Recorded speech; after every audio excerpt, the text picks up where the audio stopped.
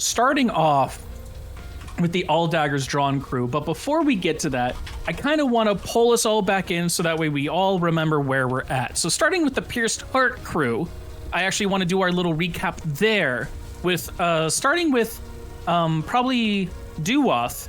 Duoth, Sure, you got to see the festival last session. You got to see all the marketable plushies of the Veilords. You got to try at some of the carnival games. You got to see all these other events kind of unfolding for another time that harkened your memories back to a previous festival that you had seen many, many years ago. What is going through Duoth's mind as he had those memories rekindled and saw a certain someone for the first time in many thousands of years? Well, it was a trip. It's kind of those where like everything is new and sparkly and kind of familiar, but not totally familiar, like kind of deja vu. And then there's that one familiar thing that has not changed. The only thing that has changed is his fucking outfit. So it's kind of nice in a way. For him. Also, festival is great. It's fun. And he has a Veos plushie right now. He does have a Veos plushie. They were all handed out and they were all Veos plushies, so you kind of take what you can get. But as he gets all of that and starts heading over towards that next stage, what are his thoughts currently on Calliope? What has he been noticing about them? What would he be wondering during this part of the day? He was a little worried that Calliope was going to try to do anything during the parade. Calliope? What were your thoughts during the parade? Was Calliope close to doing something during the parade? She was kind of using the parade to... I don't know, I want to say, like, she was kind of, like, sizing up the Veilords, being like, okay, which one looks like a target I could handle? Mm-hmm. What caught her eye out of all those? Well, she's looked at Sedna for a while because she's a little personal. It's a little personal, yeah, at this point with Sedna. But also she's been eyeing Delir as well because, you know, he looks like a decrepit old man. So it might be easier to take out. Yeah. Valid. Okay. Then as you have been seeing all of that, kind of piecing together where your potential hit list could be, what are your thoughts of Awa going through the day? As you've been going through the festival, as you've been seeing their reactions to everything, even the day before where like you had a pretty big lore drop from them. She's still like processing the lore drop of like, I've been traveling with a fucking dragon this whole time. This is wild. I thought they were not a thing, and now suddenly they are, and the dragon cult thing makes so much more sense. As those kind of thoughts swirl around, you do remember what happened back in Kenocleth during the raging inferno of a certain dragonborn that became too enraged from things. Do you worry at all about Awa recreating the massacre that happened there? A little bit, yeah. Like, you know, how in control is Awa going to be once she turns? You know, is she going to be a friend, or are they going to have to face off? Are they going to have to run? What's going to happen? Awa, how in control do you feel you currently are with your powers? If this is Awa, they totally have it under control. That bottle, totally airtight. Yeah, absolutely. Hey, lid's right if on. This is Luna. Yeah, if this is Luna, has no fucking idea when this is going down. We're all gonna be surprised. Hey man, I'm rolling the dice every time I take a step. Every time someone irks me a little bit. No, the biggest dice I rolled was with you and giving you the power to choose when to do the transformation. Yeah, yes. As you've been like trying to figure out, okay, like where are the control of my powers? I need to make sure I have things set up. You've been very methodical about things going through there. And with that methodical nature, where is Awa's mind sitting at for like how this parade is going down? Awa's very much a person of plans, and they've been seeing like plans unfold around them here. But where are you currently sitting at for how the rest of this festival is supposed to go down for your ultimate targets? Zurg, I'm gonna explain it in terms of like BTS. Are you familiar with BTS? All right. So only because of work. Okay, imagine this. BTS is huge. You know that they're a huge pop group. And then you find out they're planning war. And you're like, what? And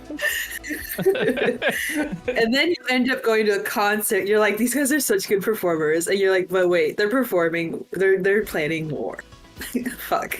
I'm still a fan. But wait, I shouldn't. Wait. But wait. but you have not seen their performance, okay? They're pretty good. They're great singers. Great. They are really good. While dancing too. So I think that's where Awa is like, okay, these guys are supposed to be bad. I know they're bad, but when you're in the moment, surrounded by people, like the common people that adore them, yeah, I think you get swept up in the moment, and you're like, yeah, and your inner fan comes out. Get me a face card. I feel like there's those moments where Awa plans so much, but then when the moment happens, they're very much like they can go with the flow of the moment very easily and be like, okay, yeah, everyone's cheering them. I'm here for it too. Yeah, they've done a lot of cool shit kind of vibe. And it's only when after they leave that you kind of recatch yourself and you're like, okay, but we're like plans. We got plans in place. We got to do shit.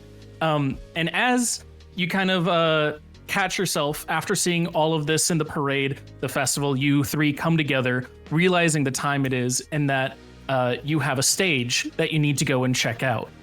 As we fade the camera away from y'all, we're going to come back in and do our little recollection with the Daggers crew. Daggers crew, you've been through a lot recently. Armagh has been a festival of things happening around you. Wax, how about you kick us off with how is Truth feeling about the last like 24 hours? I mean, I think it's the impending countdown of doom is like slowly getting to him more and more, like as the day goes on.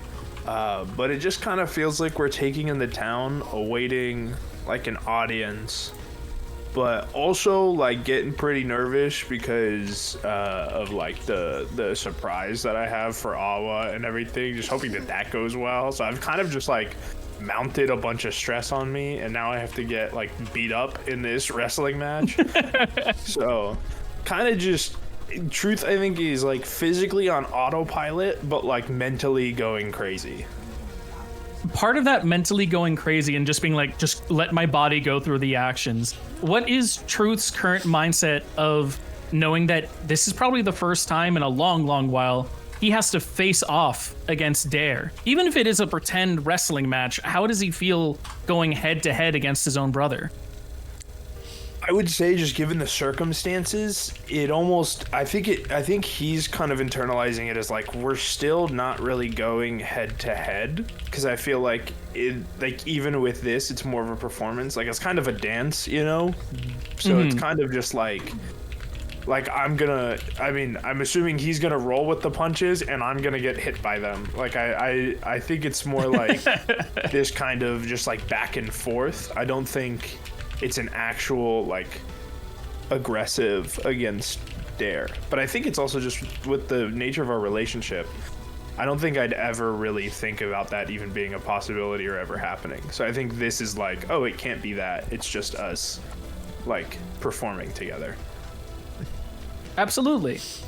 With that being said, Dare, what is it like for you on the other side? Is it kind of like how Wax was saying for you, or is it a little bit different in Dare's mind? It's sort of similar, but at the same time, it's sort of like Dare's trying to prove both to himself and like his brother that because Dare's been having like this inferiority complex, traveling with like Truth and Zinnia, because they're over here doing like cool magical shit, taking out like a bunch of enemies, and then Dare's just there. Dare just has an axe. Dare just has an axe. So he's sort of like, this is probably like one of the ways I could probably try to prove that I'm actually good enough to be standing next to these two, basically. So this is a little bit of like a tester performance for him to be like, I belong here. Look what I can do. Yeah, basically. Okay. With that being said, you were kind of talking a little bit more about that whole like inferiority complex happening, seeing all the great stuff that everyone else has gone to, but you've also seen them at their lowest as well. How is Dare currently, what is he thinking of Zinnia and all the trials that she has gone through? While she might have had very high highs, becoming the walking calamity and everything, she's also lost her arm. She has lost people dear to her. She currently is kind of lost and about in the area. How does Dare feel about all that? Dare sort of, especially like touching upon the hand or the arm, he feels really bad because he's supposed to be this tank that's supposed to be able to take the hits for Truth and Zinnia, but with Zinnia losing a hand when Dare couldn't do anything, that sort of like also affected him. So he is trying to stretch himself more than what like more than he realizes, trying to protect them, basically. Yeah. But at the same time, he also has like the inferior complex where like he wants to be strong, but he also needs to protect. So like he's kind of trying to find a balance. Both. Yeah. Rage, how does Zinnia feel about Dare's current exploits of him trying to like stretch himself thin? Does she blame him at all for kind of like not being able to protect those around? Because beyond just you, there's also been other people who have been lost around the party. Where's her mind sitting currently, like at that kind of point for seeing Dare's performance? I mean, I don't think Zinnia ever blamed Dare because, you know, most of the situations we've been in, there's nothing anyone could have done. It's just kind of especially for Zinnia, she was literally alone in her room. Like there's nothing anyone could have done. But there's always the thing to be said of like, oh, I wouldn't have let you go in the room in the first place, kind of that kind of bit. I think it's a matter of like hindsight's 2020. You can't blame, like in Zinnia's mind, you can't blame someone for something that they had no control over. You couldn't have known when you walk into a room that something bad might happen, just like you can't walk into a room and expect something good to happen. So I don't think she blames anyone for stuff like that. I mean, like, botched plans and all, I think if anyone were to blame, we know who we're blaming. With that whole bit then, I kind of wonder then does Zinnia see Dare trying to stretch himself thin? Even if she doesn't blame him, does she notice kind of how he's been going out of his way to try and pull himself apart to handle both balances? I think there's little instances, not like full understanding just yet, but like the constant, like he feels a little lost right now to Zinnia. Like, sorry to say this, kind of like a lost puppy. No, yeah, 100%. 100%. Like, oh, where am I going? I guess I'll just follow you kind of situation, which, like, you know, that's especially the last couple sessions or last couple days, I guess, in this world where we've been setting up all these things and Dare's truly just been following either Zinnia around or Truth around and been like, can I help? What do you need? You know? Yeah. Which I think it's... in Zinnia's mind, she's like, oh, cool, like, help, that's great, you know, but it's like, how do we keep everyone's still together and in the same place and figuring everything out together. So it's not like, I don't think like she's in a set of like, let's get this done, let's like continue forward and let's figure everything out together. But also it's like there's nothing she can do at the moment to kind of set anyone's mind at ease when she's also kind of up in the air right now. And how does she feel about this current upcoming wrestling match? Seeing Truth and Dare kind of pitted against each other, even if it's fake, even if they're not supposed to really hurt each other. But at the same time, there was also kind of like those outbursts from Truth. You can, I don't think it was slick for anybody. You can tell that there's some tension in the air between a certain somebody else that's joined the crew recently. That while you might have had a moment with, someone else did not. How does Zinnia feel about that when her ultimate goal is trying to keep everyone together, keep the family together to push onward? I think that hearing the outburst, she can see that it's from a place of like protectiveness. She is the older sister in a sense. She's been through kind of situations like that, but also she's just worried because again, she has lost whole parties before. So it's like a trying to keep the peace, but then also thinking that maybe this might be a good outlet for everyone involved to kind of let off some steam without any real damage. That's a good way of thinking about it. Yeah, so I think that's her plan for this is kind of like, let's keep damage to a minimum, but if you need to throw like a right hook, fuck it, do it. You know what I mean? Like, yeah. Shit, punch each other, like be brothers, it's fine. If you got a man, hey, as long as it's just a punch. Yeah, that's what I mean, like nothing lethal. I know that especially when it comes to like Truth versus Dare, like I don't think there's going to be any life-threatening, injuries, but shit, if you need to throw a punch, do it. Valid. Do it on set, do it pretty.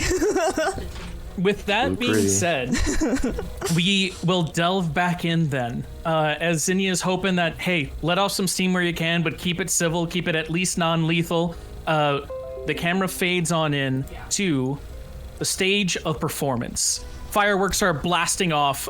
In this case, it's kind of like middle of the day, so they're more like day fireworks, those like smoke, colored smoke signals and everything. As they go throughout here, both of the teams are currently separated into their opposite corners. As they're preparing, as they're finishing up their preparations, like Truth, you making sure that you leave the bag with it nicely closed, put away. You tell, who did you tell to watch over it again? I remember you told somebody to watch over it. It was Taito. The edgy boy. It was Taito. Taito. Yes, Taito.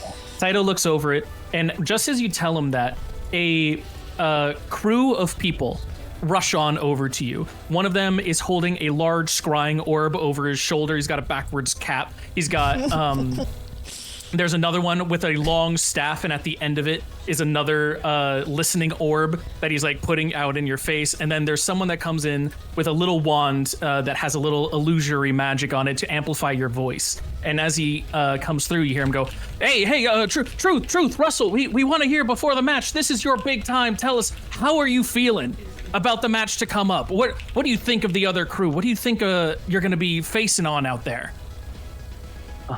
I'm gonna look at Russell and see what he's doing. Like, what's his facial expressions? Russell is kind of like sitting in the corner. He's got his hat tipped down a little bit. He's being a little camera shy at the moment. You can tell he's trying to figure out what to do in this kind of situation. It's Cowboys versus Dinosaurs, right? Or what is it? Yes. Yeah. Cowboys versus Dinosaurs, where you are dressed up as Jesse, Russell's dressed up as Woody, Dare's dressed up as Rex, and Jeff is dressed up as a Triceratops. Gotcha. I'm just gonna turn to the cameras be so or whatever. honest, I forgot. Yeah. Justin James. Yeah. I'm just gonna turn and go, well, the competition seems to be a little out of place time-wise, so we're gonna send those prehistoric bastards back to where they came from. That's wonderful. That's amazing to hear. Oh, and Russell, how about you? Are you ready to rumble with your partner? And Russell kind of like shakes his head a little bit, coughs, and goes, yeah, ready to rumble out there. You can see that he kind of like looks to you for a sign of like, was that good enough? Are the cameras on me? Can I tell? Yeah, cameras are on you. Gotcha. I'm just gonna give him a look about, like, kind of like, you're an idiot. Like, kind of like the scrunched eyebrows, like, kind of nodding, you know? Perfect. As you say that, then, could you roll me a heat roll? In this kind of case, it's going to be 2d6. Chill. We'll Wait. start. I didn't say he was an idiot. I didn't say that out No. loud. It's the look. Okay. Like Okay, you're given the silent part out loud for that kind of bit. Got you. Oh, let's go, baby. Let's see what a botch looks like.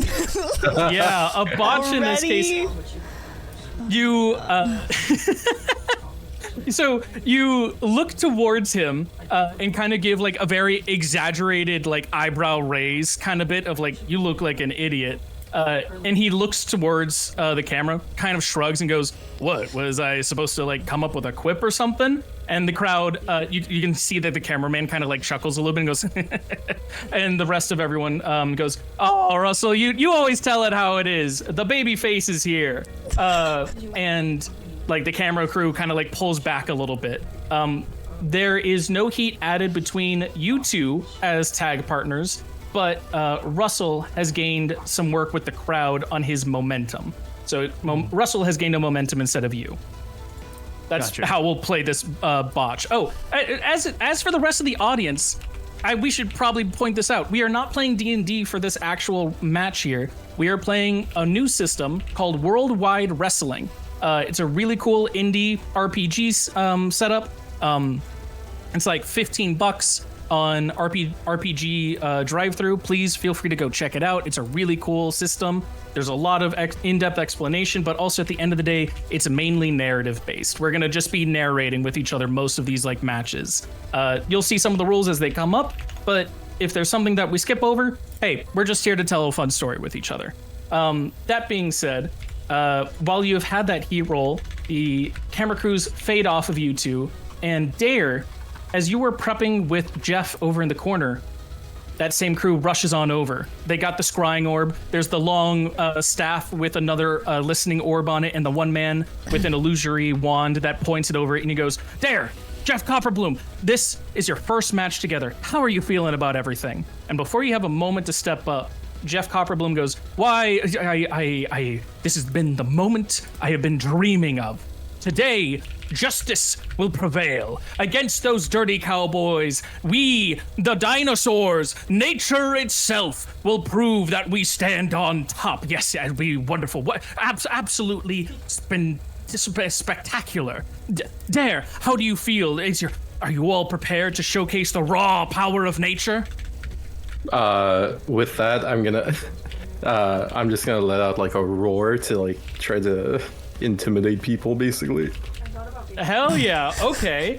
That would be so you can either try a heat roll or you can try a work roll.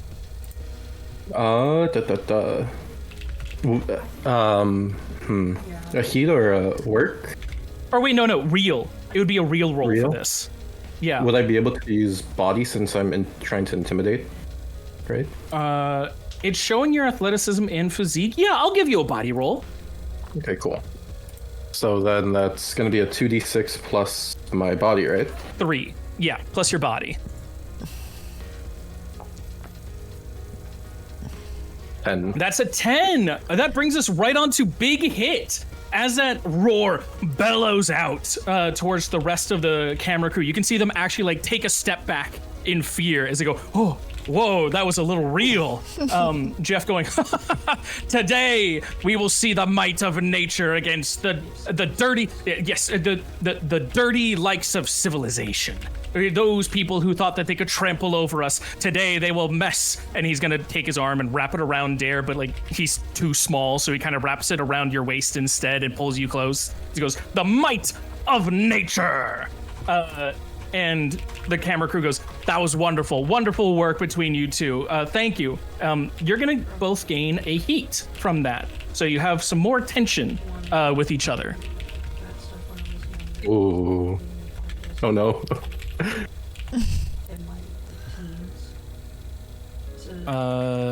And as that happens, we delve out away from the pre-game interviews.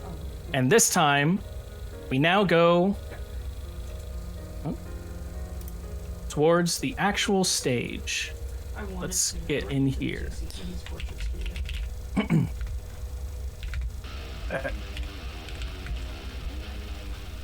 As you both teams walk out towards their assigned stations, their assigned corners, we come here to the wrestling arena. Ooh. Hey, yo. The crowd cheering shit. off in the distance. Zinnia, you are seated over on the very far side to the left. In front of you is an illusory wand with some illusory magic to amplify your voice to the crowd. There's an empty chair next to you for the moment, but right now you've kind of been ushered into the color commentary role. It's up to you to introduce the fighters. Okay. All right, hold on. Let me know if this works first. Hold on. Go for it. Testing. Yeah, that's perfect. Okay. All right. Welcome everyone to our first ever WWE fight match in the what is this? The Stage of performance. The stage of performance. We will have 2v2 cowboys versus dinosaurs. If you're ready, let's bring out the fighters. The crowd cheers and roars. On the dinosaur side, we have Orny the Lost, standing at 6'3", weighing 260 pounds. Coming up first, and as his partner, Jeff Copperbloom, standing at 5'11", weighing 190. Welcome to the stage. I just like see them. Dare, what is it like for you as you come out first?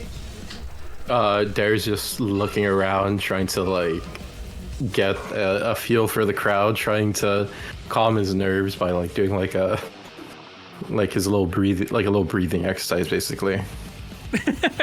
As Dare kind of like stumbles on outward from his part of the tunnel, he's looking around almost in a daze. You can see he's trying to like deep breaths.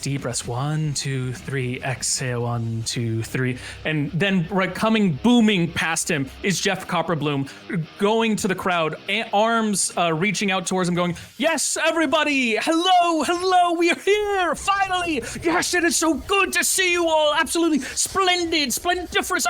Let's give them the match of a lifetime." The crowd goes,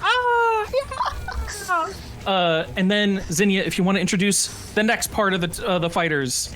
On the other side, we will have the Cowboys, Lazarus the Herald, standing at 5'11", weighing 178, and his partner, Russell, standing at 5'11", weighing at 170. Welcome them to the stage. The crowd cheers, it roars. Truth, how do you come out? I'm gonna like, I'll walk out kind of like, I don't know if we have like did we get toy guns or like fake props for guns or anything like that? Nope. Gosh, no, I'm gonna walk out holding out my real gun, pretending it's a toy, and then just kind of like walking, waving my hands. I'm gonna whisper to Russell and be like, "You're only 170." I keep it light. You don't need weight when you have dexterity. Okay, whatever, nerd. I'm gonna keep walking out, like waving my gun and everything, and then I'll like do like I'll spin it on my finger and then like slam it in my holster and then take off my hat and wave it to the crowd. As you wave it to the crowd, I will need, you're trying to impress the crowd right now, so let's try for another roll here for looks in this case. Gotcha, so I have a +0 to this. So just 2d6. Oh, okay. 5. All right, that is a botch in this case. As you reach your hat down to go and do it, first off, you got a heavy case of hat hair going on. It looks crazy under there. But also, as you do it out, you kind of like lean over to give a bow to the crowd. You lose your footing for a second, and you stumble, falling to your knees before you catch yourself and stand back up. You look back behind you, Russell's looking the other way, giving a little whistle. The crowd goes, oh, the Cowboys don't like each other that much. I'm gonna pick up my hat, put it on, pull out my gun, and point it to Russell, and then give him a wink, and then I'll holster it again. You're gonna hear him say, not my fault that the red hat adds 20 pounds. Okay, whatever. And then I'm start stripping. Meanwhile, Russell brandishes his pistol, gives it a couple pistol whips like Revolver Ocelot, just going around going. It's like a full minute of him going. It goes like over his shoulder. He jumps it into the air. He starts spinning it along his foot, then to his finger, etc. Like he's juggling this fucking gun, and he's doing great at it. He is going to roll himself some looks here, and for his looks, he has. He has a -1. Oh. 6. That is a botch. So he also drops his gun, and he has to pick it back up. Any words that you'd like to say? I'm just gonna be slow clapping and just staring at him. The crowd kind of goes like a little, okay, that was weird. It's those intermediary awkward claps happening. Zinnia, how do you color commentate this as they now both come out onto the corners of the stage? Let's hope their performance was better than whatever the fuck that was. Let's go Cowboys. That was so embarrassing. That was so embarrassing. You're laughing out to the crowd. That's crazy. I can't help it. It's funny. To see who will get narrative control first here, I'm gonna have both sides of the arena here flip a 1d or roll 2d6. The higher will gain first initiative for this encounter. Dare, would you like to kick us off with the first 2d6? Got you. 6.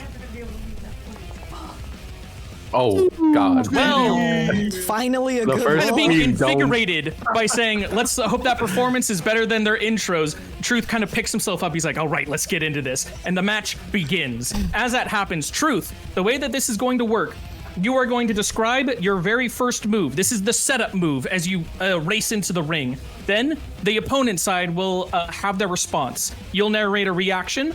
Then they'll narrate their response, and then finally you narrate your big final move as you roll 2d6. So, how do you kick us off? Got you. Can we use magic in this, like for like show? Yeah. And like, okay. Then I'm going to stand next to Russell. I'm gonna put a hand on his shoulder, and I'm gonna look at him and just go, "You know how to do a flying elbow, right?" And then I'm gonna dimension door both of us above him, and then I'm gonna like go for like a flying or like a drop, like an elbow drop. All right, as that happens, Dare, what's your response? I'm gonna duck and roll basically forward as I like look up. I'm gonna try to duck and roll. All right, and Truth, what's your response?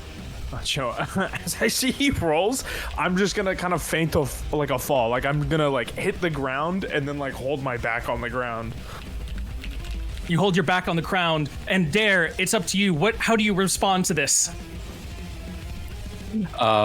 Dare's just gonna oh God, what would Dare do? Dare would basically just put up his guard, getting ready for like anything. Dare's not gonna want to get next to Truth because he knows he's gonna try to scheme something. As he does that, what is your big finisher, Truth? I'm gonna try and go for like a Jackie Chan get up, you know, where you like kick your feet up off your back, and then I'm gonna get up, and then I'm basically gonna go for like a tackle at his waist. All right, as you go for the big kick and then the tackle, let's roll your 2d6. This will be with the moves that you added here. Oop, Sorry. it's an 8 right now. That's a hit, but let's see if you can get to a big hit. With everything that you were describing, this sounds like you were doing body. Yeah. There's a lot of like athleticism going on here. So that would be a +1. +1, that brings you to a 9, so we're still in the hit range. All right, so that is a hit. Rage, would Zinnia like to color commentate how this whole interaction went down? I'm so sorry. Could you repeat really quick? So, Truth, why don't you help narrate a bit, and then Rage will say like how the finishing bit looked to everyone as you did that hit. So basically, Russell and I, like teleported into the air. Then we tried to jump onto them. They moved out of the way. We both slammed into the ground, and then I'm running and tackling Dare to the ground at the waist. Okay. We have the fight has started, and we have, oh, what is this? Already a teleport? Oh, but clearly a miss. I see that he's targeting one individual already on the cowboy side. What will they do next? In the meantime, since this is the beginning, let's have the crowd vote on who will win. We have a voting booth in the side. Go make sure to place your tickets. Get your light sticks, green for dinosaurs, and red for cowboys. Sure, why not? And make sure that you hold those high for the fighters to see so they know that who you're cheering for. You can see some of the crowd going, oh man, there's light sticks, there's merch, oh, okay, and they kind of like go around. You can see that there's a majority of the crowd is still like focused in on the fight, but there's some of those people who are like, oh, I'm gonna get those before they're all gone, and they're kind of like lining up, going and getting them out. Also placing their bets. After the next big match, there might be some light sticks in play. As that happens, though, we need to try and see who maintained control here. After that combat, I need to double check a thing here. Because I believe everyone uses moves or featuring a specific past narrative back and forth. Yes. Oh, okay. So there's not a roll for this part. I believe narrative control goes back to, or no, it stays because you did a hit. You didn't get a botch. So Truth, you're able to tackle Dare to the ground. He's down below you. You got him grappled. What are you doing next?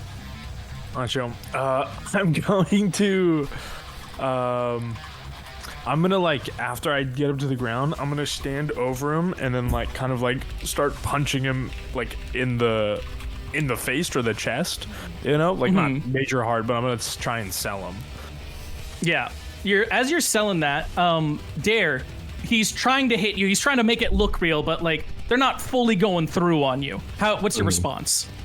Well, since we were trying to play up to the crowd, I guess Dare's gonna try, since he's standing above me, I'm gonna try to move my body so that way I bring him down to the floor with me.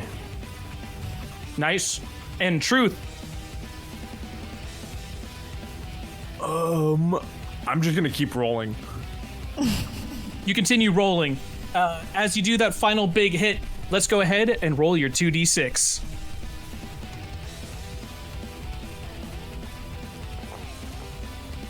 What is happening? All right, a 6 is unfortunately a botch. I was going to say because you're trying to make it look real, we would add your real to it. I can see that your real is a -1, so that is a failure either way. I will remember to ask for which one it is before you do your 2d6. That is the big bit I need to learn. But with a botch at the end of all of that, Zinnia, what's the color commentary for this big move? The cowboy has a dino down, but it looks like the hits are not connecting. What is happening here? Will the other dino come to the rescue, or will the other cowboy get there first? Whose side will get on top?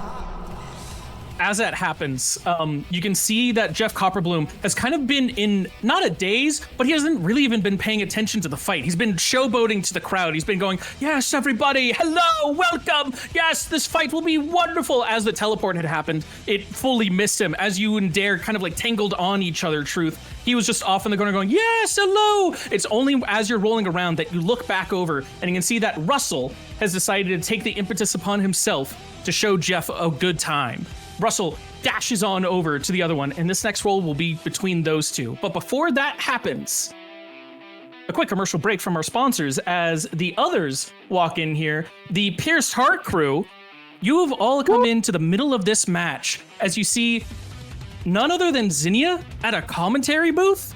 You see Truth and Dare in the middle of a ring. You see that there's people walking around with light sticks now, green and red, and also like these other various like betting tickets on each other. What is your reaction to this? Where are you headed? Who are you betting on? And who's gonna sit down at that empty chair next to Zinnia? Whoa, are those Is that Barry cowboys? in a dinosaur costume? Yeehaw. Luna, do you get yourself a light stick for the cowboys? I 100% steal it off someone. Yep. Okay. No, not even a roll for that. That just happens. Duoth, do you get a light stick for the dinos? Yeah, he is. Okay. D Calliope. and Dino stands for dare. That's right. And And Duoth. Calliope, yeah. you are currently muted. Or they might be in the restroom or something. If so, Luna, Duoth, as you guys get your light sticks, Nami which of says you that would? She has a Nami dino says- stick. Yeah. Yeah. Oh, wait. If you're here, you're just muted right now. You can talk to us. Just You're unmute. muted. Maybe she's burping. Maybe it's a Maybe. lot of burping. Yeah. I know, so mute if I was burping. Yeah. I'd also. Yeah, he can't steal the show. Calliope gets their stick. They get a dino stick. They are probably going to sit to the side for this little bit to keep the pacing going on. But Duoth and Awa, you both notice that there's an empty seat next to Zinnia. Would either of you like to help join in with the commentary? Good lord, no. You're both allowed to say no. God. Do you want to join I the don't commentary? mind. There's an NPC. I don't mind. As an NPC? No, empty No. seat. Oh, empty As seat. an NPC is wild.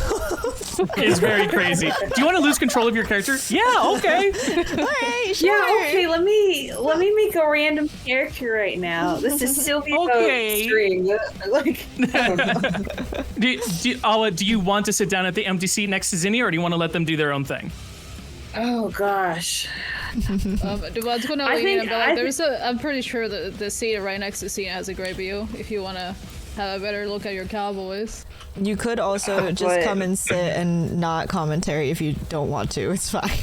Yeah. That's true. I was gonna whisper, or not whisper. They're gonna yell back because of the yelling. Like, I just want to see Truth's face when he realizes we're watching. You should also like totally all of their push your way through, like way to the front and be like, "Hey!" Imagine start throwing You know what, popcorn I'm at them. Pay attention to me. You know what? I am gonna go to the empty seat next to Zinnia, but I'm just gonna do. I was just gonna like stand and like cross their arms while like smugly smiling and just waiting for the realization. Okay. You go and sit down. Zinnia, you notice that Awa's sitting next to you. First off, Standing. what is or standing? As they're standing next to you, Zinnia, do you have an audible reaction? Do you kind of notice it, or are you just like intent on the fight? I'm gonna. Well, I imagine I was like standing, like leaning over whatever. Oh, like you're standing like over the border here with like Yeah. your little wand. Yeah, you know, like fully like engaged, but also Yeah. it's like you can kind of like acknowledge that someone like on the corner of your eye like comes over. I'm gonna like look over real quick, wave hi, and like go back. And then jump back in. Absolutely. As you jump back in, you see the third bout begin to happen. We'll deal with Truth and Dare maybe seeing you after this one. As this bit comes in, Russell's gonna like try and tackle Jeff to the ground. As that happens, Jeff's gonna try and pirouette out of the side, making sure that none can touch his beautiful, absolutely wonderful dinosaur costume. It's not even gonna get touched, let alone by your dirty, grubby hands. Russell then, out of like a fit of desperation, tries to turn on the heel, jump back at him, and tackle him like on the underfoot, try and trip him up. And then Jeff's gonna try and jump up out of the way and finish off with like a stomp on the back. As that happens, we're gonna have Russell roll his 2d6. He was trying to be very athletic here, so he's gonna roll body with this, which is funny enough a +0. What's with this? That's crazy. But he gets an 8! And with an 8, he is able to get a hit. So as he trips up Jeff Copperbloom, he trips him onto the ground. And as he trips him onto the ground, Russell's gonna try and finish off with a stomp to like right in the gut for him. Zinnia, how does that look to the rest of the crowd? It looks like the Cowboys have the same tactic, one after the other. This one didn't exactly get the first hit correctly, but we have a trip. Will they be able to finish him off, or will it come back? Will the Dinos be able to maintain their standing in the ring? I don't know. We'll have to find out. As we go to that, Truth, I need you to roll we're gonna call it a real roll for this to see how you notice the others that have just entered the crowd. Gotcha. So I have a -1 to this.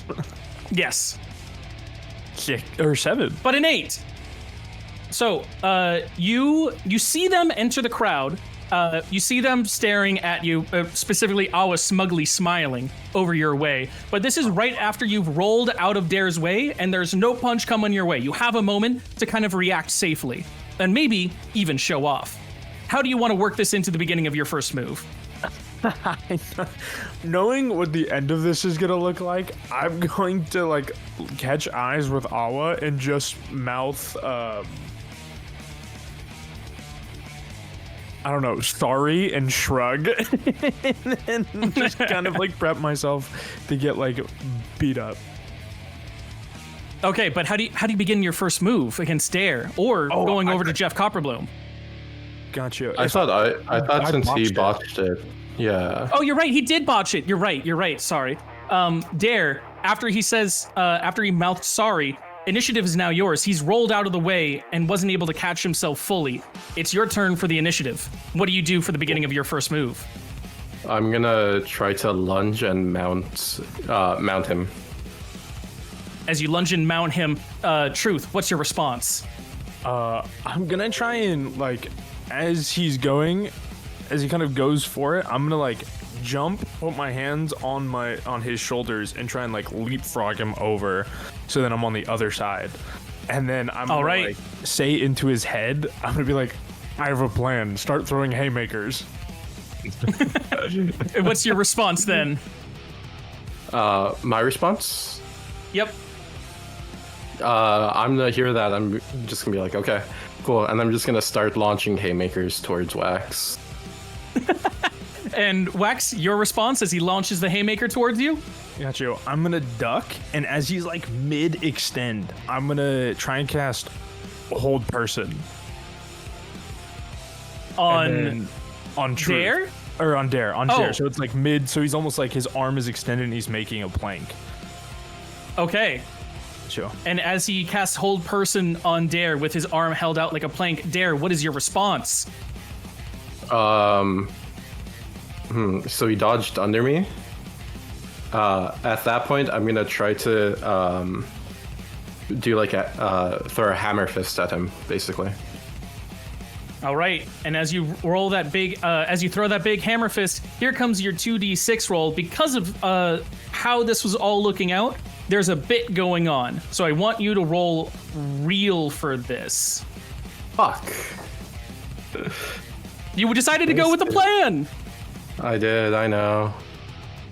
4. A 4.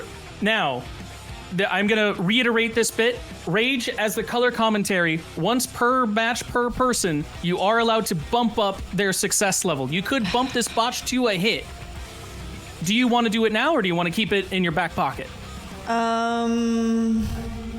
God, I want it to be not like, I want it to be like it's already a success into like a better one. You know what I mean? I get you. All right, just wanted to make sure you still had that agency for it before you acted it out. Yeah. Okay. As you botch that roll, you go to try and throw out your fist, and that's right as Hold Person takes a hold of you. Your arm is stretched out right on top of Truth's arm. Truth has held out his arm like a plank, fingers splayed against you. Your arm goes right over him. Your fist is inches from his face as he held you in position. Truth, initiative will now be yours as he's been held in place. What do you do? Anjo, now that he's held in place, I'm gonna get up and then I'm gonna like jump onto his shoulders and kind of stand and try and like rally the crowd, you know? Ooh, okay. As we rally the crowd, that is going to be a look roll. Gotcha. I have a +1 to this. Oh. A 9! A 9 brings us to the very top of a hit here. The rest of the crowd is seeing what happens. They're losing their minds. They're going, holy shit, he's standing on his shoulders! Jeff Copperbloom, meanwhile, tripped on the ground, looks up and goes, what are they doing? My goodness! And Zinnia, what does this look like to you for the rest of the crowd? We just had a little bit of a struggle there, but it looks like what the dino is being held in place, being used as, what is this, a stand? Oh my god, and the crowd goes wild. That's insane. We've never seen something like this before. I'm sure there'll be a sea of red in the crowd now after all this. Will The rest of all those people with back? their... As you say that, like everyone with their red light sticks throws them up into the air, going, "Yeah, let's go, Cowboys!" They're like cheering loud for it. Meanwhile, the dinos are going, "What the fuck, man? This can't be legal. Who's letting this happen?" As that happens, Truth, you get to start off this next part of the match here. You're on top of his shoulders right now. You've just rallied the crowd to your side. How do you begin your next move here? Joe, I'm going to kind of keep switching my feet, so I'm kind of circling around, rallying the crowd, and then I'm gonna let out a big sigh, and in his head, I'm just gonna be like, all right, you can demolish me now, and then I'm gonna drop the spell, and then hold my feet in place, so then he can just grab me. Dare, what is your response? As he drops the spell, I'm gonna let out the biggest roar I could just summon for myself. As I grab his because you're still on my shoulders, right? Yeah. Yeah, I'm still standing on your shoulders. Okay, cool. Dude, the suplex is coming. Yeah, I'm gonna go for a suplex. Oh my god. You grab him for the suplex. The response here, before you can say anything, Truth, you suddenly hear a snap. You're suddenly on top of Jeff Copperbloom. You look over to your side. Someone switched positions with you. Russell's taking the hit. Oh. Dare, what's your response? You're currently going down to the ground with Russell in your arms instead of Truth. I'm still going down. I'm holding him tight, and I'm gonna try to slam him into the ground. As you go to slam him into the ground, Russell's gonna disappear into a pile of leaves. They start whistling around the air, going around you, circling wider, faster around. They're trying to form some kind of image around you. You see multiple silhouettes. You're not sure what's going on. Which one could be the real one? What's your next response for the final big hit? Oh my god. Oh god. So there's just a bunch of leaves around me right now? There's a bunch of leaves around you, and through those leaves, you can see multiple silhouettes of Russell. He's kind of doing one of those after image things. I see. I guess I'm gonna try to recover and do a low tackle, get my body low and try to tackle image, I guess. All right, you try and tackle one of the images. From all of this going on, let's decide what really kind of what role that should be for your big 2d6 here. Because you went for something really athletic, and then there was something you kind of had to figure out on the fly, and then you decided to lunge at one of them to go for that. In my opinion, I see that as work for technique, but how do you feel it?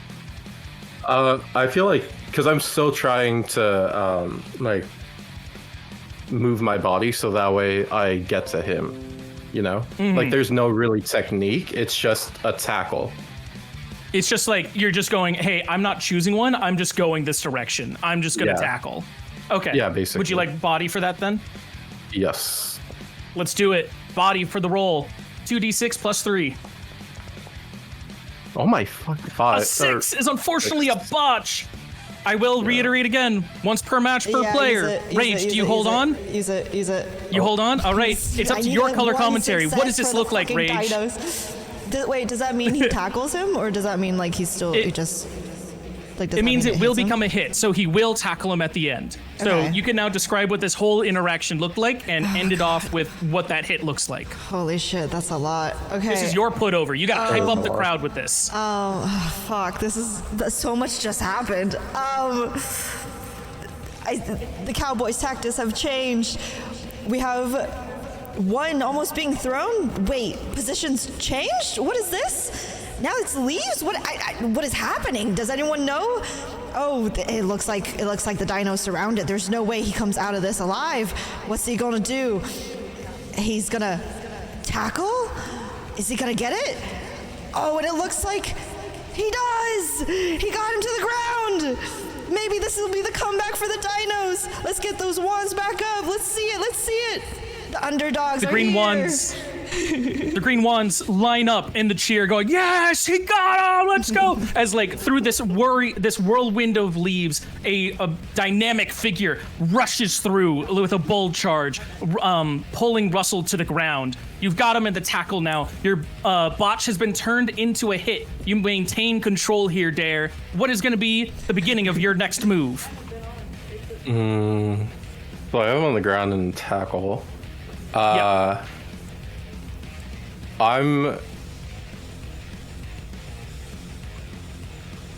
Oh god. I'm gonna mount him. What is and this make sure mounting that. situation?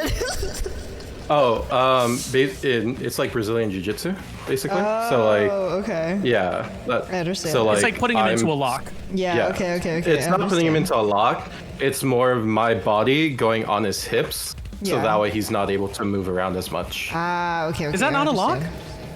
It's not a lock. It's here. I'm just gonna put a GIF. I like Sure. that we all had to look this up. I hope you know I had Google's to look man up mounting man. mounting man. I literally had to Mounting look up man. what a haymaker was because I was confused. I feel that. So- Oh, okay. so what- I get it. yeah. I see that. Where the white is, that's a mount basically at the end there. Okay. Okay.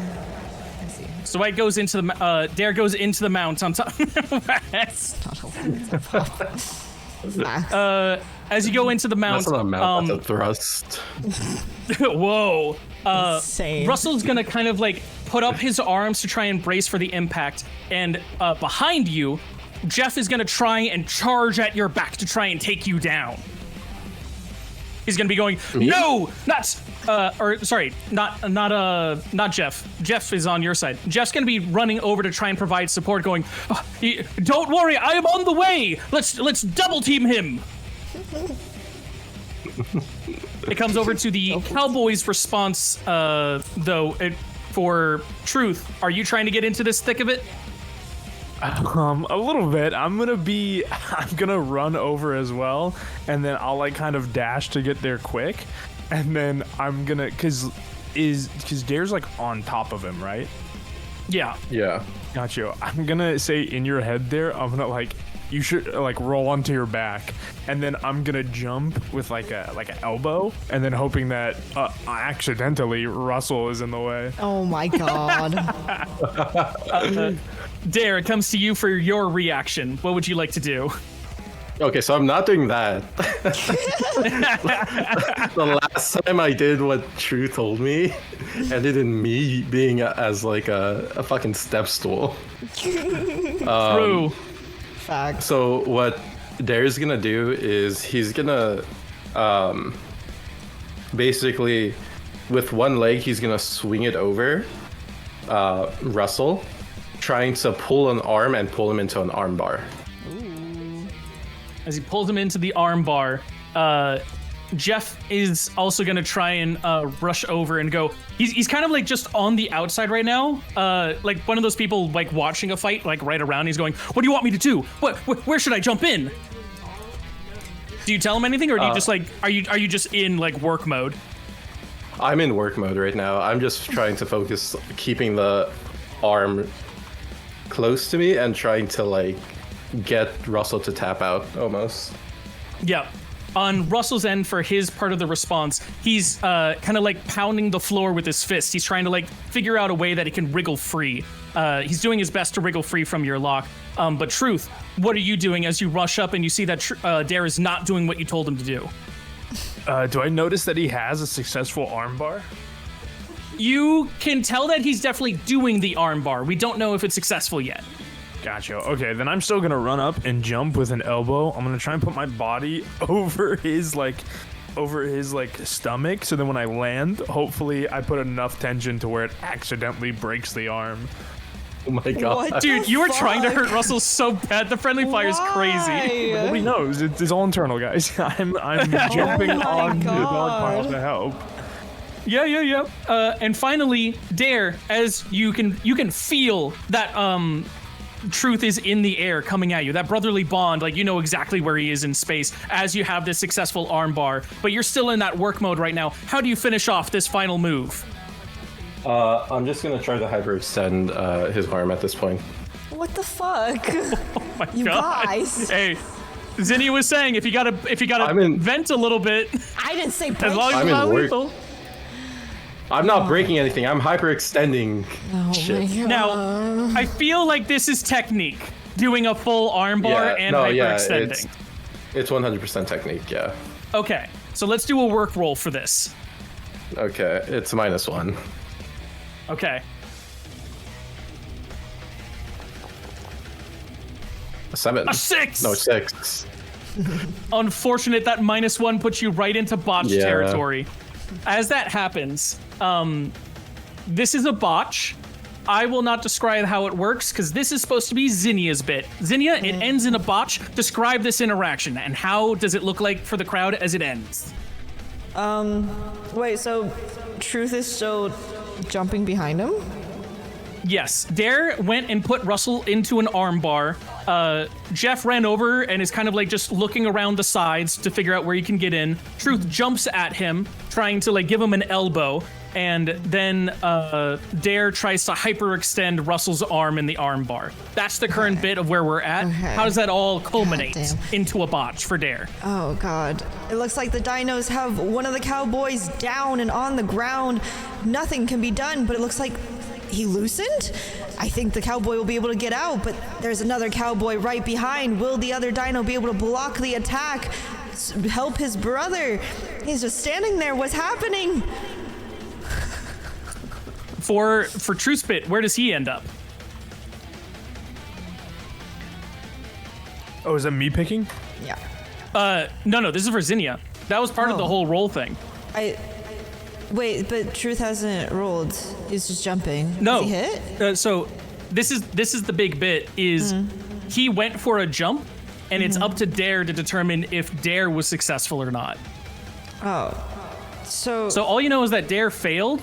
It's up to you to determine now as the color commentary where Truth ended up with his elbow. All you know is that Dare failed. That could mean that Truth succeeded. It could mean that there was a slight miss. It's up to you to color it. wait, where did you say you were aiming? I went for basically like Dare's stomach, but like because that's where like the arm would be for the arm bar.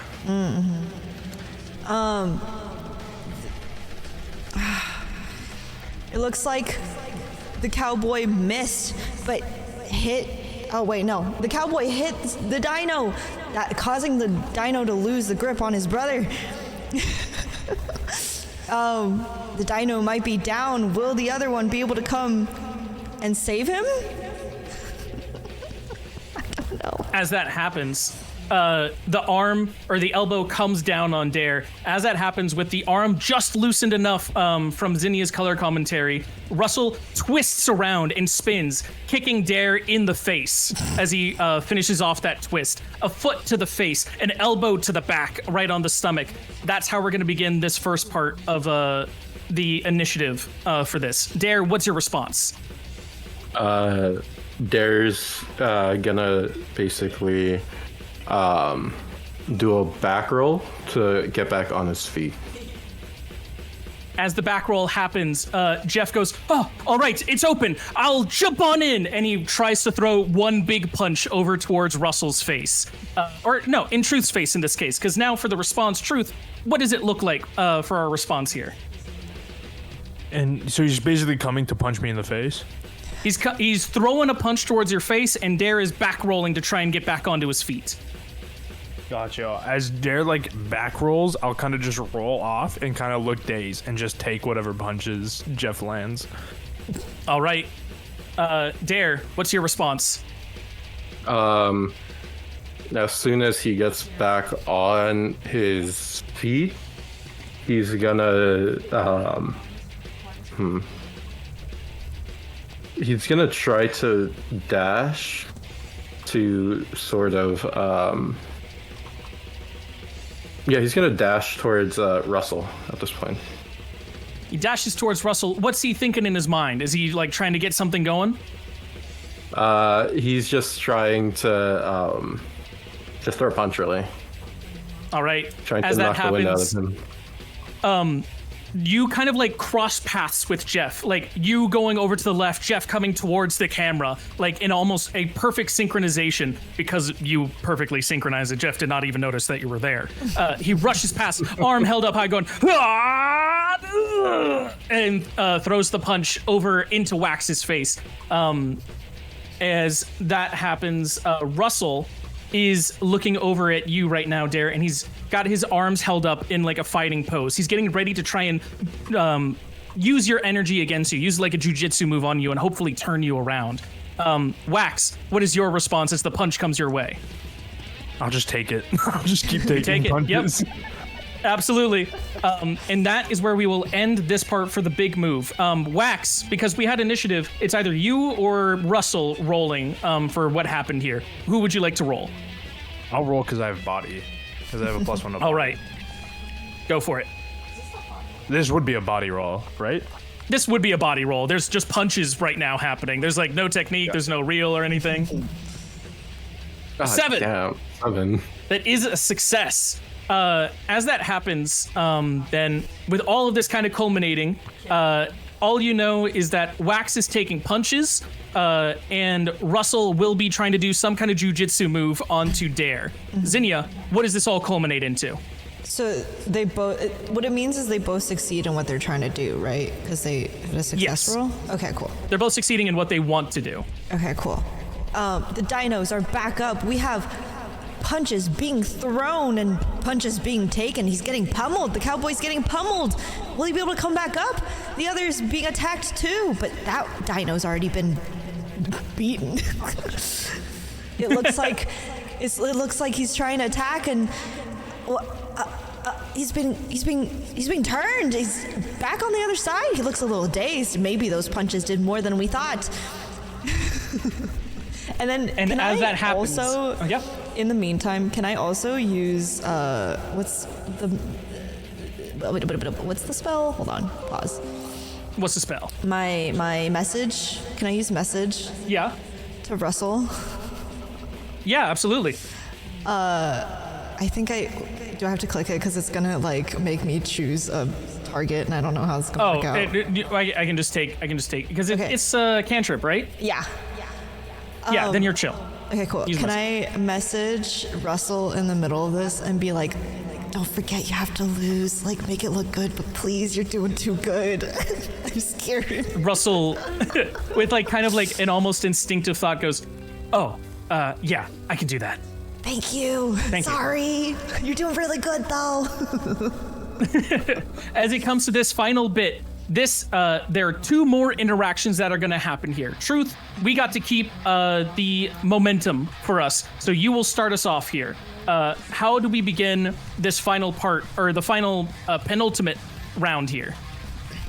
Nacho, I'm gonna get off the ground and stop taking punches, and I'm gonna kind of stand there at the ready, like as if I'm about to go for some big attack. All right. Russell is going to try, after spinning Dare around, rush up to him and slip on the ground. He's going to try and do like a very, he is not a good actor. He is going to try and go like, all right, I'm coming towards you. Whoops. And then just kind of like fall flat on his back. Oh. Dare, what's your response? Dare's gonna see this and look a bit confused, but then just be like, well, and then try to do a flying elbow at him. God damn. You give a shrug, a look to the crowd, flying elbow. Give the people's elbow. The people's elbow. And Jeff, meanwhile, is after that punch, like looking at his fist, going, "Oh my goodness, this power! I've always thought if I could, but never if I should. Oh my god. Do more!" Oh my god. And he's gonna pull both fists out, scream with his like dinosaur roar, going, "Ah!" and try and lunge both fists at Wax. He's not even trying to do different punches. He's trying to just combine both his fists into one big punch. This is stupid. I can't. Truth, what's your response? I'm going to just sigh. I'm gonna look at Awa and shake my head, and then I'm just gonna sprint at him forehead first and just take both fists on the face. Oh my god. And then, Dare, we come back to you. You're going for the people's elbow on Russell, who's laying on the ground going, "Yep, I gotta take it." You can see his eyes kind of look at you. He shrugs. What do you do as your flying elbow comes on down? I'm just letting out a roar, I guess. I just don't know what's going on anymore. Just a roar as I land the people's elbow. And Oh my God. as that people's elbow connects, you're going to see Russell, like, almost instinctively try and do his whole disappearing act again. Remember what's happening, go, nope, and he kind of like tenses up for the blow. It hits him right on the stomach, and you hear him go, oh! He tries to like reach out his arm to at least like grab your shoulder and make it look somewhat like there's a tussle happening.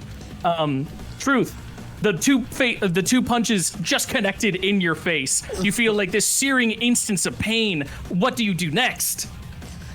When it connects with my forehead, I'm just gonna like whip my head back and flick my feet up and just slam on my back. And as you do that, I believe that was all our bits here. So we are now going to go for a real roll because we tried to throw a bit as best as we could, and we got to see if the crowd's really buying it or not. Truth, would you like to roll, or would you like Russell to roll for real? I think you should roll, Shouty.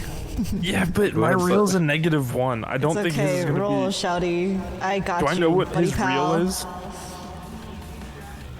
Wait, sorry, what? What's Do I his know real? what Russell's real is? Brother in Christ, just do it. -1. I got you. Okay, I got I it. still have one for you. Zinnia's use it going, for I Dare. got the one. I got the one time for the one. Do it, do it. Oh my god, thank god. A 4, Thank unfortunately, God. is a Can I use botch. it? Can I use it? Yeah, you can use it. Christ. All right, Lord. Oh my Zinnia. God. Knowing that they rolled a botch, that you need to pump up the crowd into a success, knowing that whole interaction that just happened from them trying to sell the bit of them now losing the fight, how are you going to tell the story of these dinos coming back from extinction? First, I want you to know she's entirely sighing internally, like, God fucking damn it. Yeah, that's yeah. Oh my god. Oh, okay. It looks like the Cowboys are once again using their heads. It's gonna be forehead versus fists. Which one will be stronger? Will his head be hard enough, or will those fists really just slam down? On the other side, we have a slip straight into the ground with another dino jumping. It's like two meteors hitting down. Who will win? Will the dinos be able to take out the Cowboys once and for all? Make sure, again, right now, before it ends, to put in your votes. Get those lights up. Make sure you know who you're cheering for. As you say that, the crowd shows their support the best way they can with their light sticks. At this case, the sea of green is taking over the stadium. There's only a couple of reds out there for the few holdouts. We're not sure if I was still holding up a red light or not. We'll have to come back and check in on that later. But for now, it has been put into a success for the Cowboys. So the Cowboys still get to start their initiative. Truth, I started the last time. How would you like to start this final round of initiative? What is your big move?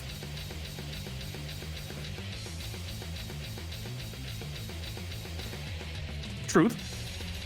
Sorry, I thought you said Dare. Sorry, Oh. my bad. I got our mixed names mixed up. You're all good. You're all good. Joe, I'm just gonna get up and just kind of stand and hold my fists up, you know, like the Captain America. I can do this all day, but I'm gonna like wobble back and forth, like I'm dazed. Yep. As you get up, dazing around, Russell as well is going to try and roll out from underneath Dare and kind of like catch themselves. They're going to try and do that kind of bit where they're like trying to crawl away very obviously, going like one arm in front of the other, going, oh, I gotta get out of here. You've both primed yourselves for the final submission hold. Dare, what is your response? As he crawls away, I guess Dare's gonna grab his feet and like come sort of like a get over here type of deal. As you go for the get over here kind of bit, Jeff is also going to try and grab Truth's shoulders as he's walking around dazed to steady him, but like with the back turned to him. Pull a fist back and go, this one is your own meteor strike. And he gets ready for the punch to the back of the head. Oh my god. Truth, how do you respond? I'm just gonna be in my head like, no way this asshole's about to hit me in the back of the head. And I'm gonna just prep myself to like, when he hits me in the back of the head, I'm gonna launch feet back and face first into the ground to like make it like a extra punch.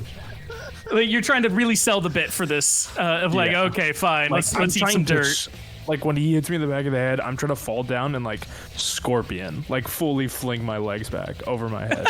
I love the scorpion for it. Russell as well is gonna like feel his legs coming back, and in his mind, he's like thinking like, "There's so many ways I can get out of this. Like this is, oh no, oh John, no!" And you can see he's like pulling his arm towards the rest of the crowd, going, "No, please!"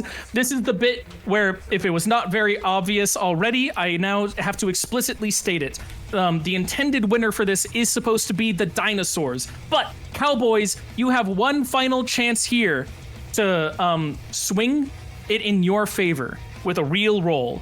This is the offer going out. Truth, do you... this is purely for, like, simplicity's sake for it. Do you try and change the outcome of this match in the final instant? No, All right. I don't.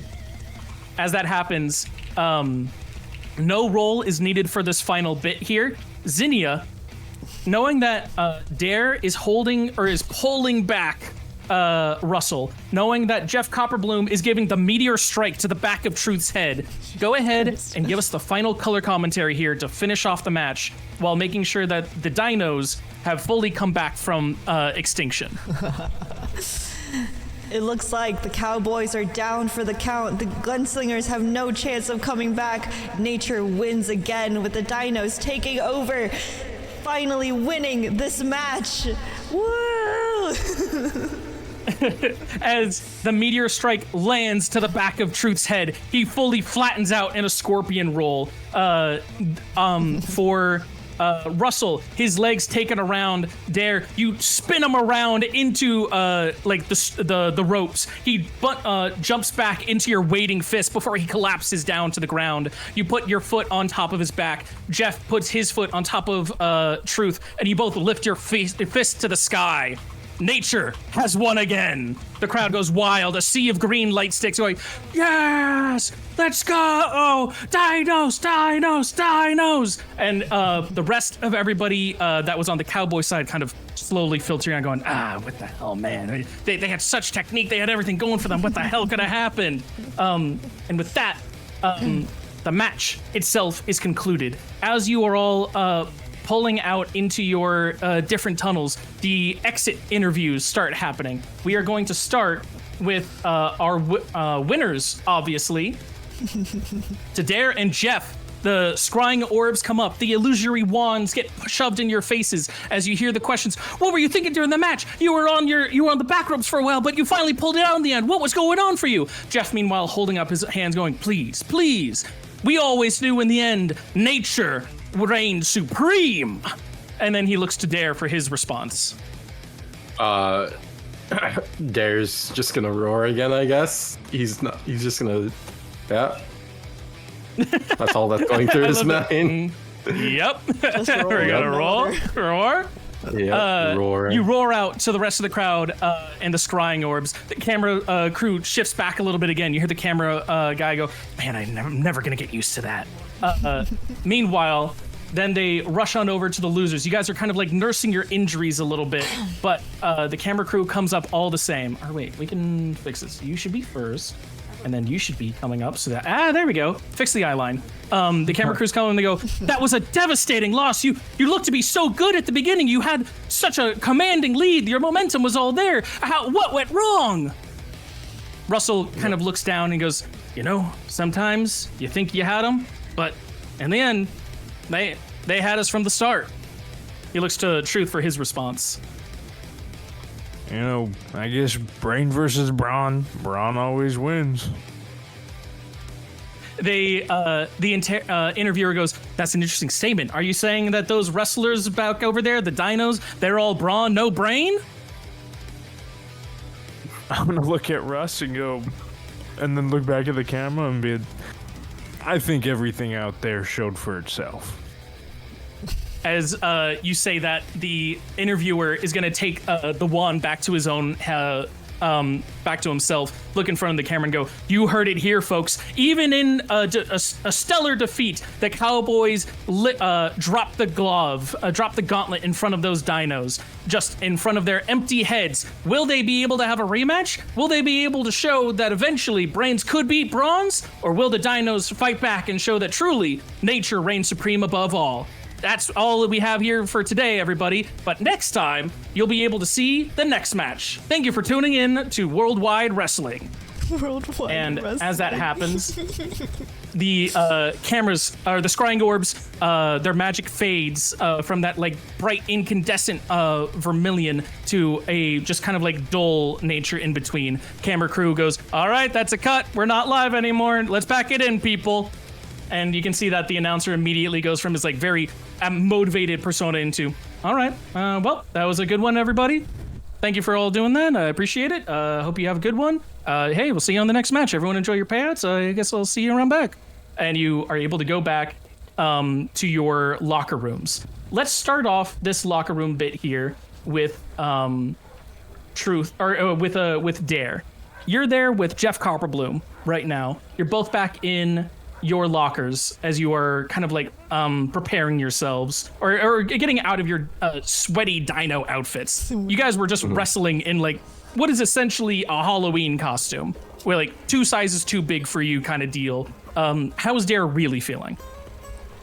Dare's kind of disappointed in the fight. He wanted like a real match, but it just didn't pan out the way that he had hoped, and with them throwing at the end there, he's just like left disappointed by the whole fight. Oh no. Jeff comes over to you though, and he has not recognized any of it. He puts his hands on your shoulders and goes, that was a thrilling, a spectacular, a stunning fight. You did so good there, Dare. Those meteor fists you were throwing out there were pretty good too. Thank you. I came up with it on the spot. It was a genius display of improvisation. They didn't see it coming. No one saw it coming. This has been wonderful. Truly, my performance has only just begun. Now, the crowds will be clamoring for the next performance. All of them coming forth. You'll be at the next one, of course, correct? I'll try my best. I'm not too sure if I'll be available for the next one though. A look of disappointment comes on his face, but for a brief moment before it flashes back into a smile as he goes, then new cohorts I shall find, others to share the spotlights with, but truly my star will ever be present for the crowd to shine upon the crowd. He will then leave to go and finish off changing into his outfit and everything. Whereas meanwhile, Truth and Russell, you guys are back in your outfit, back in your locker room, swapping around your outfits. You notice that the bag is fully untouched. Taito's kind of like standing there watching guard as he sees you guys come in and goes, sounded crazy out there. You okay? Russell goes, went according to plan. I'm just gonna stay quiet. I'm just gonna take my stuff off, just kind of like moving with like through the bruises, and just getting my regular clothes back on. Yeah. As you get your regular clothes back on, Russell's gonna go, hey, I was trying to play it up out there, but you did good. You had a lot of interesting things lined up there. I hope I was able to add to at least a little bit of it with that little trick. Well, I mean, sure. Are we... Are things good? Yeah. I'm just trying to make You can it super awkward. Yeah. Russell kind of like looks at you and kind of like he does the eyebrow lift, but he also does the toxic male thing where he's like, all right, he said he's fine. I will not inquire any further. And goes, okay then. Well, we should probably get back to the others. And you continue dressing or changing your outfits. Meanwhile, Zinnia, we cut back over to you. As the others have been whisked away to their locker rooms, your wand goes off and the producer comes and takes it away. Goes like, hey, great job out there. Anyways, we're starting to wrap up. You'll get your pay at the end of this, net 30, all that kind of junk. Don't worry about it. But you see that there is a sea of people with their wands or with their light sticks around you, all kind of like glowing, and they're going, that was so fun. You can see like a couple of kids going, do you think the dinos are gonna fight tomorrow, Daddy? And the dad going, we're not getting tickets again. That's too much. This was just for the festival, okay? Meanwhile, there's another kid going, I really wish the Cowboys won, from another family, and the parents going, don't worry, next time, we'll be back tomorrow. I got season passes. So it seems like there's been a good middling reaction between people, but at the end of the day, most of them ended up getting some of those light sticks. You then notice Awa and Duoth and Calliope next to you. What is going through Zinnia's mind as all of this kind of like stimulation comes down? Well, we haven't seen them since before we even landed. So yeah, it's like this is the first time in Armagh you've seen them. Yeah, it's like, oh, hey, you guys made it. But it's also like, damn, I wish we ran into you like a couple days ago before all this even happened. But now I guess it's like more just how like a list of all the things we have to catch them up on and all that's happened because there's been so fucking much in the last like 2 days. So it's just a lot of You see Duoth, Duoth, Awa, and Calliope. If you guys want to respond at all to that, this is your moment. Duoth just waves. Hey. hey. So Wait, it seems like you guys really got up to some fun stuff, yeah? Yeah, I see you guys are also enjoying yourselves. I'm gonna like take note of who voted for who. You said that. They should a little green stick. they should be out soon. Then we got a lot to catch you guys up on. A lot's happened. Ooh, new art. Oh yeah, if you guys hadn't seen it, Awa has new art now. They got a really cool commission from Cryptbit. Nice. Yeah. Cool. That's cool. Speaking of, I was gonna be like, I'll be right back and walk away. Okay. No, I was know of these. No, I'm not leaving the arena. I will be like in the same area. I'm just gonna go do something. Yeah, you're gonna do something else. But Zinnia, you see both Calliope and Duoth with their light sticks. They seem to have enjoyed it all. Is there anything else that you guys want to talk about before the camera lifts away to the next part of the scene? Wait, wait, hold on. You, and I'm gonna point to Duoth. I have something for you. And then she still has all the plushies tied around her waist from the games. And she was like you know when you like look through something, like not this one, not this one. Oh, look into your keys, kind of vibe. Yeah, very much, but like all plushies. And she's like, she'll pluck it off her belt and be like, I got this one for you earlier. And I'll hand Duoth the Rallo plushie that I got. he takes it, and you immediately see his face light up in embarrassment. As his eyes light up in embarrassment, Zinnia, any response for you as you notice that? She's gonna be like, that was really cute, but like she's gonna be like, okay, well, I hope you like it. Thanks, I appreciate it. She's gonna be like, oh my god, that was so cute. Didn't expect a dragon to blush. Wow, Dragon blush. dragonborns can blush? That's crazy. Can blush? Just quietly squishing the plushie. As you, Duop, as you have this little plushie of Rallo in your hand, it's so squishable. It's So so little. fluffy. Wait, how's he squishing it? Where are your hands? Where are they How big squishing? is this? Where are they squishing? Plushie body. The little plushie body, dude. Okay, so you're squishing the body. Squishing the Gotcha. plushie Yes. body. Just making sure. That's Whoa, crazy. ghost! Whoa! That's no! insane. Whoa, what are you thinking? No. This is important for me to know how he feels about Raul. You're not there, so I guess you won't You're not know. there, you don't see. But me, Luna. Me, Luna. Luna. I want As a to know. person, not a player. I'm here. Duop, how are you squishing it? I guess happily. I guess it's like, oh, this is so small. It's so little. Like when you're like buying a squeaky toy for your dog, and you're like squishing it to see if it goes squeaky, squeaky, squeaky. Oh my god, imagine You're if giving the it the little plushie test. Imagine if Yeah. the squeakies were plush, like the plushies were squeaky toys. Do they my squeak? Please, do they squeak? Roll for a squeak. You know what? Yeah, we'll roll for squeak. We'll roll Okay. for squeak on this. Okay. It depends Do on what? how the child customized it. Yeah. Duop, you're gonna roll this Build a valor. d20 here. Okay. It is going to be a DC of 15. If it is 15 or higher, they squeak. Oh my god. The fuck? Why is it so high? But why ask when it's high when you get a 19? I know. Yes, Duop, they squeak. There's a smile that creeps on his face as Oh he my squeaks. god.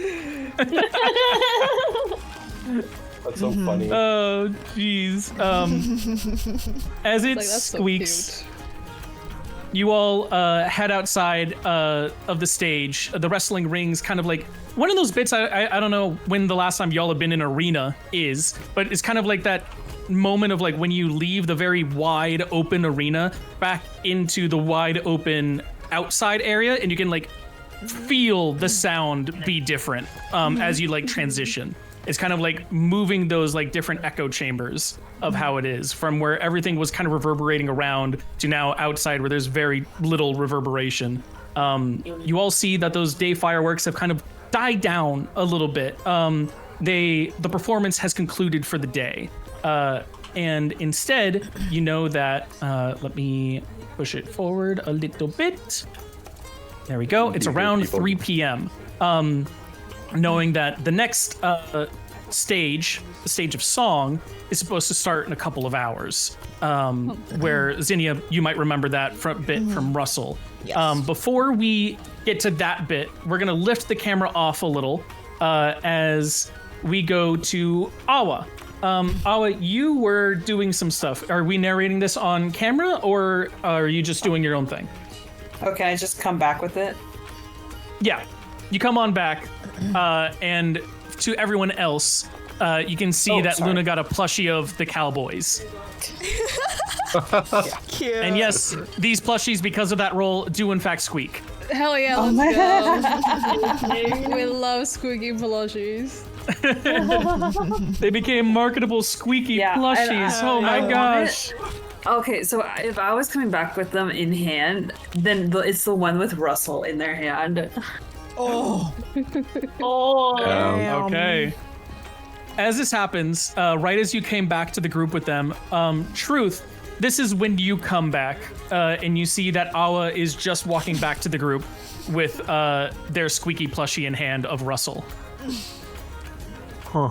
That was mean. I'm gonna walk back to the group. I feel like I'm holding a duffel bag for some reason with like the costume. Yeah, you definitely are. Yeah, I'll just walk back just with the bruises and like a binded lip or something. And just kind of walk, look at everybody, kind of just like very lazily, kind of like nod hi to everybody, and then look at Awa, and then look at the plushie in her hands. Oh man. Rip. Awa, any response? Oh, hey, you're back from your performance, I see. Yeah, and I see you got a souvenir. Yeah, I kind of wanted mine signed. Except not this one. Maybe, and she pulls out the one behind her, and it's a Truth plushie. Can you sign this one, though? My Truth's face is Bro, you gonna got like got. he's gonna light up, and then I'm gonna grab it and just like, does anybody have a pen? Does anybody have a pen? Actually, I'm gonna prestidigitate a pen, like an ink. Yep. Let's go. I'm gonna like look at the plushie and then look. I'm like, I've never signed a plushie. Is there like a specific spot? Like, do I do it on the back or like? Well, I like looking at the front, so let's maybe like here under the sleeve. Gotcha. Yeah, I'm gonna sign the sleeve, and then I'm gonna go. Fuck, I hate this. I'm gonna go to my biggest fan, and then I'm gonna, like along the right arm, and then once it gets to like under like the right pec, I'm then gonna sign Truth, Okay. and then I'm gonna look at it. Heck? Yeah, you know, like it. I assume he's wearing it. You think the plushie has that much detail? You think it's got neck? I'm talking about like body orientation, like on the torso. Okay. And then, I was like, detail. Do you think there's a six pack on it too? They have nips, you know? They have nips as well in the belly button. Yeah. And then I'm gonna like write it low as if there was like a spot where I could put like from or something else there, and I'm gonna like hold the quill, and then I'm gonna put it away, and then I'm gonna like hand it back to Awa. I'm gonna go. Like, is this good? This is my first time signing a plushie. I don't know if I fucked it up already. What? No, this is perfect. Oh, I mean, and like Awa kind of hugs it a little. It's like, at least this one won't be beat down when I preserve it. Preserve it? Well, yeah, I'm not like tossing it up in the market or selling it. I mean, it would be worth a lot. I mean, the first WWE cowboy ever. Awa gives him a look like, I'm not selling it. Yeah, Truth is just gonna laugh awkwardly, and then they kind of look at everybody else that's also there. They're like, all looking at you. So, like, how was the fight? I mean, did we do good or? No, that bad? Oh, okay. It was a good I roll. liked it. Yeah. Okay. Is Dare here? Yeah, Dare's definitely here. Got you. I'm gonna look at Dare, and then I'm gonna try and take 5 HP, so then all my bruises and cuts go away. Dare subtract 5 HP. Damn. The one goes over to there and just pats him in the back and goes, "Those were some mighty roars out there." Thank you. Thank you. I look up at Dueth and I was like, you are my inspiration for the roars. I knew it. Oh. Dare, as you say that, you can see that in his hand, he's kind of like idly squishing a Rallo plushie. I'm gonna look at it and be like, I'm glad you got one. No, actually, Senia gave it to me. Oh, nice.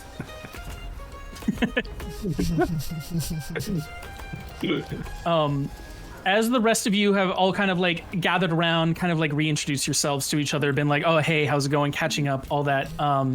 You're going to, just a second. I need to add them back in.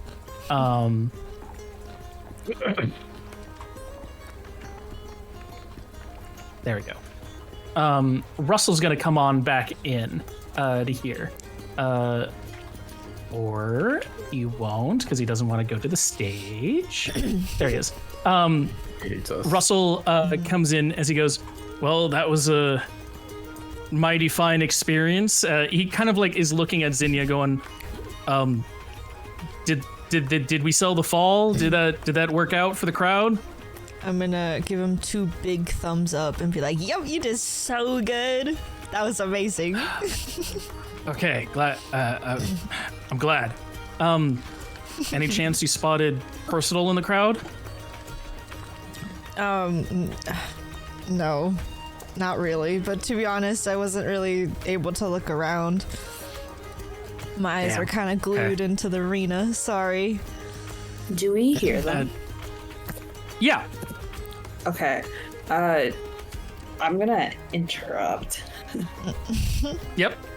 And I'm like, oh, if you guys want high profile people, I think the stage of which one was the popular Song. one? Song or perform? Okay. Song. I think they'll be at the stage of song. The stage of song. He's gonna produce 2 tickets to that. I had some tickets to go there. That was gonna be my next place to kind of check out. Supposed to be starting at 7 p.m. Or actually, in this case, let's just say 5. Let's just fudge the numbers a little bit. It's supposed to be starting at 5, and you're supposed to be dressed up for it. He's gonna like put his hand behind his back, kind of like scratch his head a little bit, and go under the. Of course, for recon and everything. Zinnia, do you want to try and recon the area with me? I'm like, yeah. That was the plan, right? We decided on that. Yeah. So we should actually. When do we need to go? I want to settle things here and make sure that everything's good. If we have things settled here, the sooner the better we can get a stakeout going. He's gonna look to the others though and go, I only have the 1 extra ticket though. How are the rest of you gonna get in? I got tickets. Why did you have to say it like that? Well, because you did. Why can't you like have a little bit of mystery? Oh, yeah, I got tickets. God. Russell's gonna look and go, really? You're able to get like tickets to the show? I'm able to get anything. How many tickets do we have? Or how many tickets were we able to get? 3. 3? Oh. So then... Still just you two. Yeah, just us 2. Damn. And there's no way to get tickets anymore? Well, here. What about... Hold on. Russell has 2. Is Russell going? Yes. Yeah, Russell's going. Okay. So Russell, Zinnia, and here, Calliope, Duoth, and Dare. I will give you my tickets. Oh. And then Awa puts her like a hand around Truth's shoulder, and I was like, and I'm sure this guy will think of something to get us in there. Oh my god. Actually, a great Smooth as idea. fuck. That was so smooth. That was very smooth. Yeah. I'm gonna... You know that tickets are supposed to be sold out. However, scalpers always exist. Maybe there's some way to get them past one of those, or maybe lifted off of them even. I'm gonna like connect with Truth for a second. I was like, are you gonna need some money, bud? I mean, I don't need to give you any if you're that confident, I don't know. I'm just trying to focus right now. I don't know. No, I should be good. I should be good. Cool. I got this. Cool. Oh my god.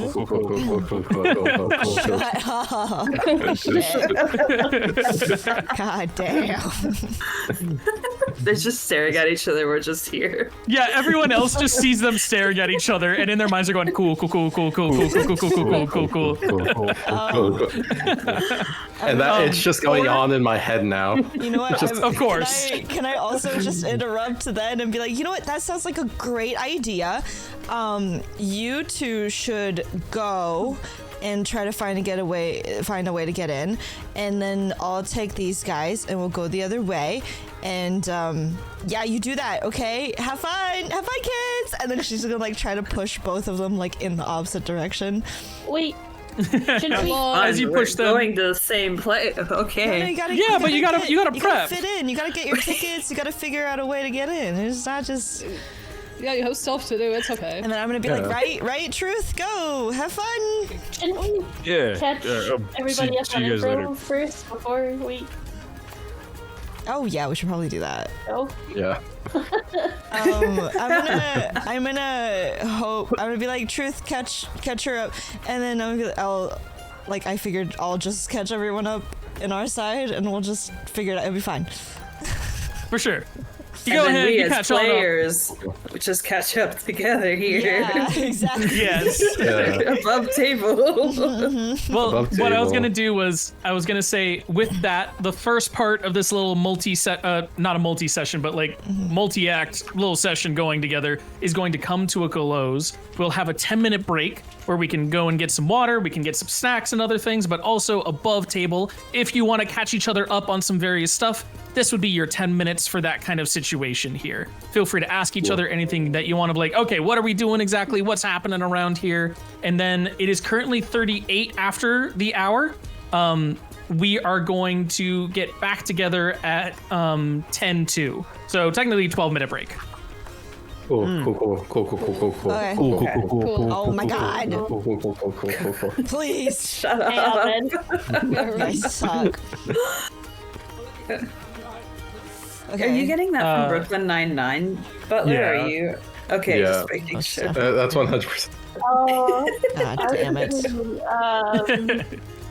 I was Community. personally, yeah, that's what I was gonna say. I was personally getting mine from Abed. Thank you very much. Yeah, I see. that's why I was like, okay, Ahmed. I love that. All right, so break's gonna begin now. If y'all want to ask each other any questions, feel free. Otherwise, 10 to the next hour is when we're gonna get back together. So feel free to get some more water, get some snacks, get whatever you need. I am going to be on mute in the meanwhile. Oh, now that Hugh's gone, do you see what he was Oh wearing? my god, every Great. time. Wait, okay, so what do you guys know? Oh, let me look at the notes. That's right. We have notes. Yeah, you're. Yay, no. I didn't have it open. I'm sorry. I was Don't worry, I already watching filled in the your. performance. I already filled in your first bullet point. What are you doing? It's actually just. Wow. Well, it's actually Toto's just first bullet point from last session. Wow. Okay. Oh, you must just. Okay, sorry. What do we know? There's border All the patrol. Valor- yes. Yeah, there's border There's border patrol. patrol. It exists. All of the Valords are going to be at the stage of song. Yes, that's where they were heading Yeah. next after the parade. All of them? Yeah. yes. Yeah, all of them. Yeah, Huh? said so. This is perfect. We just need a bomb. Oh my god. Right? So it's all of them plus important figures, I think, from each country. Plus person. Possibly. Well, we do have a single person nuke. We do. We do. Is it the crow? Oh, wait. It's a bag. Bagman. The bagman. Oh, That's what we're supposed to Oh, yeah. Gotcha. Okay. Yeah. Well, okay. Did you forget about? I forgot about the plan first. Didn't you make the plan? Yeah. Okay. That's why I know it's gonna work. Hilarious because Oh, I man. also have a bag that I was gonna use for a plan. But it doesn't have a What's- Batman in it. What's your It bag? doesn't have a bag, man. No, it's the bag of devouring. Oh. Oh.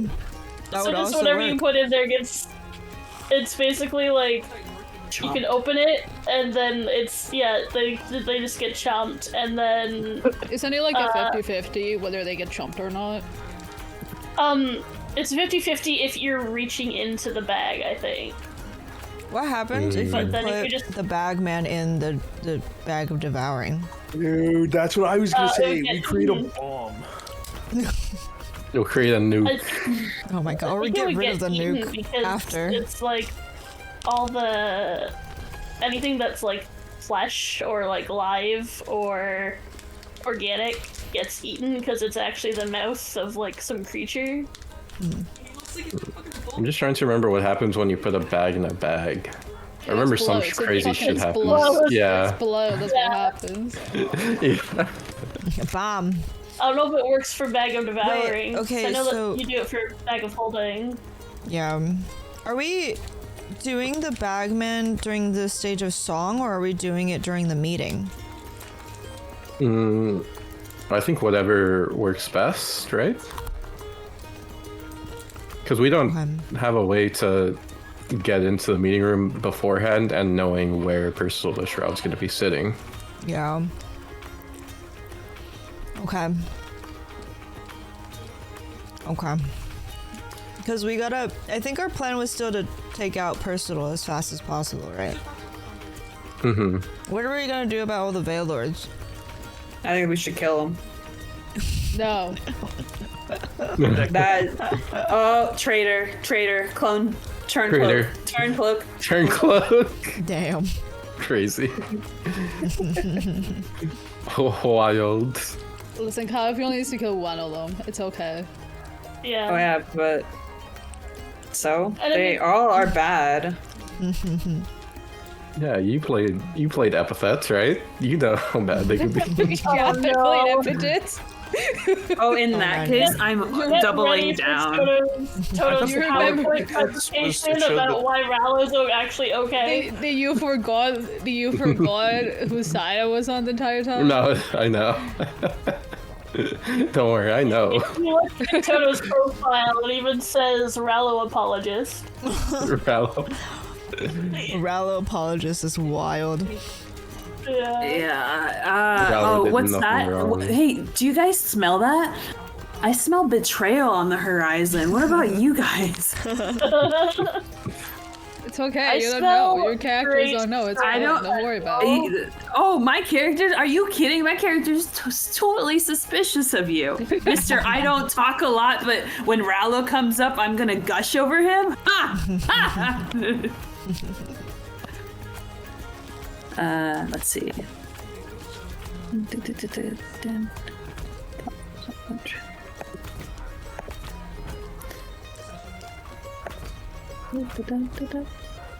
Do we have anything else? We have... What was it? So we did the stage of performance, the next is 4 p.m. stage of song, and then 6 p.m. is the Veil Lord meeting. So this is all in one day. Wow, busy day. Wow. Yeah. And then... Oh, I guess there's one other thing we can share.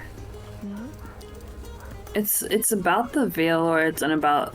I think like we as players know this, but for the characters, it's that before the Veil Lords, there were entities that were as powerful, if not more, and now they've banned that word. I don't know if Zurg would let us say the word gods or not. I mean, we as players. We as players can say gods. The characters. Yes. Yes, but I don't know if like during the explanation and the catch up they'd be able to say gods. Like there were gods that the Veil Lords replaced or have been locked up or punished or something because they're in other dimensional spaces. No, you can try and even trying to explain the concept, the word kind of like escapes from you. Okay. The Veil Lords replaced something that was here before them. I guess that's what will be said. Think something.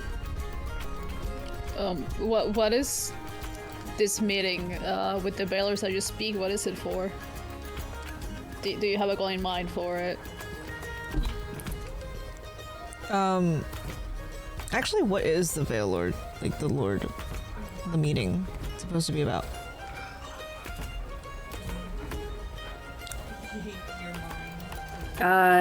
Gosh, he talked about it before. I can't remember right now though. Yeah, let me see. Lower Lord reading? No.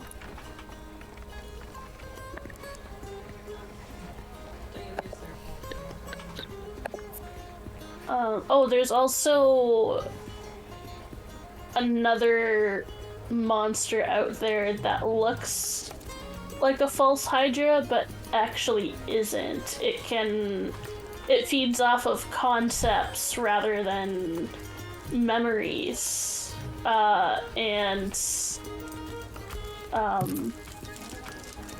It's looking to basically like destroy the world and itself. That's Basically, the perfect counter to Veilord. Yeah, One would think. maybe. okay. That sounds like a lot. Not gonna lie. That sounds like a lot. Okay. Okay. Oh, I thought we were just fighting a big bad guy. I thought we just had one problem. This sounds like There's seven. a lot I of don't even problems. know. It is a lot of There's problems. so many problems. Unfortunately, the false Hydra has been following Calliope around. Well, I think so it goes that's by the just thing. Important the to note- Hydra, not the false Hydra. Yes, Weird. it is not called the false Hydra. It is the Hydra. The Hydra. I've been calling it the false Hydra. And then you'll learn about the false Hydra. But the triple negative happens. Oh no! Oh god. I don't think we don't know. Do we know that that's been happening to Calliope? That there's just a Calliope can mention No. it. no. I mean, like, Yeah, did they dude. mention it before? She definitely mentioned it. I think she mentioned it briefly before, but it kind of got shuffled by like other thing. Like there were other things. I think you mentioned that you talked with a Hydra.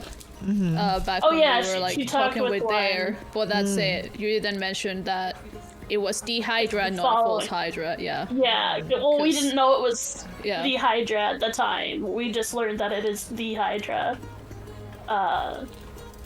Gotcha. Yeah. He gave like a small little lore dump when it like at last had its interaction from her, and was like, "Hey, I'm gonna tell you how things are working around here." Yeah. Go ahead.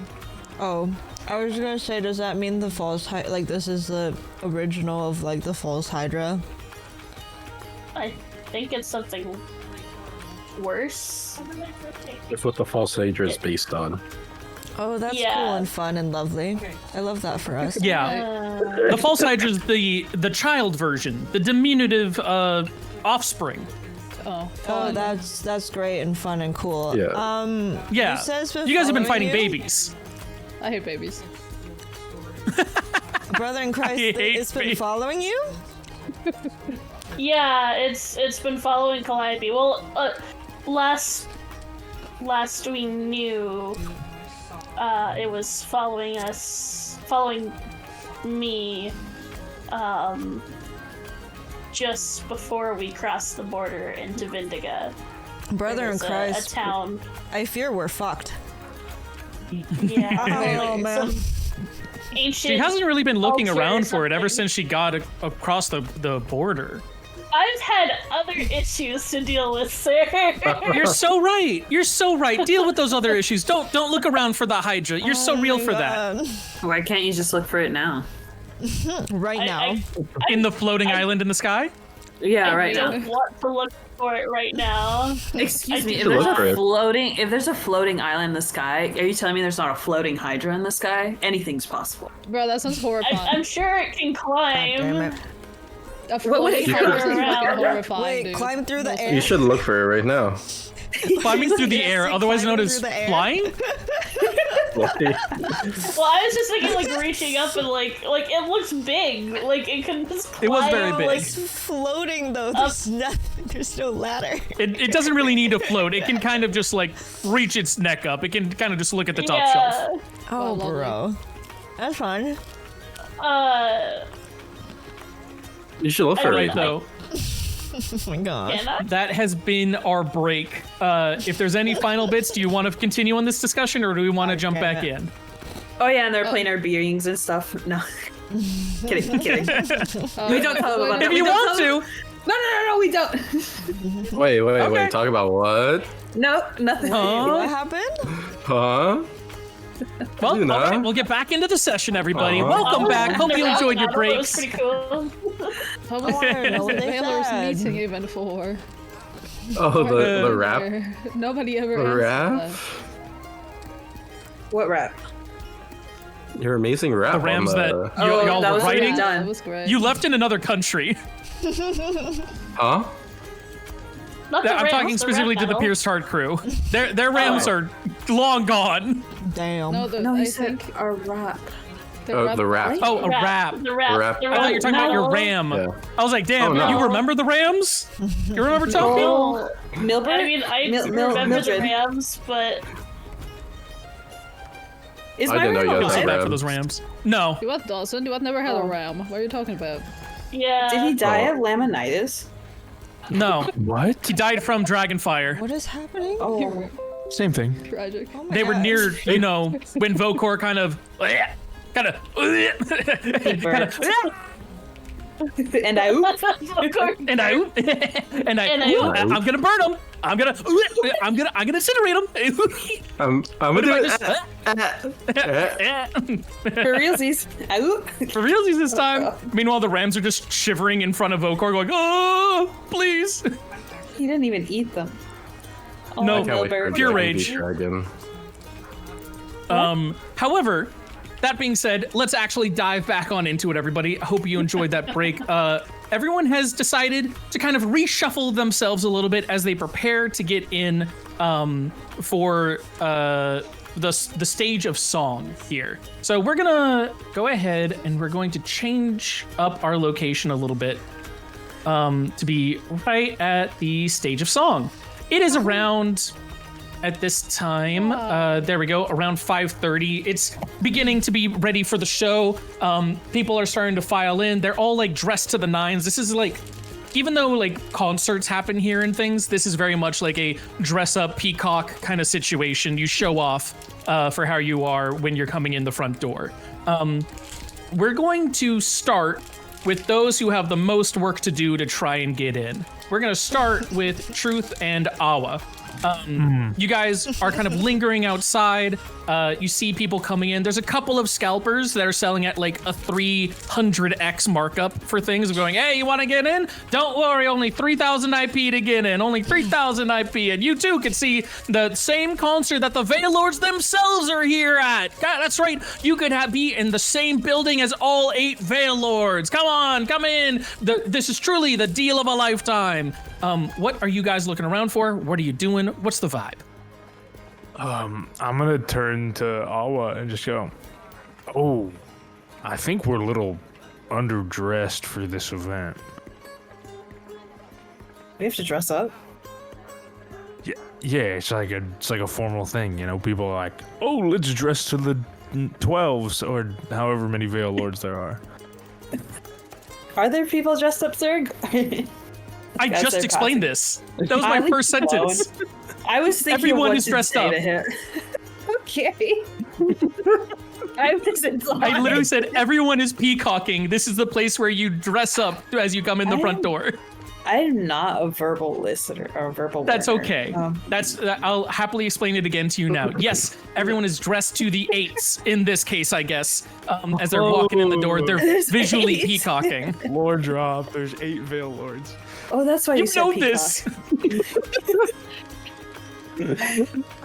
Okay. Do you have like any like major fancy attire wear? I would like looks at their attire and was like, well, I mean, maybe if I adjust the poncho like this and Here, Ah, shit, I actually wait, have an what? amazing idea. Wait right Yeah? here, and I'm gonna sprout my wings and double dash like around a corner, like down the Alright. street, out of sight, and then Wave I'm dashing. gonna like, boom. I'm gonna like go around the corner. I'm going to pull out the dress.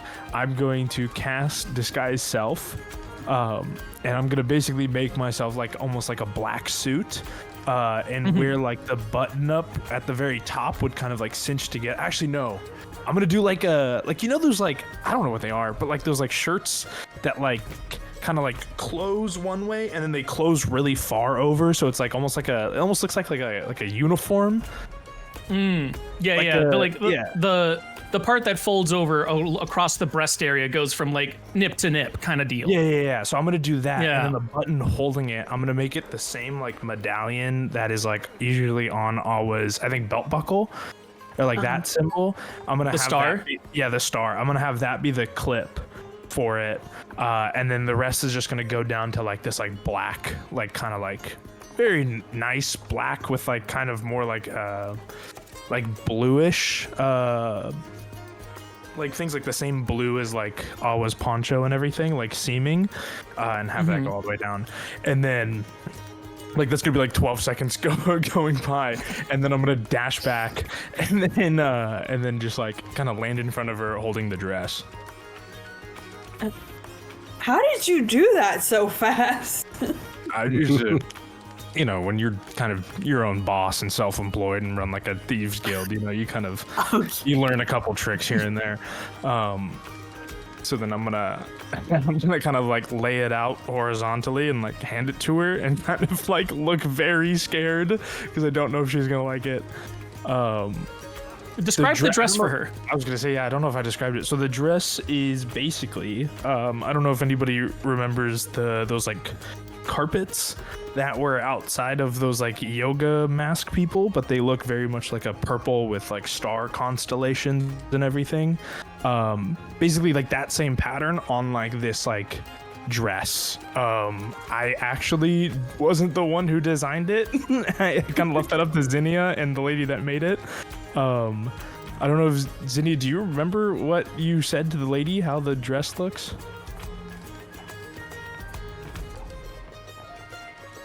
I don't know if she's here. Rage, you there? I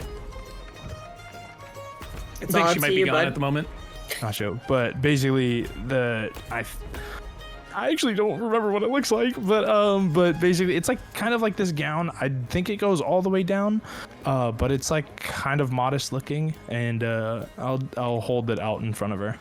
But it's basically, the biggest thing is that it's made out of, it looks like a purple sky with white constellations, kind of similar to a really cool cowboy is. Okay. Similar to one really cool cowboy. Yeah, one really cool cowboy. All right, I'll add you to my notes. Jeez. Well, I was cool. just There's the. Oh no, shocked. that is Rage's. For those pictures, Toto. But wait, you were saying But I was Rage just was the one who designed it.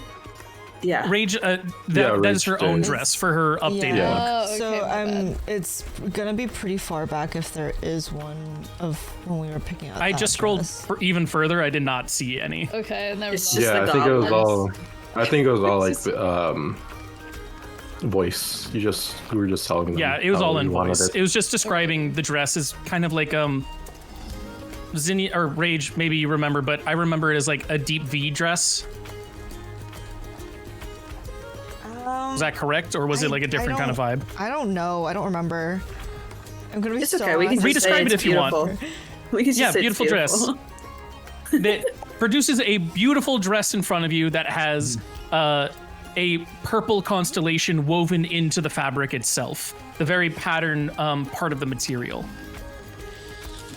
Like, truth. What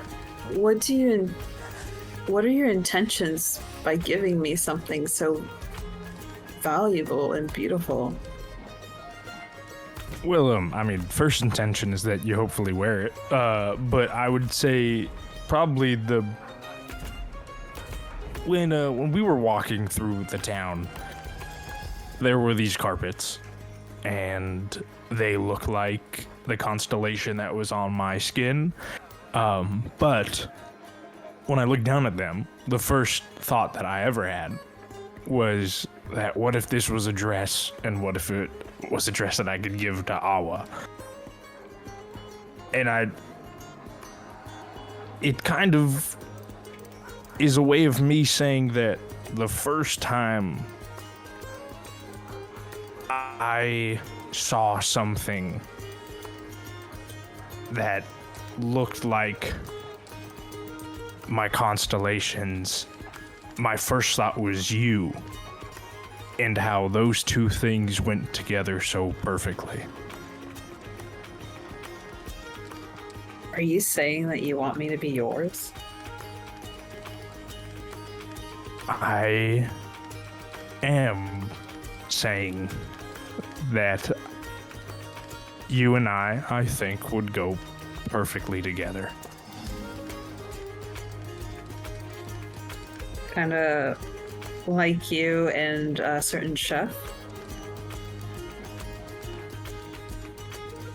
I mean, I never said that to them, but I mean, I'm yeah, kidding. kind of I'm like kidding. you and a certain lion, you know, if we really want to dig up the past, if we really want to. But, No, I'm kidding. I don't care about your body count, but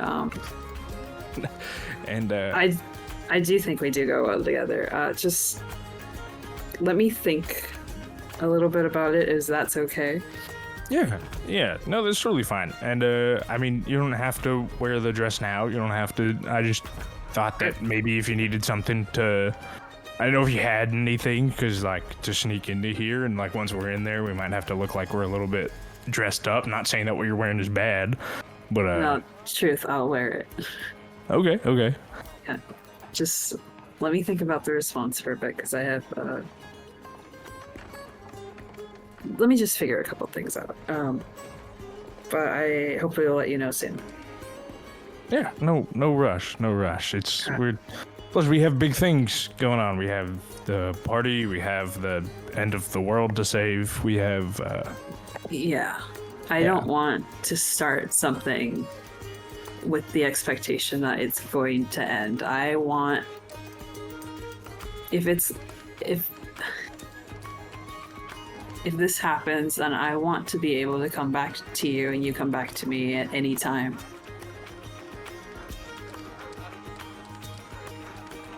I want that as well. Alright, let me go put this on.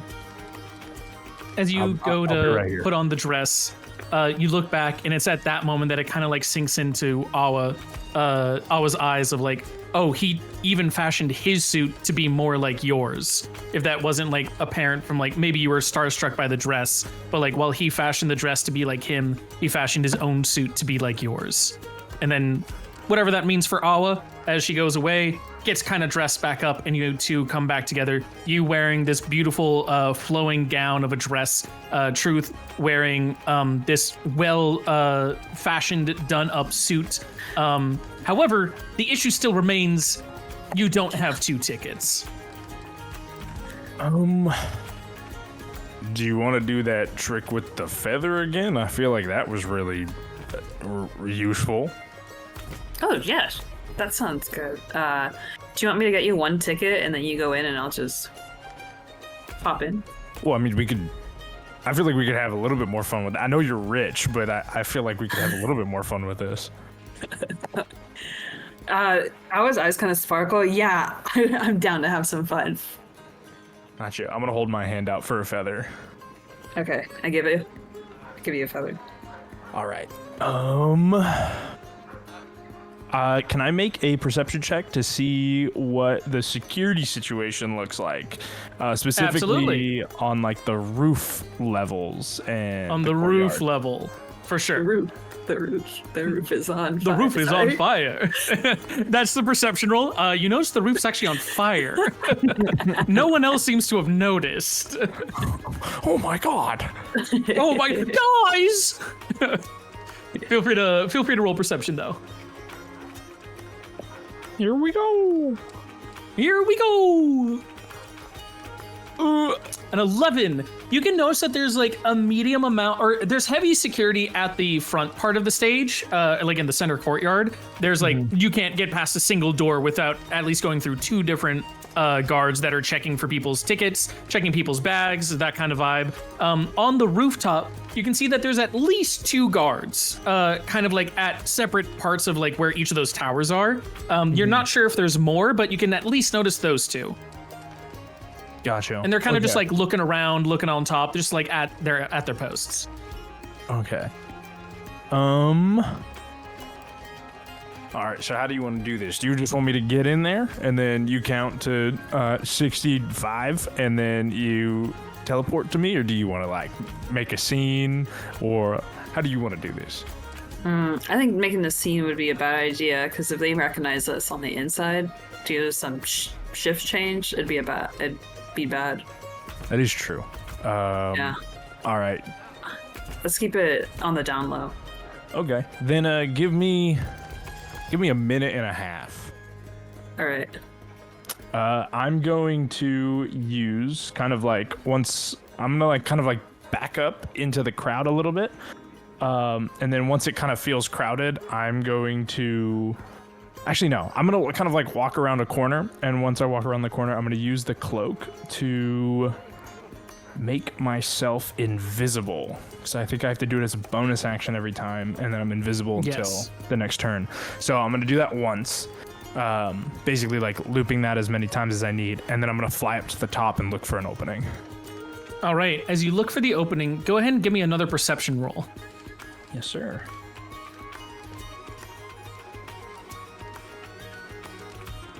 Oh, I clicked off of it. There we go. Fitting. All right. With a 15, you can notice that there's two different entrances. One is the classic open window in the kind of like dome of the ceiling that you could easily slip through. The other is a little more hidden. It's a service hatchway that doesn't go right into the main courtyard where everyone's coming in. Instead, it goes into one of the service closets that you could get into without being seen, or like be able to emerge from without being like in a crowd of people. I'm going to go into the service closet. While I'm going through, or kind of even flying around the roof, do I see anybody, or like what the service people are wearing? Yeah, you notice that the backstage workers, all from the Undervale, are specifically dressed to denote that. They have patches on their shoulders saying that they are from the Undervale. They all wear kind of like these gray jumpsuits that cover their whole torso and a lower body. And it's with that kind of like it covers the rest of their whole skin and everything. The only thing exposed is their head, and then their shoulder, like I said, covered in that Undervale patch, and then the rest of their arm actually covered in different patches of service that denote, oh, this one works on the Aetherways for like the Underway connections or Undervale connections. This one works on blah blah blah blah, like denoting their service. Gotcha. Okay, once I get close, or like if I see someone that works like backstage, I'm gonna cast Disguise Self and basically make myself look like a human with like regular skin, and I'm gonna be wearing those like gray jumpsuits after I go. Right. Like, so then I can emerge and hopefully just kind of blend in with them as I walk around. You emerge through and you hear a couple of them muttering, going, man, I don't know what we're going to be doing for today. You think the rest of the show's going to go well? Yeah, man. It's going to be a open and shut case. We got the boy band going up there. Everyone's going to love them. We don't have to even do anything. Everything's pre-recorded anyways. Yeah, okay. Well, I'm just going to go grab some crafty if you want to come with. Yeah, sure. Okay, yeah, I'll hit you up. We still got like 30 till showtime. And then they kind of like walk off. It seems no one's even really noticed you. I see. Am I back like just behind stage, or is there like, am I near like? You're like at the part where the front part of the stage connects to the back part of the stage. You're like right at that meeting area. Gotcha. Okay. Then yeah, I'll start making my way to maybe what looks like a kitchen. I'm gonna see if I can find a kitchen in like this quick time as I get like more towards where the guests are, if they have like a place where they're serving out drinks. You, well, wait, are you looking for a place where they're handing out drinks to the people, or a place where they're just making the drinks and making the food in the back of the kitchen? Yeah, like where they're storing like the drinks. Okay, you get, you're able to find it pretty easily. It's just over in like the far side of the theater stage. It's like one of those kitchen storages. There's the kitchen proper where they're making things, and then there's the actual storage area where it's just like every so often a waiter comes in, takes a rack of like food or drink, and then hauls it outside. Gotcha. Okay, once I get in there, I'm gonna try and find 2 bottles of something that looks fancy. And then I'll kind of open both of those, and then walk out. You see champagne, gin, or whiskey? Oh, champagne. All right, you get 2 bottles of champagne. Yeah, I'm gonna try and quickly open those, and then when I have them open, I'm gonna try and slip out. All right. As you pop them in, that's right at the minute and a half. Awa, do you teleport in? Yeah. All right. What was it like for you as you are like counting down the seconds for everything? Are you like trying to go right on the mark? Are you kind of lazing about and going, oh, I guess it's been a minute and a half? Like, what's the vibe? Oh, definitely counting because they can count. I guess they can count. It's important for counting money. Yeah, okay. So then I think around a minute, they start walking with the crowd instead of just, loitering Standing around. there. They start walking. Yeah. Yeah, they start walking with the crowd and like starting to change through them to the densest part, and then they just disappear. And as they disappear into the vast swaths of the crowd, no one else would even notice that they've disappeared. Suddenly, Truth, you have a person standing right next to you. So I'm gonna jump and almost like chameleon shift back into Truth with fine clothes. I'm gonna like jump and then whoom, cast it again, so then I'm back to like looking proper, and then try and figure out who it is because I don't know if there's a lot of light in here. It's somewhat dim, but you can definitely tell it's Awa from that glistening purple dress. Gotcha. Okay. I'm gonna look and then hand out one of the champagne bottles and just go, "You thirsty?" Wow, you're really turning up the charm. I mean, Then they take it. I'm yeah. And I'm gonna take a long swig. You two kind of like clink your bottles together and you swig from the bottle of champagne itself, not even with a flute. True luxury right there. As you take that swig, you're able to fully be inside now. You've made it inside and you can go and find some seats or some various places to stand. Are you going to try and find a seat to sit down at, or are you going to try and just like stand off to the side? I'm gonna look to Awa and go, stand or sit. I was gonna ask you the same thing. Well, I beat you to it. Guess I'm quicker on the draw. Hey, I got what humor. All right. What would be Zurg? What would be the best viewpoint of where the Veil Lords are supposed to be appearing? You definitely want to stand and you want to try and be kind of like near the stage to look up because they're sitting in like the balcony seating. All right, let's stand around this balcony area. Chill. All right. As you do that, the camera will fade away from those two. They have made their way inside. They've been able to set themselves. Real quick, I'm just gonna take his hand and like lead him to it. I will follow. Okay. All right. As you take his hand and you lead him towards that area, you both have found your location. Where we come next is going to be those with the easiest way to get in. We have Zinnia and we have Russell. As you are both, you had like a little bit of time to prep for everything. You see that Russell has dressed himself to the eights. We'll say to the eights. That's an idiom, I guess. He himself is wearing a nice black simple tux. There's no real like bow tie to go with it. He's not treating it like a black tie event. It's just very like formal, simple, and elegant. Zinnia, what have you dressed for yourself? Hold on. Let me pull up the picture. Hold on. Let me Oh, I didn't. Hold on. Okay. It's like a long black dress with like. Oh. Wait, no. Fucking. I just need something. Desktop. I did not think I needed to press this. Here we are. You're all good. Okay. I got it. Nice. This one. That one. Sick. All right. With those like stars glistening, kind of like raining comments going down along it. It kind of sparkles in that late afternoon light.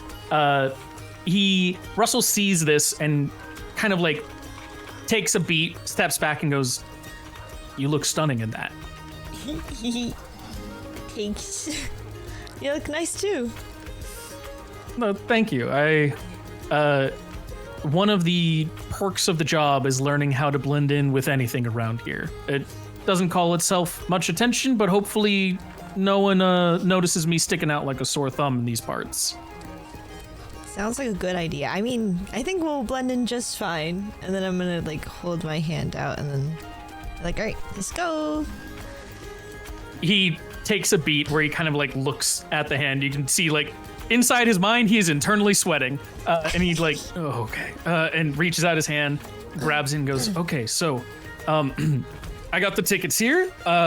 We have seats for actually near the upper balconies. So just follow my lead. And he's gonna walk up to one of the guards. The guard is like this big, tall, rhinoceros-looking motherfucker.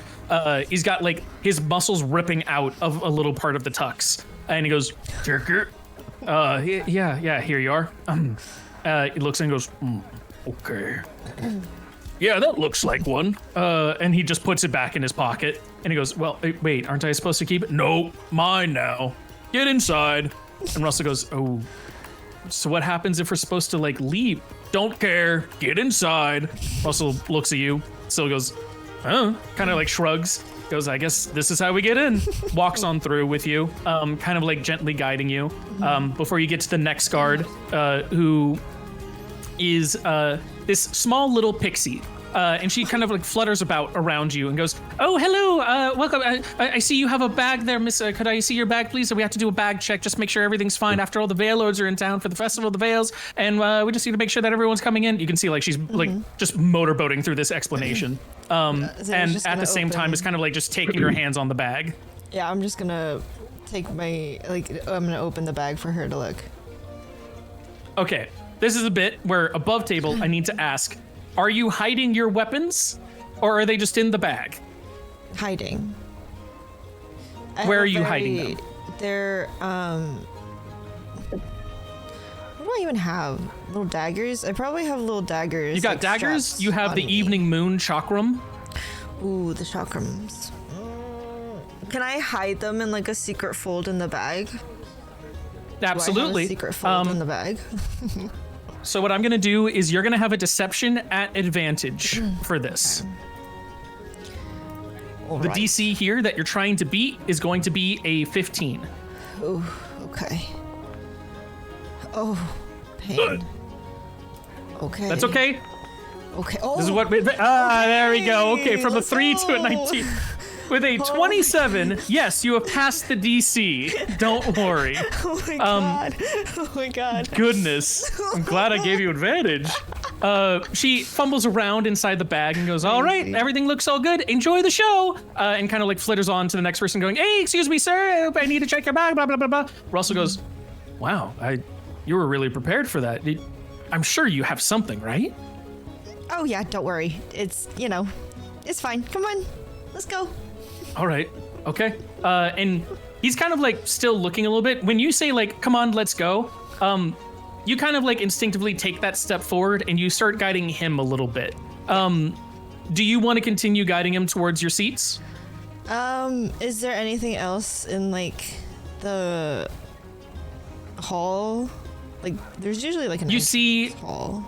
A couple of different entrances in like the opening hall. There's like some people serving drinks, like those like wait staff with the black tables and everything. And you also notice off in the corner a sun as this person in very normal looking human skin comes around the corner and into the kitchen wait staff area. Oh my god.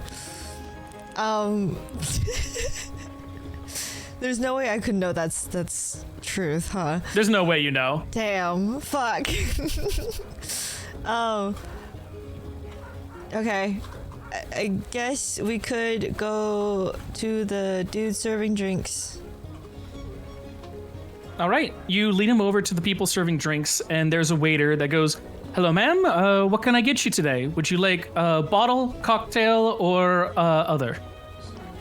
I'm gonna look to Russell and be like, do you want anything? I usually don't drink on the job, but if you're looking to get something, I could definitely amend my rules for tonight. Oh. Well, I mean, like a light drink to blend in.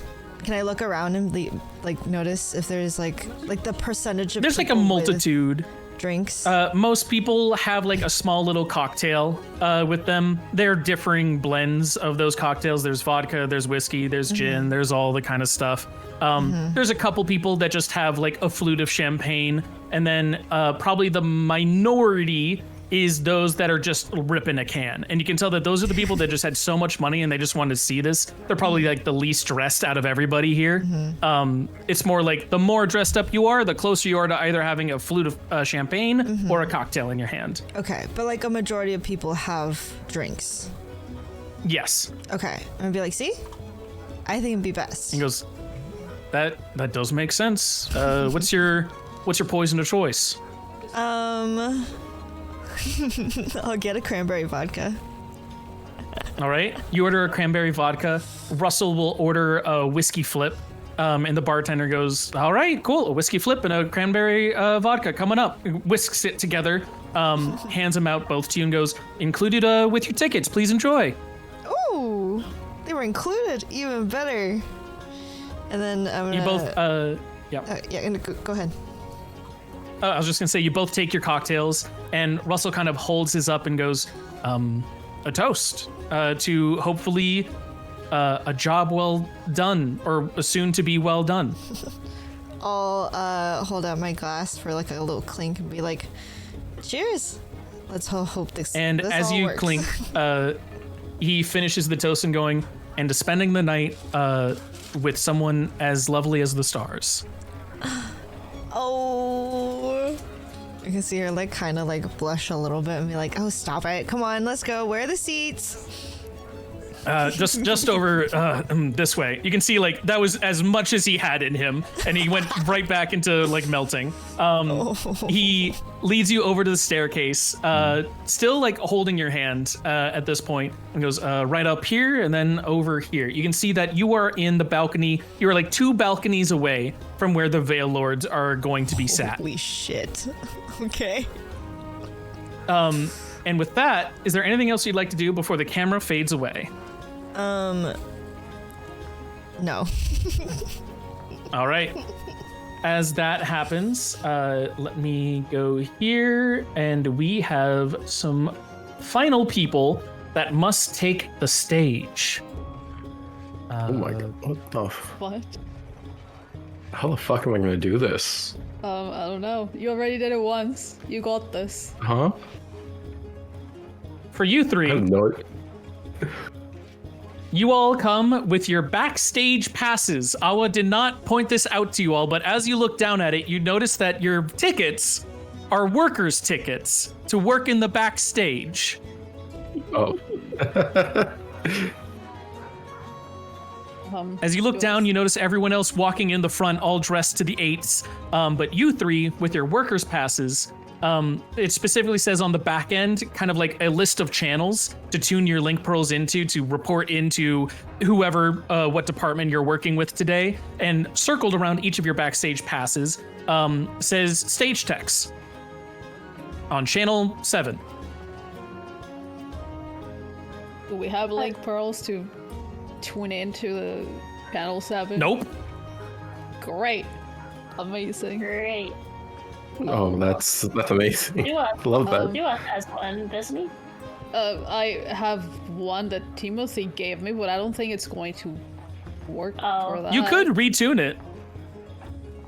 You know what? If you have a Sure. link pearl can always be retuned. Okay, we can try that. We're gonna try to. We're gonna give it a shot. Because good lord, All I'm right. gonna be talking to Timothy anytime soon. Are you tuning it to channel 7? Yes. Yeah, so anyways, we got the stage performance happening in 20. Can we go ahead and load up the band? Also load up their tracks. They got to make sure that they lip sync correctly for things. They want to do one final little tech rehearsal in the back, make sure everything's going. Oh, and make sure that you raise the lower stage. All right, how are we on the final stage performance? We got to make sure that the big golem's able to appear correctly for everybody. Okay.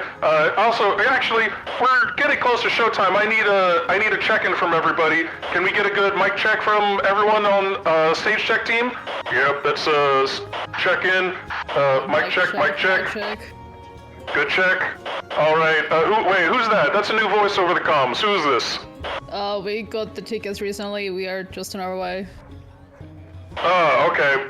You and how many? We're missing a couple. 2 more people. 2 more? All right. Where are their link pearls? Get them on here. We got to do a mic check. Duet passes the link pearl over to there. Dare picks up and says, "Hello, this is Orny. Orny speaking. Checking in." Orny, I don't care about your name. I need a mic check. Give me a mic check. Mic check, mic check. Hello. Good check. All right. And next one. I pass the link pearl over to Calliope. Hello. Hello to you too. Come on. You people have worked stages before, right? Mic check. Right, sorry. Mic check. Good check. All right. I need you guys over by Crafty in the next 10. I need you to try and rally up with some of the others. I've had this weird issue with one of the pistons in the between the 2 stages. So go make sure that you can get that fixed, okay? Yes, sir. All right. Can you ask where that is? Roger. Oh, where would we go to locate that? Crafty? Yeah. Crafty table's over in the far back on the right, next to the producer's room. You want to make sure that you're near Video Village, okay? Okay. All right, perfect. Well, I'll see you in there. Make sure that you get everything going. Your point of contact for this one's gonna be Gerald. Gerald. Okay.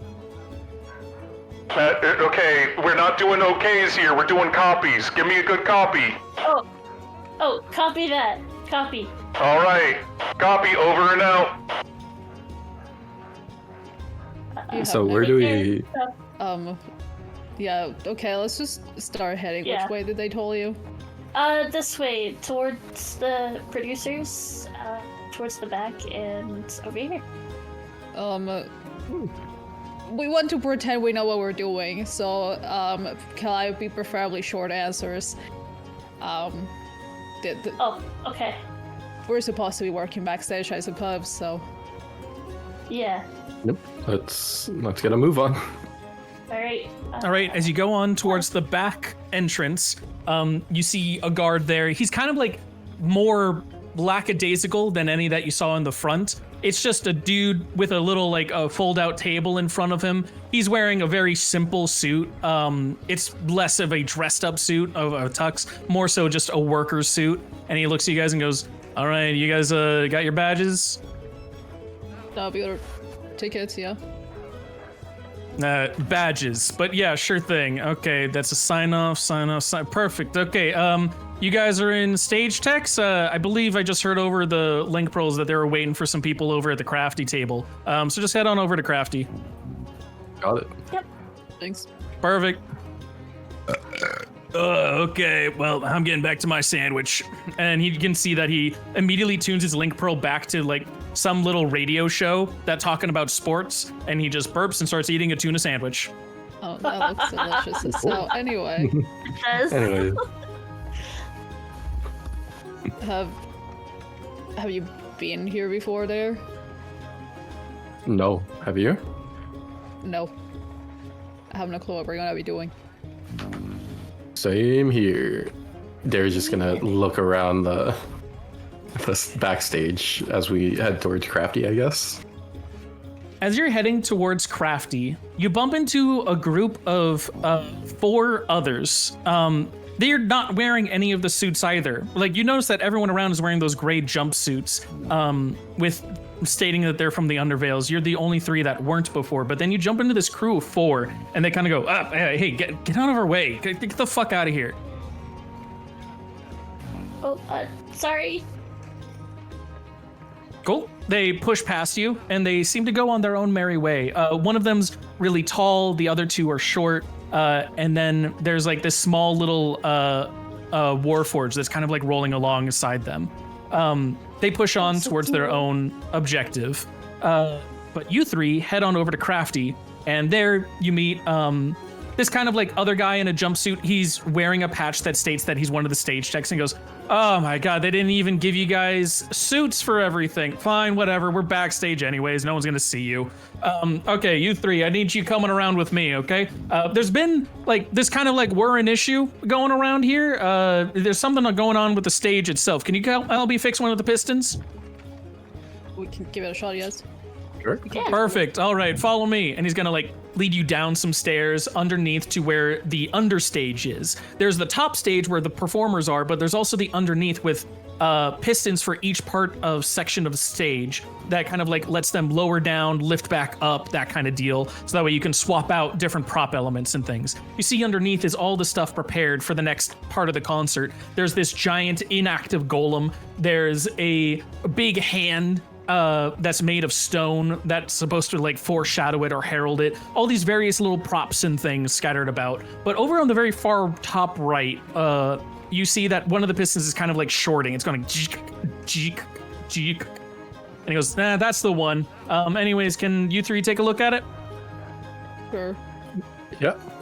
There's gonna walk come on up over to and look at What do it. you want to do? There's gonna look at it and try to see if he could identify the issue, I guess. Sure thing. Give me an investigation roll or Arcana. Investigation or Arcana? I'll do investigation. Ooh. Hey. Even with a -2, can't stop the nat 20. You Let's go, baby. That is crazy. Taking a look at it, wow. You're able to see that immediately. It's not an Arcana issue that's going on with this. You could care less about how it's being fueled, but there's very literally just a slit between the two pistons on each other. It feels like if you're able to turn it off for just a brief moment, slip the pistons back into place to set them, it'll work perfectly fine.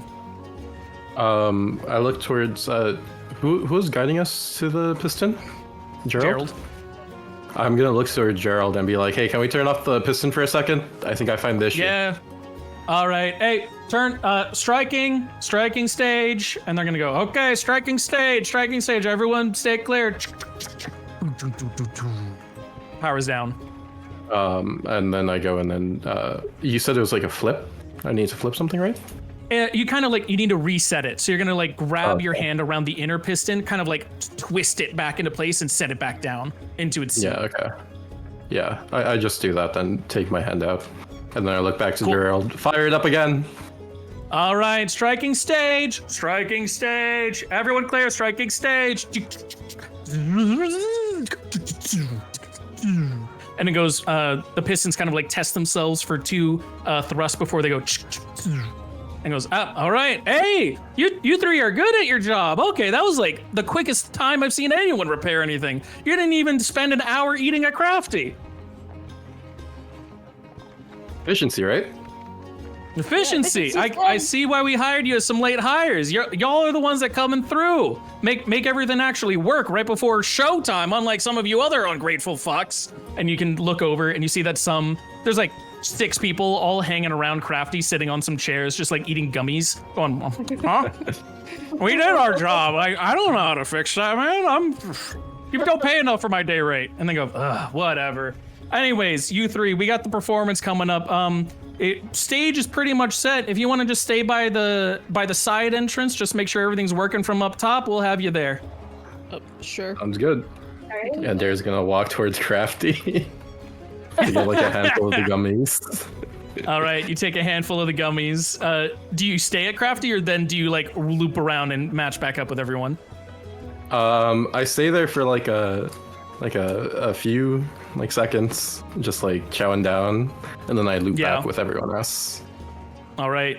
As you loop back with everyone, you come back up to the side part of the stage where there's the sound wizard that is making sure all the audio stuff is set up. He's got this big beer gut belly. He's a little bit of it showing from underneath his wizard robes. He's got a cap kind of like laid back, and his beard is really straggly with everything. And he's kind of like got his feet kicked up. He's wearing kicks, just like some sandals.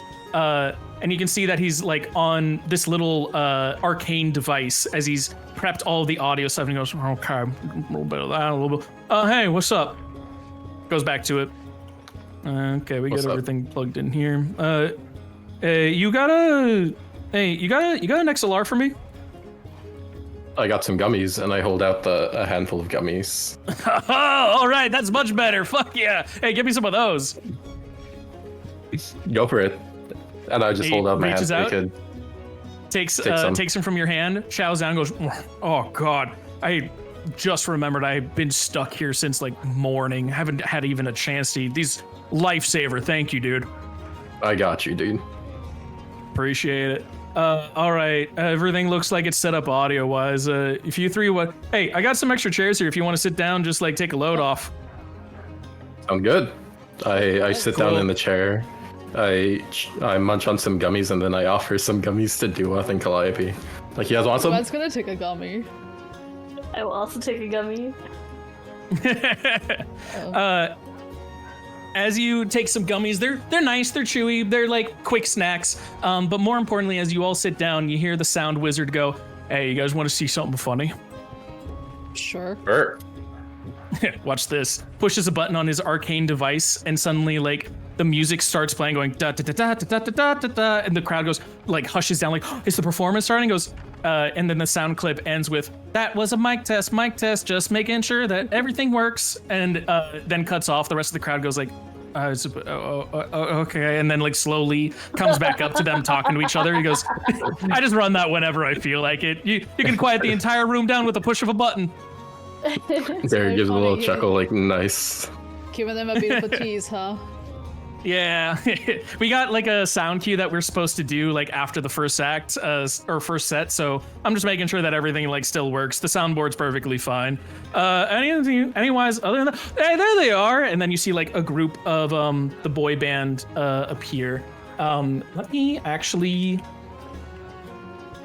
go over here because with one of them, Dare will recognize. I'm sure Oh, Dare sees yeah. them. It's the K-popper. It's the K-popper. Eldhelm comes with the rest of his group as they're all like, "Oh, hey, how's it going? Oh, right. Crew, are we ready to go?" And they like get to the side of the stage and like, "Oh, right. We need time for warm-ups, and go, and they're like, each time they're like lifting their chest, they're like kind of like riddling their fingers with each other as they like reach out towards the center of the group and they go, "Remember, we are powerful, we are strong, we are good all day long." Okay. Who's ready? We're all ready. All right, everybody, let's get a good one on. The sound wizard, meanwhile, is kind of like whispering to you guys, going, "God, I fucking hate them." Oh, I kind of like their energy. Too much energy for me. That. Oh. You see this every day, it eventually starts grating on you. All right, you guys ready? Your mics are going hot in 5. They go, all right, we're ready. And just as they, like the sound then begins to play, show them on stage, there's 4 of those same kind of people that kind of like shuffle around towards that middle of the stage. They come through some different guards that are like even trying to hold them back for a bit, going, "Hey, you can't go up there. You're supposed to be like the backstage workers. What are you doing?" And they kind of like rush forward as they're looking around, going, "Huh? Where is this? Is this the stage? Is this where we're supposed to be going?" And you can see in their hands, they're holding instruments. Do you guys stop them? Duat's gonna look at the music wizard and be like, "Are there supposed to be musicians on stage as well?" No, it's just supposed to be the band. And he looks over and goes, "What are you guys doing?" One of them, a tall, kind of like a gaunt-looking figure, rolls up and goes, "Hey man, don't worry about it." Slides him some gummies, and the sound wizard goes, "Okay, hey, yeah, sure, man, do whatever the fuck you feel like."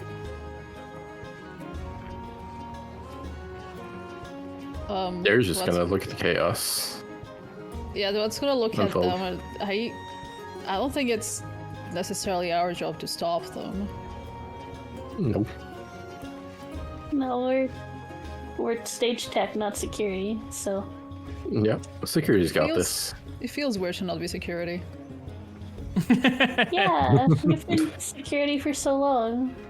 Meanwhile, security is trying to get through them all as the band is continuing. They're playing their set. It's like a good 4 minutes of people arguing off stage, going with all of their shit. But eventually, the band comes off the stage to kind of change outfits for mid set. They reach into the other two, and you hear one of them go, "Hey, fuckwad!" and immediately gets slapped, bottoms to the ground.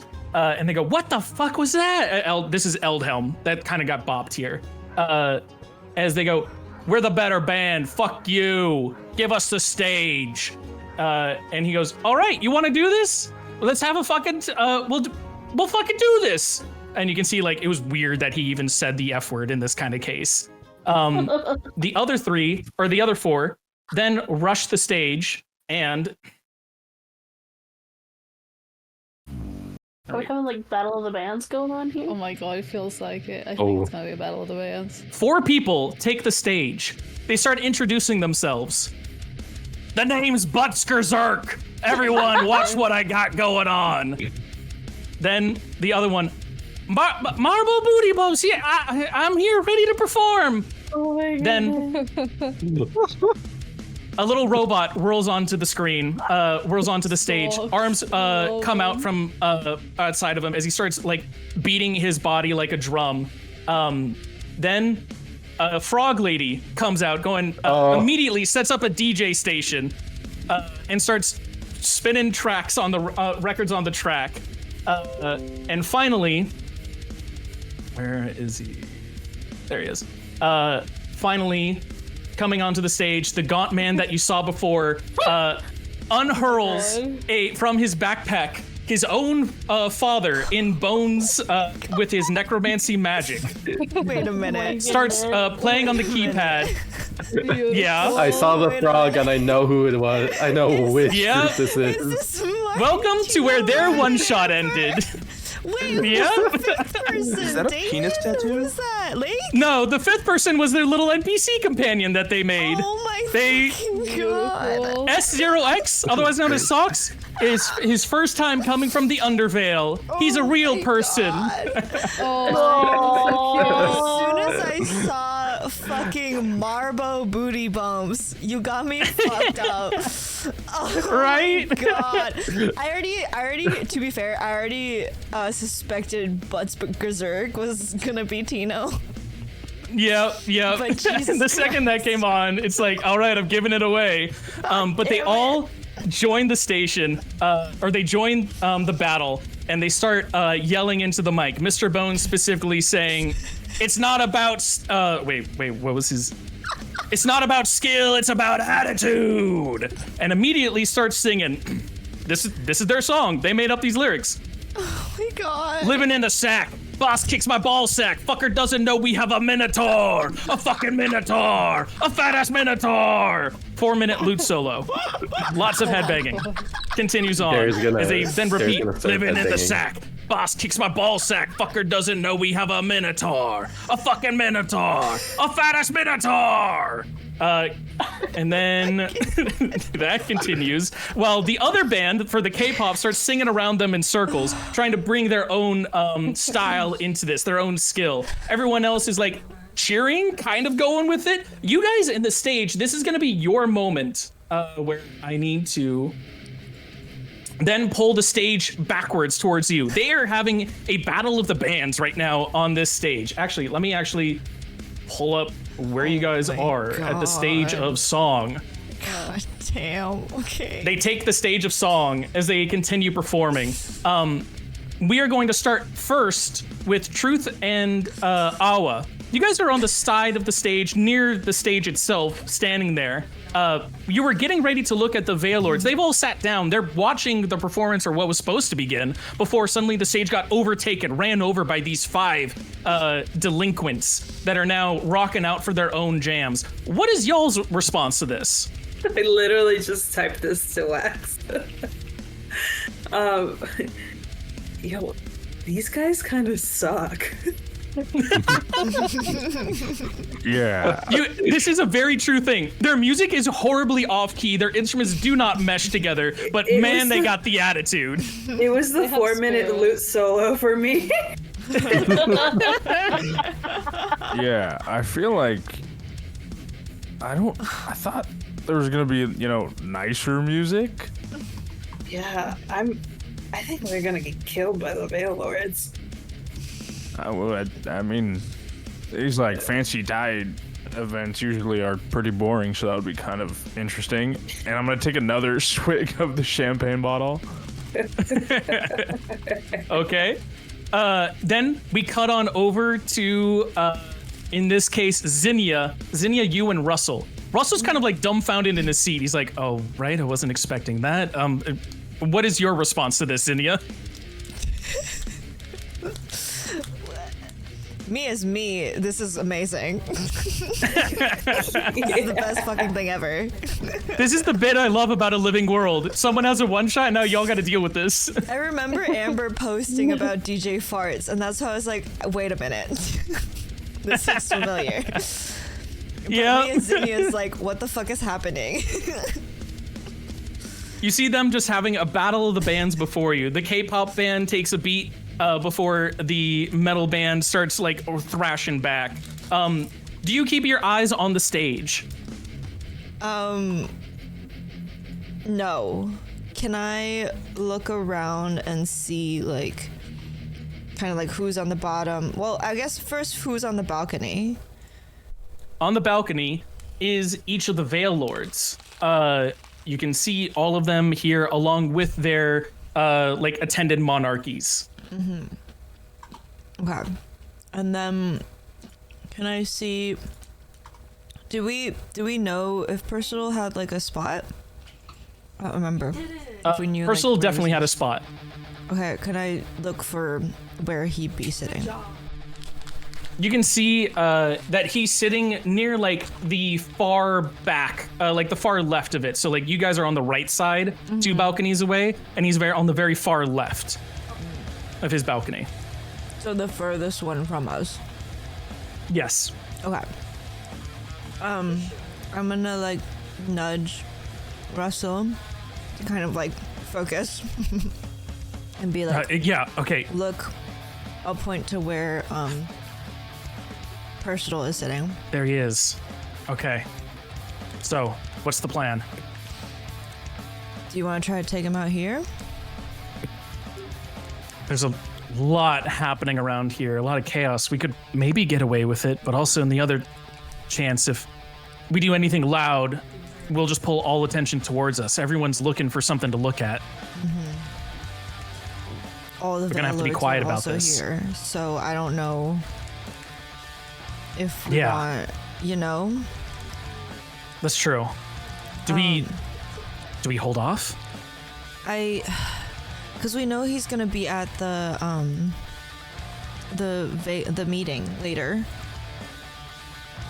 but Yeah. which is gonna be less people. But I feel like, I mean, our priority is to take him out right now, right? So We got to make sure they're gone by the end of the day. The mission is take out Personal. okay, I think then. Do you have a good like way to take a shot at him? I need to use my little trick from earlier if I was going to take a shot. Okay. Because I think. And I'm worried that a shot rings out. A shot makes everyone look our way. I have.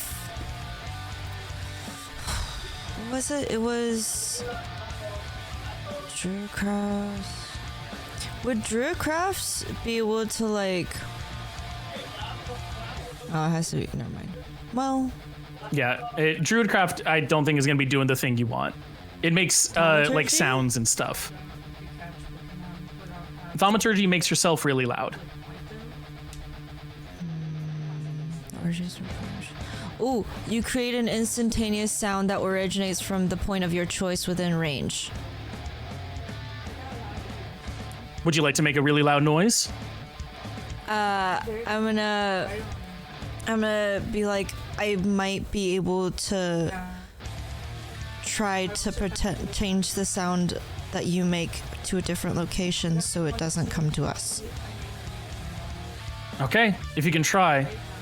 We gotta try and make sure that Percival's not next to the Veil Lords in the meanwhile, though. If we can get him away from the Veil Lords, I'll teleport over, you can make the noise, I'll take the shot. Okay. How do we do that? That part, I don't know. The camera then flits away. You get a moment to think about this. We're gonna cut over to those three that are at the stage themselves. You guys are just seeing a battle of the bands go on as suddenly like a hand starts to come out from underneath the stage, that large stone hand you saw before. You can see over on the very far end, Gerald and the others going, lift the hand. They're going to need the hand for their performance or anything. I don't fucking know, man. None of this was planned for. Just pull it up. Once it counts down to 1, bring out the golem. Wow. It's still more chaotic than I remember it being the first time. There's just sort of in the corner, just head banging. The Sound Wizard is too. Sound Wizard is going, this is fucking sick. You know, I honestly think the Bailers were more in tune than these guys are, but they have some grit. Are you saying that the first time you saw this, it was the Veilord singing? Yeah. That's cool. Oh. I'd like to see that. Wait, what? What you said? I don't think they said anything. Okay. Yeah, it was a couple of them. They wanted to put up a show, and That's they cool. did. You do you keep your eyes on the performance happening? Go ahead. I think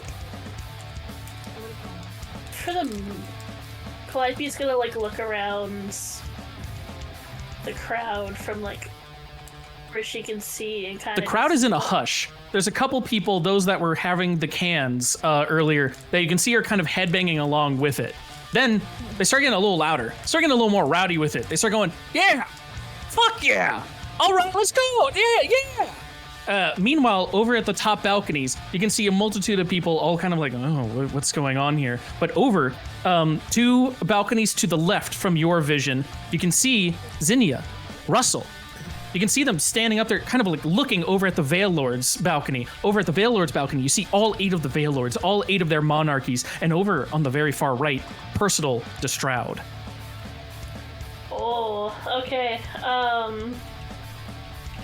Calliope is gonna kind of bump you off lightly and point up towards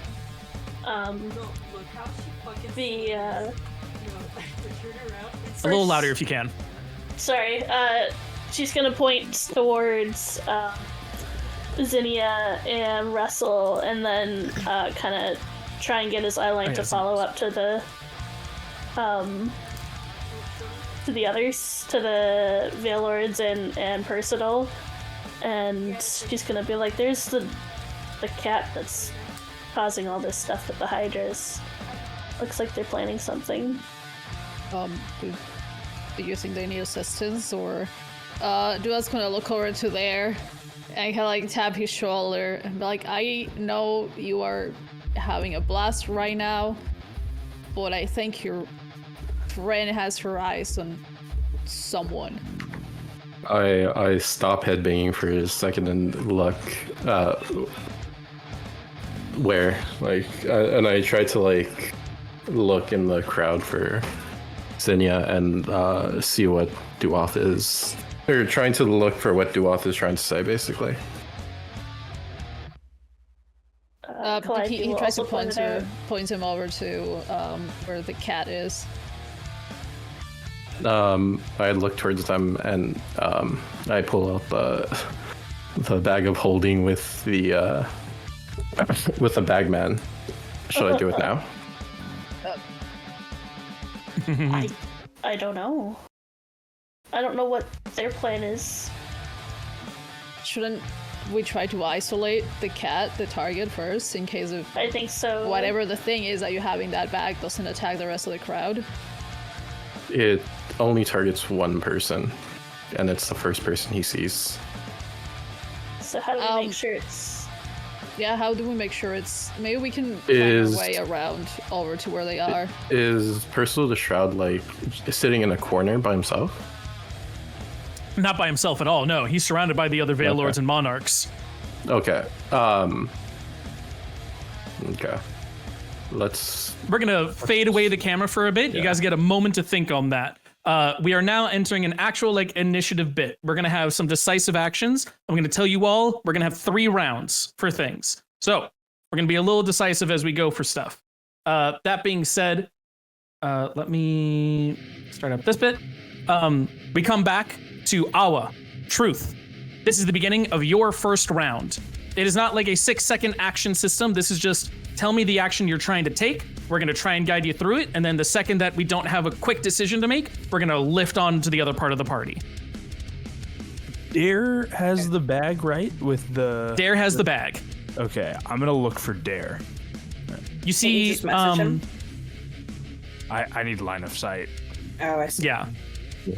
You do see Dare's head sticking out from the side of the theater. Okay. The moment I can see his head, I'm going to message to him and go... Also, do I see Percival? Yes. Okay. I'm going to message him and go...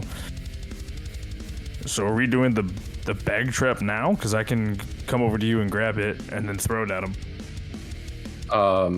We're thinking of doing that. We also do see Zinnia and Russell on the opposite balcony as well. So if you want to come get the bag and drop it on him, we could do that. All right. I'll make my way over. And I'm going to turn to Awa and go, Are you good here? I'm going to turn invisible in a second.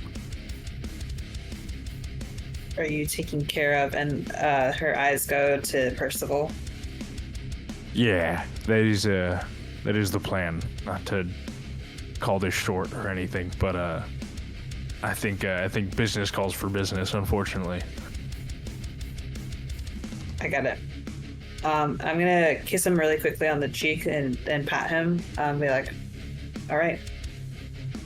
See you on the other side. Dare's gonna Get him, champ. really flustered and Truth too.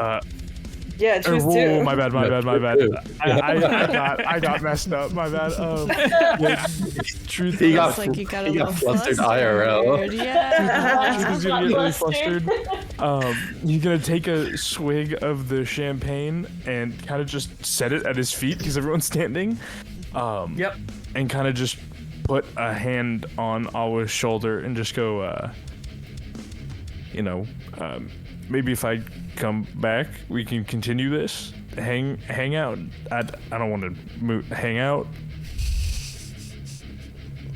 I was like, yeah, maybe a little bit more serious. All right. Perfect. Great. I'm going to turn invisible and then kind of start to fly up quietly, kind of like keeping my hand maybe lingering on the shoulder until I can't anymore. And then invisibly, I'm going to try and make my way around the curtain to Dare. All right. You go around the invisible curtain. You then reappear next to Dare. Dare, you have the bag. We are flitting over to your part of the party now. What are you doing? As Truth gets over, I just hand him the bag. You hand him the bag. goods. All right, you've done the bag handoff. As that happens, the hand on the golem goes down from 3 to 2. The rest of the band that is playing in their Battle of the Bands starts singing out still about their fat ass Minotaur. But more importantly, they start saying, fuck everyone here, fuck the government, fuck every Veil Lord, fuck everyone that's around here, fuck the Veils, fuck everything. Everyone here, you're all gonna die. Camera then flits on over. Those two have done their part of the party. Now we come over to Zinnia and Russell. You guys are still discussing your stuff. You go, where are we gonna get him away from the others? I can take the shot, but what are we gonna do? Zinnia, what is the plan? What is the action? Can I look around the bottom and see if I can see any of the other people, like, or my party your party. Nice. You see the side of the stage. You're like looking around. The battle of the bands. It's very distracting for everything. The sound, the cacophony makes it hard to even see. One of those like radio bits. But then you look over to the side and you can see that Truth and Dare are handing off a bag from each other. Meanwhile, Duoth, a large demanding presence along with Calliope, stand right next to them. Okay. Can I message Dare? Or use my cantrip message to message Dare? Yep. Use message. What's the, are we doing the bag trick right now? Yes, I handed off the bag to Truth to drop it at Personal Shroud. Okay.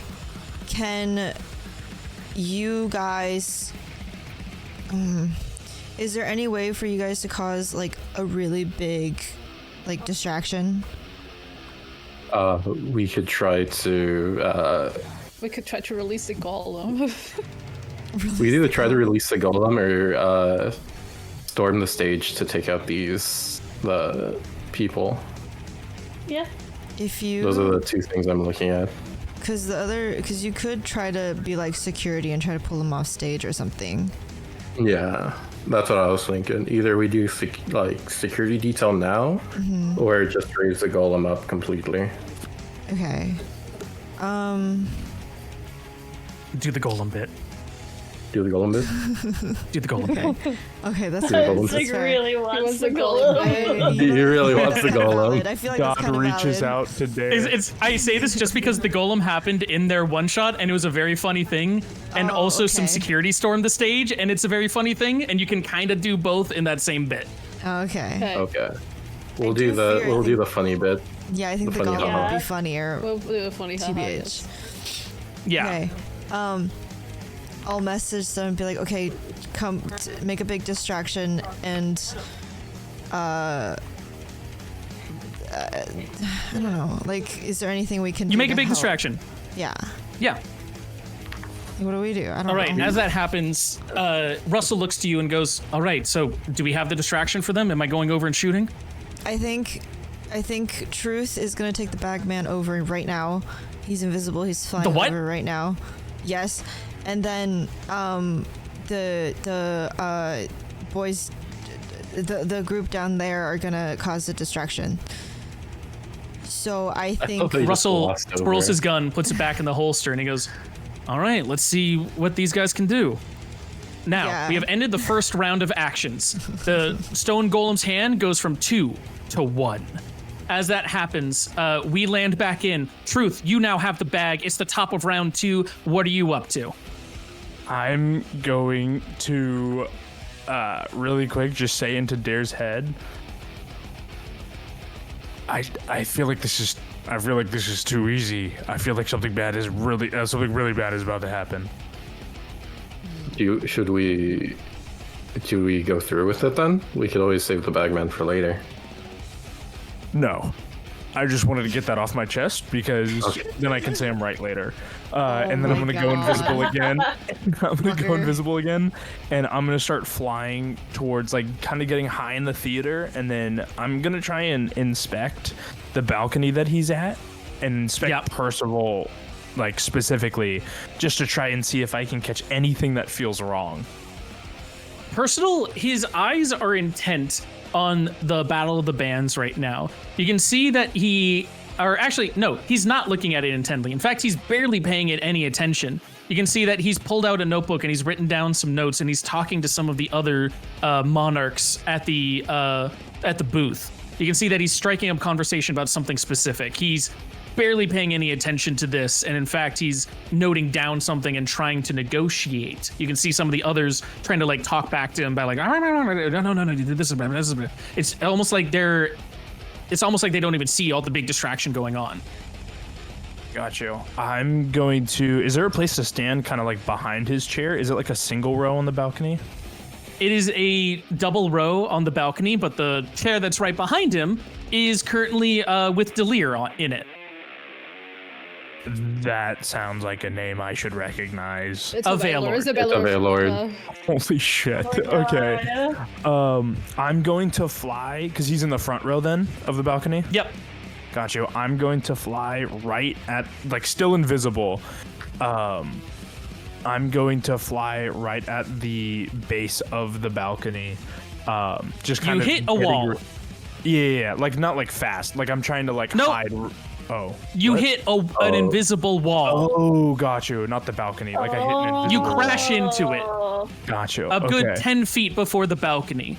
You fall to the ground. As that happens, your invisibility immediately falters, rippling away. As you've fallen on a group of people, they start going, oh my god, why did it? People start scattering around. Meanwhile, you look up and you see a certain cat look over the balcony, down, and smile. Can I disguise self as like a worker from the back? Yeah, you can. Got you. I'm gonna disguise self in the gray jumpsuit and make myself look like one of the workers from the back. All right. As you disguise self to look at like one of the workers from the back, all you can see is just a smile headed your way, and then you can hear the footsteps of security starting to come over your way. Meanwhile, in the back, still the lyrics of, "All right, now we got a fucking Minotaur. Send him to the maze." As that happens, all the K-pop band members snap away. They're immediately put into maze, the 10th level spell. They are trying to find their way out as there is a Minotaur in there. A fat ass fucking Minotaur. Oh my god. Oh my god. It's God. that 10th level spell is crazy. What the Singing fuck? truth this whole time. They found a Level spell scroll spell. for level 10, and I told them there is a chance you can cast it. There is a chance, and they're like, "Fuck it, let's do it." They roll the dice, they hit a nat 20, and I'm like, "Okay, you send them to the fucking maze. There you go." Damn. Damn. I love that. They continue rocking out. The hand goes from 1 to 0. At that moment, we're gonna cut over to the other part of the group. You hear over the intercom, "All right, the hand's all out. The only way to try and bring this all back, stop them. Bring up the golem." Well, You can hear let's that go going get over the your link golem. pro. What do y'all do? Let's go get the We golem. go to bring up the golem. You go running down to the understage. You see one of the levers. You pull it down. The lever makes one of the stages go. It was the one that you fixed, Butler. As that stage goes down, the other one gets loaded on for the golem, rises up, and suddenly the golem brims to life with arcane energy. It starts bristling around with these large rocky hands and starts bashing the ground as it goes. Threat detected. Starts bashing about. The rest of the group goes from continuing their performance after getting rid of the K-pop crew, twists around, sees the golem, and to everyone else that's looking at the stage, there's only the back of these 5 great band member warriors looking up at a 3-story tall golem. They begin their battle, all the while still performing their really, really bad song. As they fight around, you have now caused the distraction as everyone else is either fleeing, going, "Oh my god, there's a fucking golem!" or the others headbanging, going, "Fuck yeah, this is sick!" They're rocking out, the others are running around, and meanwhile, up top, you see some of the Veilords getting up and starting to file out.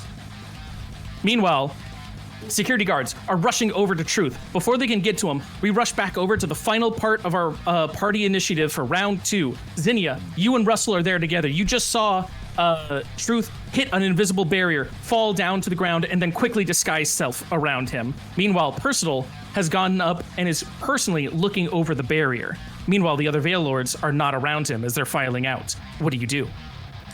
Can you get over there now? I'm just gonna look over to Russell and be like, "Can't get over there now." I think there's a barrier, but I think all the guards are gone. The bagman failed. The guards are gone, but I don't know about that barrier. Do I try? Is there a way to get through? Will it block you? I have no idea what that barrier even is. Fuck. I wish I had like dispel magic. Don't. I did do I have anything? I don't think so. I don't think. Oh, I do have dispel magic. Are we dispelling some magic? Can I try? You can absolutely try. Oh god. I wanna try. Oh, I swear I do have it. It's crazy. Come on, let's go. Dispel some Okay. magic. Let's dispel the force field. The death is right here. I'm gonna. Okay, so I used it on the thing, on the barrier. At a third. All right, level. choose one creature, object, or magical effect within range. Any spell of third level or lower on the target ends. For each spell over fourth or higher, make an ability check using your spell casting ability. I'm gonna need you to make a spell casting check. So wait. Where did it? Usually it's like a thing. It's not it. So is it? Do you know what your spell casting ability is? Not sure. That's okay. This happens every time. So, you're casting it from your wizard spells, right? Not your druid? Yes. Okay. Your druid currently has a +3 for your stuff. So that puts you it is using wisdom. Wisdom. Okay. So you're gonna make a wisdom check. Oh my god. 6. You try and cast dispel magic. Unfortunately, the spell. Give her my reroll. Do you have any Oh. rerolls? Do I have? Well, first, yeah, Rage. Do you have a reroll? I don't think so. Do I? How did you get a reroll? It's from checking count- your Did you count to Or- 1,000? No. I don't. Did think you If you did ever not count to claim your 1,000, birthday- I'm afraid you do not have a reroll. It's not my birthday. Did you ever yet. give her My her birthday is reroll? in- From last year? Wax, if you'd like, you could give your reroll. I would like to give my reroll to Rage for this dispel magic. Immediately, as that dispel magic bounces off the magical barrier, Truth, from your eyes, a glistening gold erupts from them, spinning around your head, and immediately rewinds time. A reroll has been given. Your roll has been removed. Oh my god. I don't fuck it up. Okay. Zinnia, Still wisdom you get check. one more wisdom ability check. Oh, I'm scared. You got this. You got this, you Do got it. this, you got You this. got this. You got this. Oh, Hey, what? Can I give up my extra reroll? Butler, do you give up your reroll? Yes, I do. oh my Butler, god. from your eyes, a golden burst of energy explodes out like aether. A halo spins around your head as the energy forms and shoots over to Zinnia. A reroll has been given. A roll has been got lost. this, you got Zinnia, this. one final time. Everyone's believing in you. This is it. Dispel the magic. Oh, please. Let's go. Let's go. 19. Oh. With your hands splayed out before you, whispering all the strength you can, you feel the energies of truth and dare all wrapping around your arms, imbuing you with strength. You push out this dispel magic, and finally, a crack, a shatter in this invisible space before you. It immediately explodes. The force field is gone. Immediately, like that, Russell takes the opportunity. A wisp of leaves swirls around you. It assembles right behind Personal. And with this, I feel we need to get a little personal with it. Oh my god.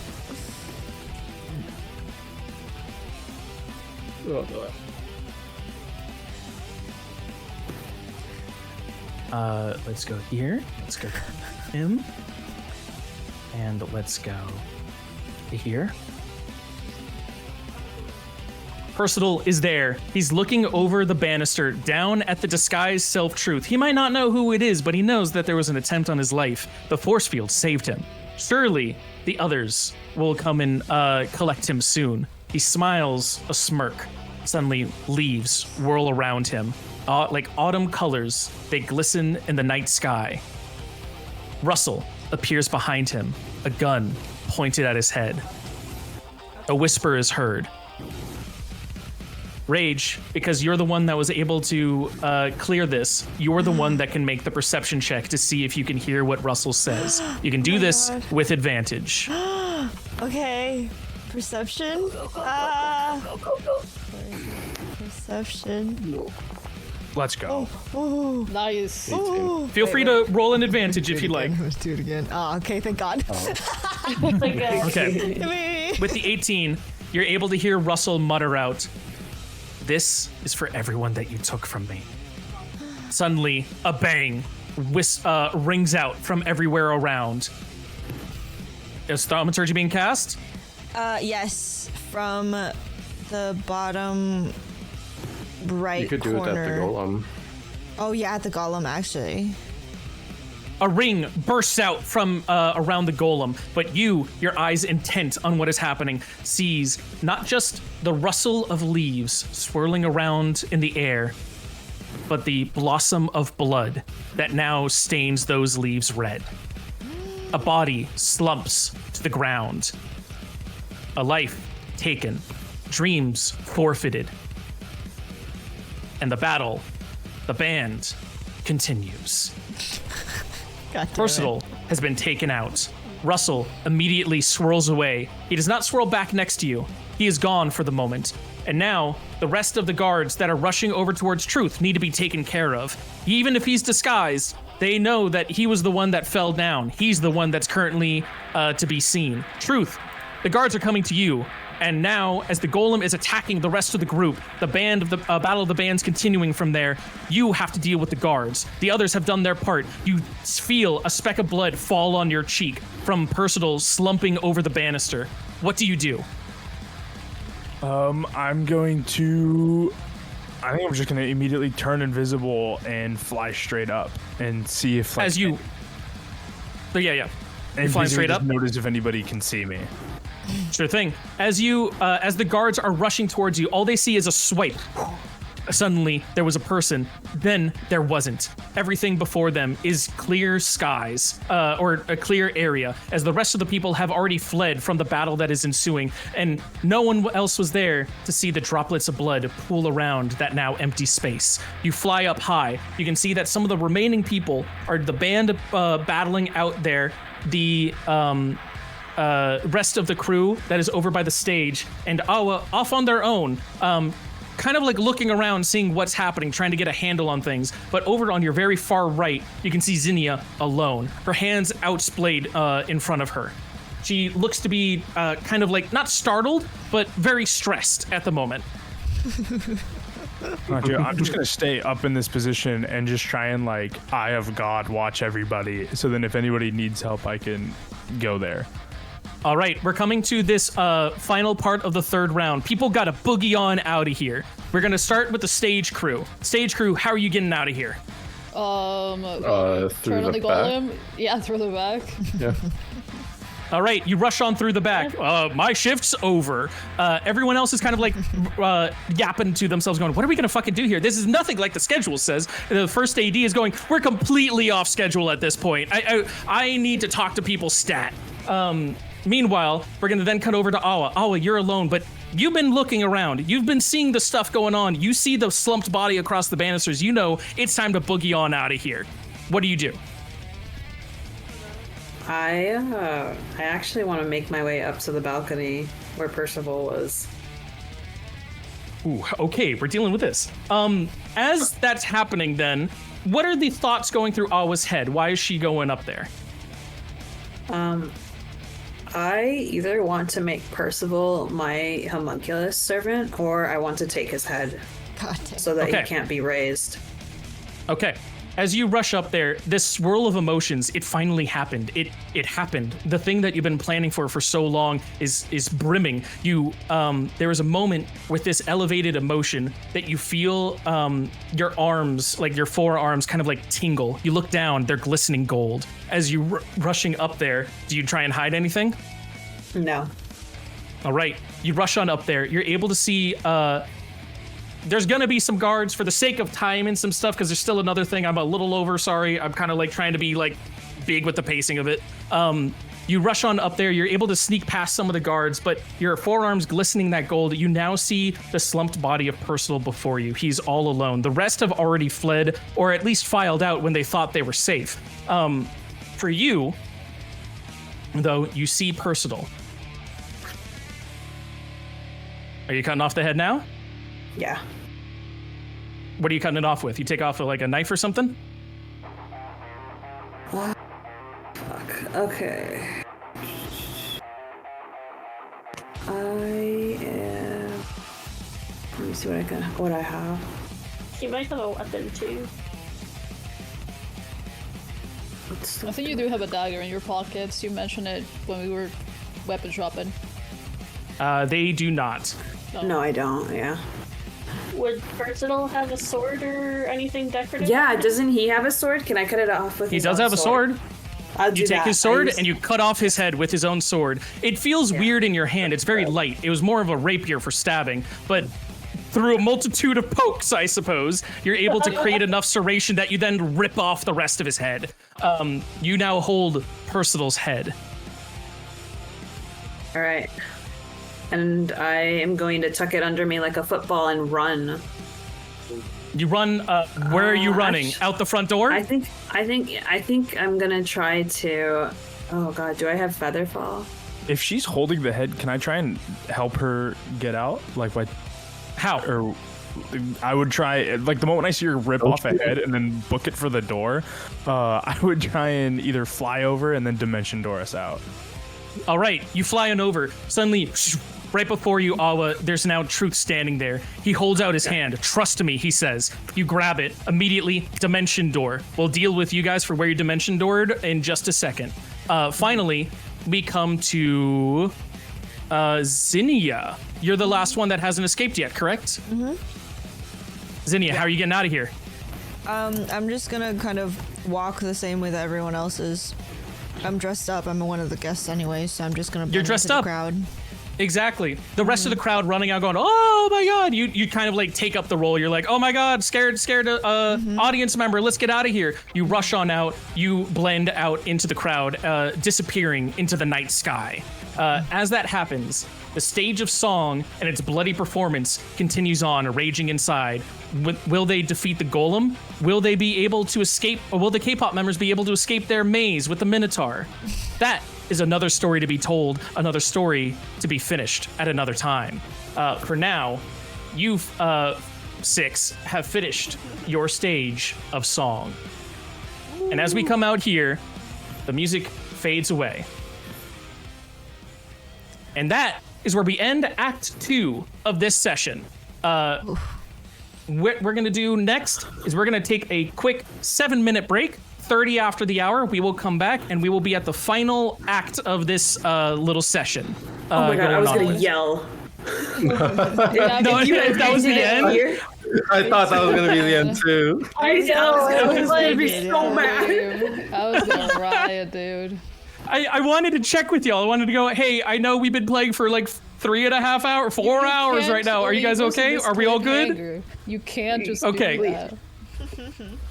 This next part, there's one act left. Don't worry. It'll still have some fun bits going on, but we're going to take a quick break here. Thank you, everybody, for coming through and playing. We will be back in, well, now 6 minutes. 30 after the hour. Feel free to go to the restroom. Feel free to get some food, whatever you got to do. Or if you want to talk about all the shit that just happened, feel free to do that. I am, meanwhile, going to mute. Now that he's gone. He's gone. That was What are we so gonna do with smart. the bag now? It was really cool. That was really smart, Luna. That was really smart cutting the head off. Yeah. Yeah, because I think even in my necromancy, like, unless it's a level 10, I don't think you can bring back a person with parts missing. Mm. Oh, okay. Yeah, that's really smart. That was one thing I was like, oh shit. He's in league with Baymore. When Mr. Necromancy Man. I let you down. I love you so much. Quick thoughts. Quick thoughts. Quick thoughts. Fuck, what do we do now? Do you think they're gonna be on our ass though? Probably. I don't know. I don't think they wouldn't have a reason to follow us. True. The Veilords didn't see who killed him. They left. Yeah. Yeah. Percival de Lincoln is so funny. Yeah, I know. That was fucking hilarious. Oh my. Cassie was fucking quick with it. I fucking love Cassie for that. That's amazing. Hey, Sanami, would you like a bagman, I guess? Oh my god. For your assassination? Because I don't want to fucking carry that shit. Yeah, dude, this is the shitty part. We're still stuck with the bag. I thought this was Yeah. Where is the bag? Wax has it. clutched in one of my hands. Yeah. Okay. I think I'll just set it down in a random alley. Oh my god. No. Wait, can we go back to that stall owner? Fuck that guy. Dude, actually, though. Which one? The stall owner that fucking scammed the fuck out of me. The I hit- trend guy. Dude, At the I hit like games. a dirty 20 or like a 19. That shit did not hit. It was so high. That's Yeah. I think it was a 24 actually. I think You know, so, I something think like I that. think he deserves a bag. I think he deserves a bag. Russell my Wilkes goodness. Booth. We're back. I don't know. That bag. It was a does 26. It was a fucking 26 failed. Oh, that's very Yeah, all the way robbery. You got robbed. I'm so sorry. have- Yeah. I'm gonna be honest. I couldn't see most of the rolls because they were like covered up by the band. Yeah, Yeah. Yeah. The bands were huge. Yeah. that was really funny though. That's so was very funny. I don't know I'm who glad we those went with, people are, but I love them. I'm glad I fixed the thing. Yes. Yeah. You two You were so smart. You were so handsome. Mwah. I just looked at it and I was like, I know what's going on. If Zurg gives you a weapon, use it. Exactly. Did you keep the rapier, by the way? Oh, I should. Yes. Yeah. I like hoarding stuff. That's in character, right? Yeah, 100%. Yeah, 100%. 100%. You should ask Zurg for the The weapon. stats. Yeah, the stat. Because it's Personal Shroud's personal weapon. There's no way that's not like a legendary weapon. Yeah. Oh my god. Totally. Yes. All right. Oh, that actually Oh. reminds me. Zurg needs to finish the weapons part for the cloud step. Oh Did you yeah. get- oh, you he get fin- to he buy did. weapons. Oh, you finished it? Oh. Yeah, he did. So we got well, I got a weapon. Sorry, not me. Man. Yeah. Um, That's okay. There- I was broke. yeah. I'm I still mean, If I had- offer- Well, if I had known that I was gonna get more money, because I don't know what else we're gonna use it for, so I didn't want to be completely out of funds. Oh, don't worry. We need to hit up the We need to hit up the Exchange after, exchange. by the way. Yeah. because hella one IP is equal to 3 gold. Oh wow. Oh yeah. Yeah. We went to go try to do the exchange. I was like, here's 20 gold or 50 gold. I'm pretty sure that could give us at least a nice chunk of change. No. No. No. Enough IP for Well- breakfast and that's it. Damn. Yeah. Not even. Yeah. God, imagine if it's a 1 to yeah. 7. It's only a 1 to 3.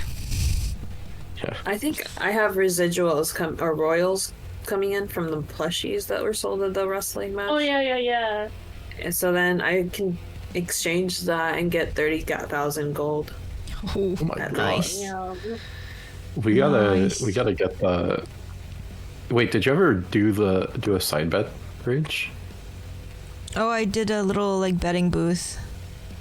No, I That's know, what- but did you yourself bet in that booth? No. I don't think anybody bet. No. No, I was Yeah. thinking about it, but I didn't know the Cowboys All right, were everybody. supposed to lose. It's 30 after the hour. Does anyone else still need a restroom break? Anything to get water? Nope. No. All good. Damn, y'all really Oh, talked dude. through all of that. We Yeah. like each other. Stop. It's because Yeah. I sneaked off after my turn to go get water, and Okay, y'all Yeah. can do that. I gotta fucking stay here and always talk shit. Yeah. Yeah, I go grab Yeah. snacks when I know it's not my turn for a while. Yeah, I go to the bathroom. I wish I could do that. every turn I gotta be like, okay, I gotta deal with this shit. Well, if we're talking amongst ourselves, usually you can't. yeah, you just But run. dude, I know every time someone goes, oh, actually, wait, Zurg, do you know about this? And I go, yes. Suck it back in. I'll go back in. Me rushing back in. Hey guys, how's it going? Oh man. What's good? What's good? What's good, guys? What's Joins good? from phone. All right. From phone. We come back in. The sound is eerily quiet. There's a deathly silence that hangs in the air. Whatever's going on inside is a story to be told for another time, but out here, there is just the panic of other people and the deadly silence that hangs around. We are going to start off with probably the one holding the head of Personal Destroud. Where did we dimension door to, Truth? Probably because I can go up to like 500 feet away, so maybe like 200 feet just in the direction that we came. Hopefully, like trying to in the split moment remember where like an open street might be, just so I don't like teleport us into someone's house. As you teleport into that open street area, you find yourself at the outside of the stage of song. You are on the like right-hand side of it. There isn't you're not at the front door, you're like kind of at the side. There's a couple people milling about, or at least like trying to catch their breath, going, what the fuck was going on in there? I don't know. Meanwhile, you guys are like safe for the most part, though one of you is currently holding a big giant fucking head. Are you trying to hide that in any way, or are you just carrying that thing like a football? No, I'm gonna try to hide it. Though, I would argue that holding it like a football is hiding it also. No, it's bleeding blood from the neck stump. I don't know anything about football, but I would disagree. Okay. Footballs usually don't bleed blood. Well, yeah, that part I know. I'm gonna turn the head upside down so the stump is facing up. I'll take off. All right, we solved it. Try and cover it too, like on the side. You try and cover it. All right, so you're gonna give like a little wrap around the head and kind of just like hold like this basically a sack under your arm. Yeah. Okay. As you guys hold that sack, we'll say that that's covered. That's like enough to deal with here. Maybe as it like clots up, it becomes like a different issue. But for now, totally chill. For Awa and Truth, though, this is your guys' moment. You kind of like pop in, and it's like that adrenaline still going. That was a lot. Like this is your moment to try and like connect with each other, and then decide how you're gonna meet up with the others. Was the head like was that like a what was the thought behind that? Just curious. I was just thinking I didn't want them to raise him back from the dead. You know, they kind of have a necromancer on their side that can seem to completely restore it. But I think he needs the complete body. At least like when I raise them, I need the whole body. Got you. Okay, that makes sense. I was just really curious. You want to find like maybe alleyways to walk through? I kind of just put us into the middle of a street. Yeah, let's get away from here and see if we can meet up with them. Alright. I don't know, are you guys staying anywhere? We have our ship at the dock, but I don't want to go there with a head and get questioned by Border Patrol. Yeah. Where? I don't know if were we staying somewhere? Like, I feel like Truth would probably. We weren't. Okay. No, But I think the plan would have we could been probably to go go back. meet at the witch's hut. Yeah, we can always meet up with Taito again to take us to the witch's hut. That'd be the Okay, best yeah. So idea. with left hand clutching this bag and kind of right hand, like kind of like with Awa helping cover the head with the hat and everything. I'll try and walk to maybe wherever we might have talked to Taito last, or where we might have told Taito where we were going. If I can't think of anything, I'll probably just default to the boba shop or something. But I'm just kind of walking in that direction. Sure. As that happens, we're then gonna come to just a second here. I need to do that, and then oh goodness. so many people to add to the stage that I have to like take them off one by one because there's just too many people adding to the stage. All right, we do it this way and then this way. As Zinnia, you rush out, blending into the crowd. You're able to find Russell around like the corner. It's very easy to kind of like almost kind of bump into him. And he looks over you and goes, "Good, you're safe. Needed to make sure that I got out of there the best that I could. I'm sorry for leaving you with that, but I knew that there were no eyes on you, so I trusted you." Yeah, no, that was the perfect move. I think we got to meet up with the others now. I don't know where they're gonna be though, but I think as I was disappearing, I heard from some of those Veil Lords that were rustling out. They're trying to reconvene at the capital. We've sent them into disarray. Zinnia, this is our chance. We need to go and spy on that. We can learn valuable information. We just toppled one of the heads of a country. We did, but we also have a war right now with all the Hydras right now. And think what we can do to stop that war. We can see what they're planning right now. They're all together right now. We've just sent them into panic mode.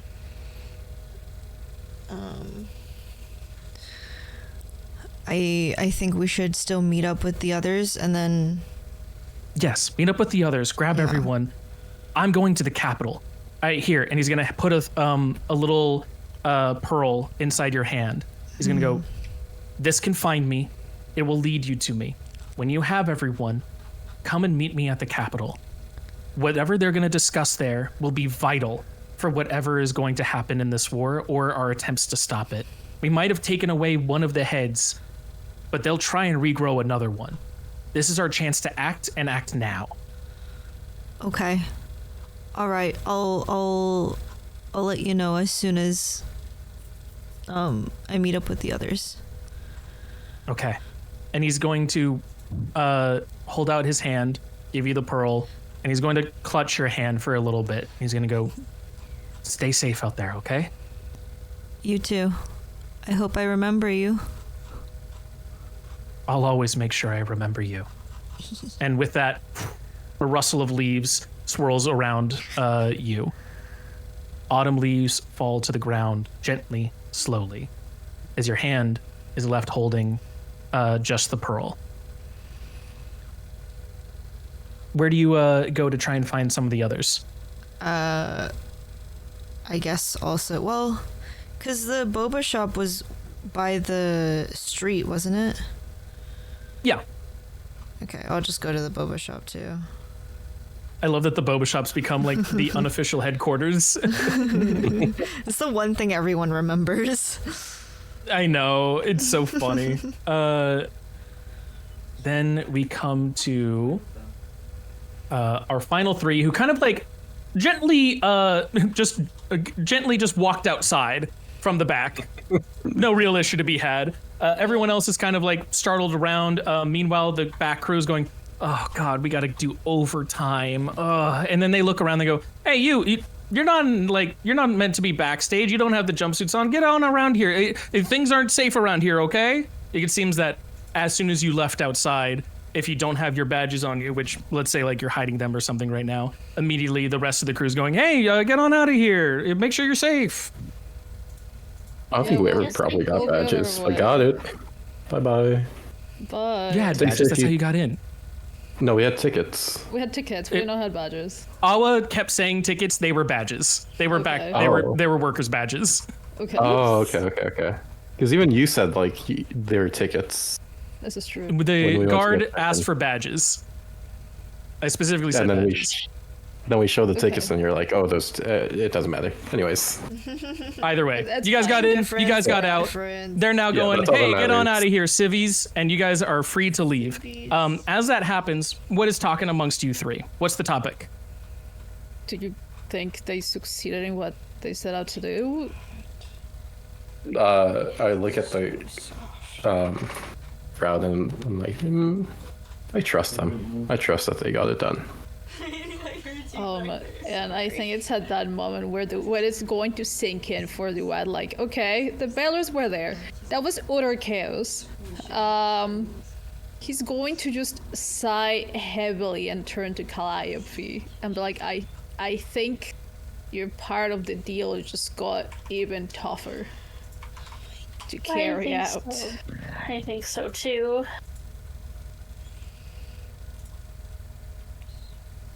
I don't know. I don't know how that's gonna work, but we'll see. If there's something I know about certain someone is that he will not appreciate the chaos that just ensued right now.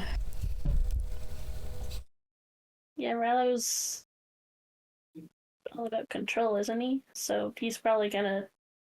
I have a feeling this place is gonna go under lockdown pretty quick. They're probably gonna start moving pretty soon. Oh, shit.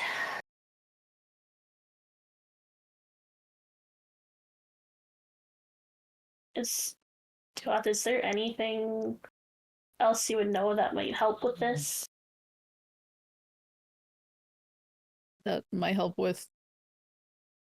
I don't know, stopping a Veil Lord or dealing with this war or anything? I mean, you've been around for forever. I don't know. Would you know anything that would help in a wartime situation like this? When I was in a wartime situation, I was serving under the Veil Lords. Yeah, I guess this is new territory for you too, huh?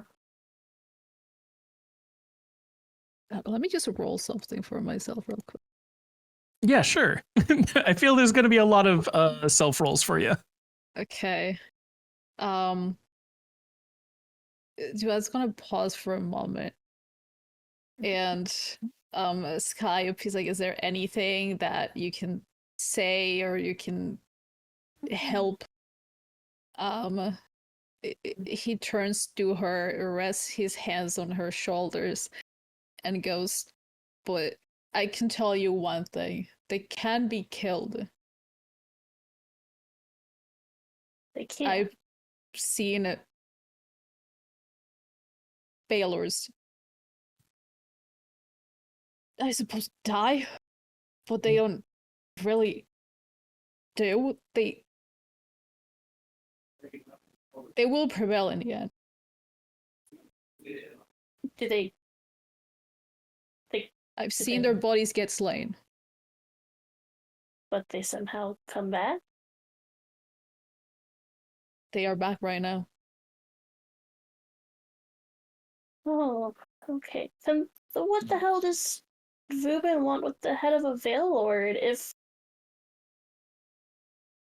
Like, does he want the mask too? Does he just want the head? Like...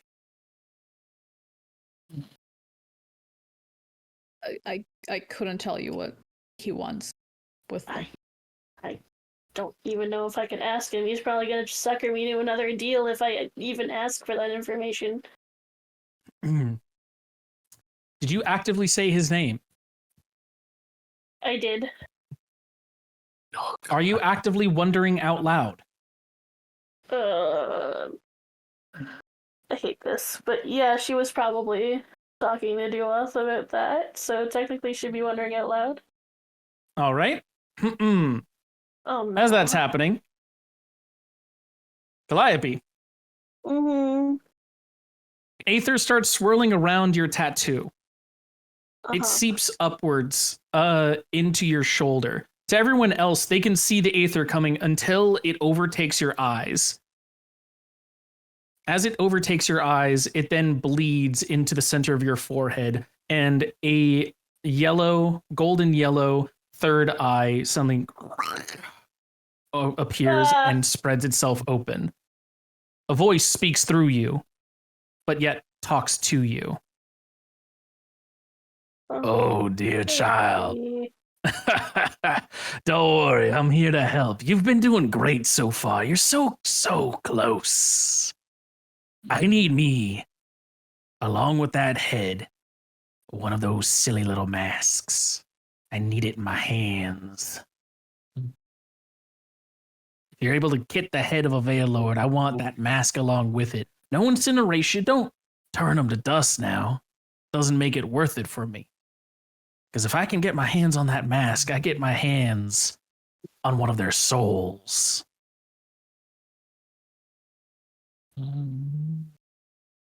What? Okay. Any tips on how to do that? That's for you to figure out. Oh, of course. But I will say, I can feel their energy. I can feel their presence reaccumulating over the capital. Whatever they're doing, whatever you've done, you got them in a tizzy. And now they're looking to regroup. They're frazzled, spread around, weak. All right.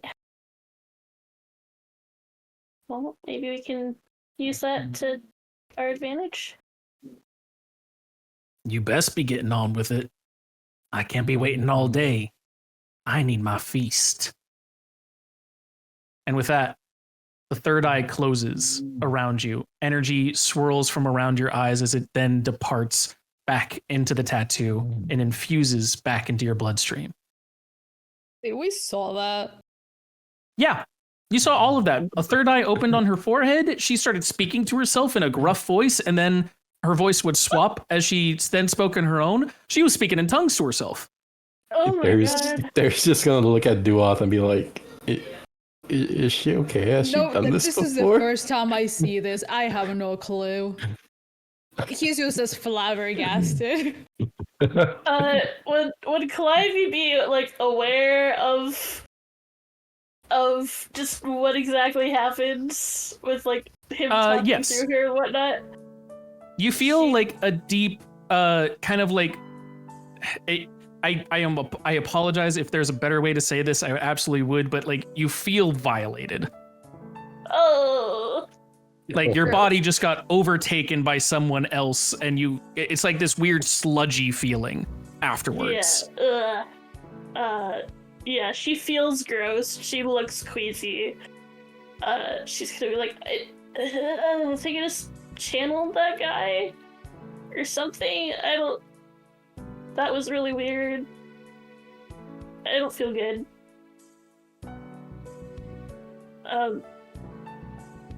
Maybe let's not bring him up again. Yeah, no, I've learned my lesson. I'm not. Yeah, okay.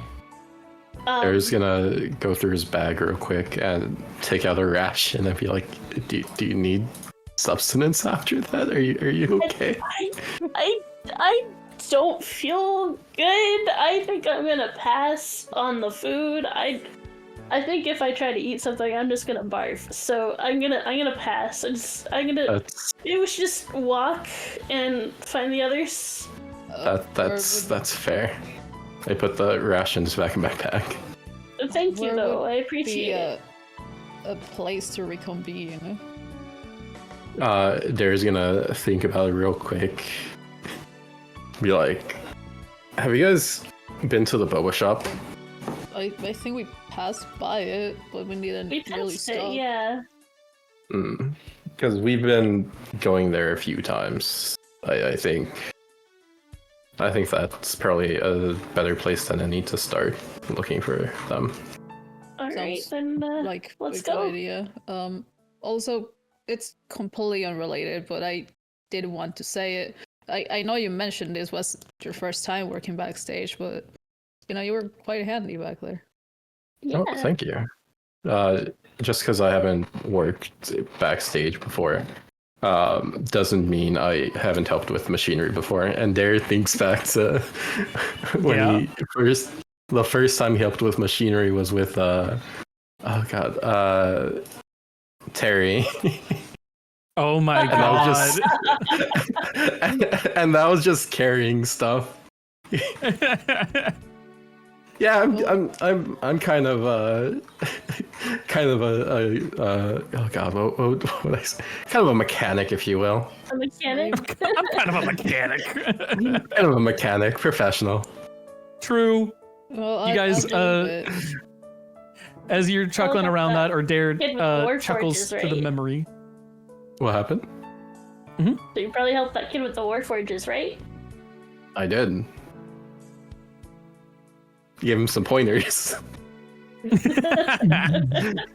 That Yeah, he's is my just a apprentice. that's just It's a my little bit harder apprentice. to believe, but Well, I did have a talk with him, so I don't know. I don't know if that was any pointers, but I gave him some pointers. That's fair. We Wasn't tried on to talk machinery, to him, but- and then there was a goop monster. And then there was Goop. As Dare chuckles with the memory of it, you all head over towards the boba shop. It's almost serendipitous how everyone aligned over this way, as one group after another comes to see each other. Everyone here is gathered as the sun is now fully below the horizon. Nightfall is coming, and you are all at the boba shop. At this point, it is a free open table for all of you.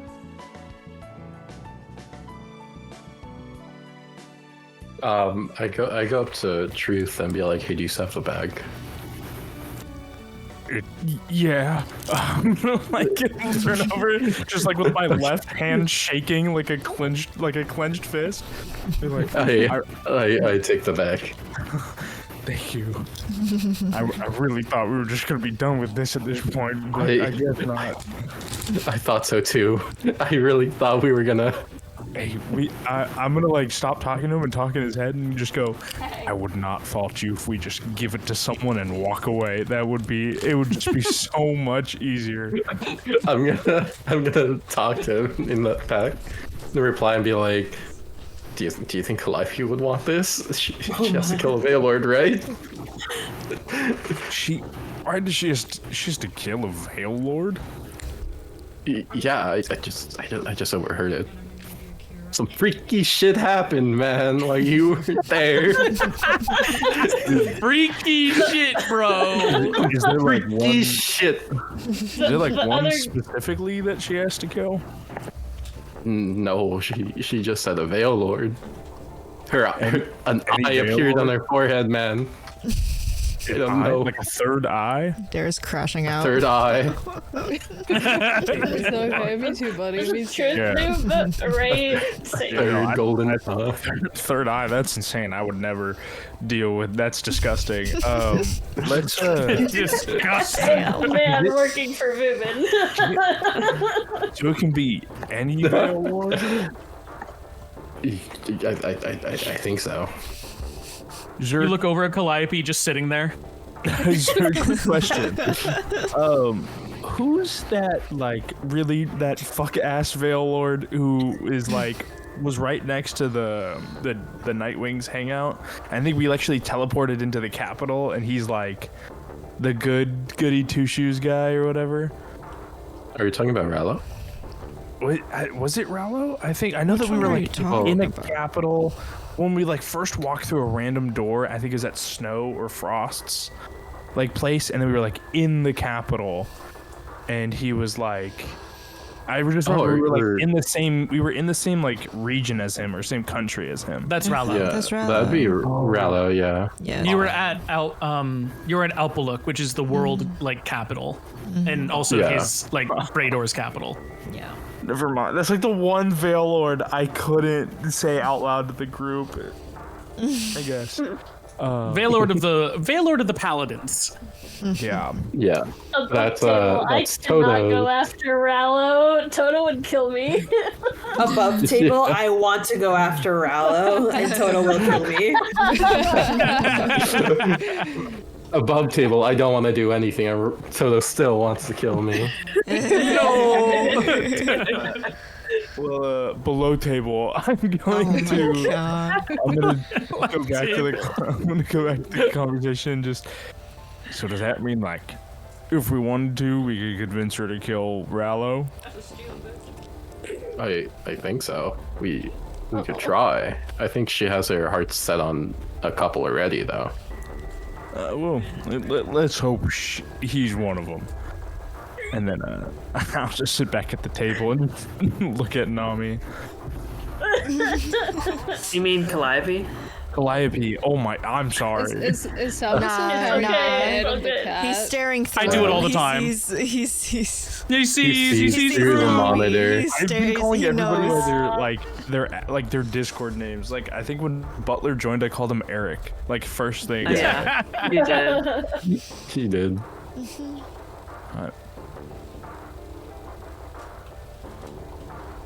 Yeah, Is Alwa still carrying the head? Yes. Yeah, you see definitely something wrapped around under their arm.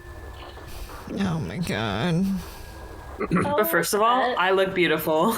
You look gorgeous. You look stunning. Yes. Drop dead. Stunning. That's But hilarious. That's such a great dress. The side of your dress is for some reason a little darker, like it got stained with something. But Yeah. overall, Oh, gorgeous. That's actually sad. Blood.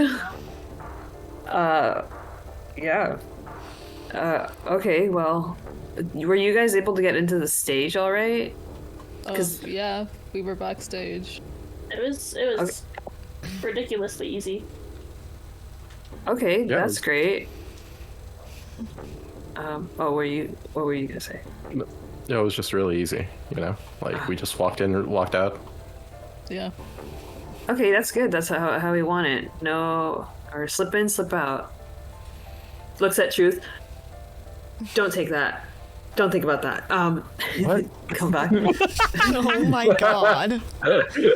Jesus What the hell? Christ. One date. Oh my That's god. right. Shh. It wasn't a date. It was an espionage. Okay. And Sure, an espionage assassination. It's an espionage assassination hangout. It's an espionage assassination hangout, and now we're getting boba after, okay? Yeah, it's not serious. Are we trying to keep the head, or are we gonna like end up just destroying it? I think we should destroy it. And yeah. We could put Or, it in a certain bag of devouring. Or I wonder, can I cast Speak with Dead on it?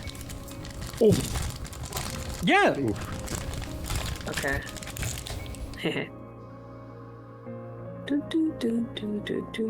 While I'm looking for my spell. I thought that was just the end of the sentence. No, I was gonna be like, okay. I'm looking Sounds for good. my spell. I'm finding my spell. I'm casting. I'm going to answer the questions you pose. The corpse must still have a mouth and can't be undead. Spell fails if the corpse with until the spell ends. You can ask the corpse up to 5 questions. The corpse is under no compulsion to offer a truthful answer if you are hostile to it or if it recognizes you as an enemy. Okay, important to point for that. But otherwise, green energy, necrotic in nature, starts glistening from its undead pupils. Its mouth, slack-jawed, rights itself, or at least reconnects as much as it can with the various sinew. Ask.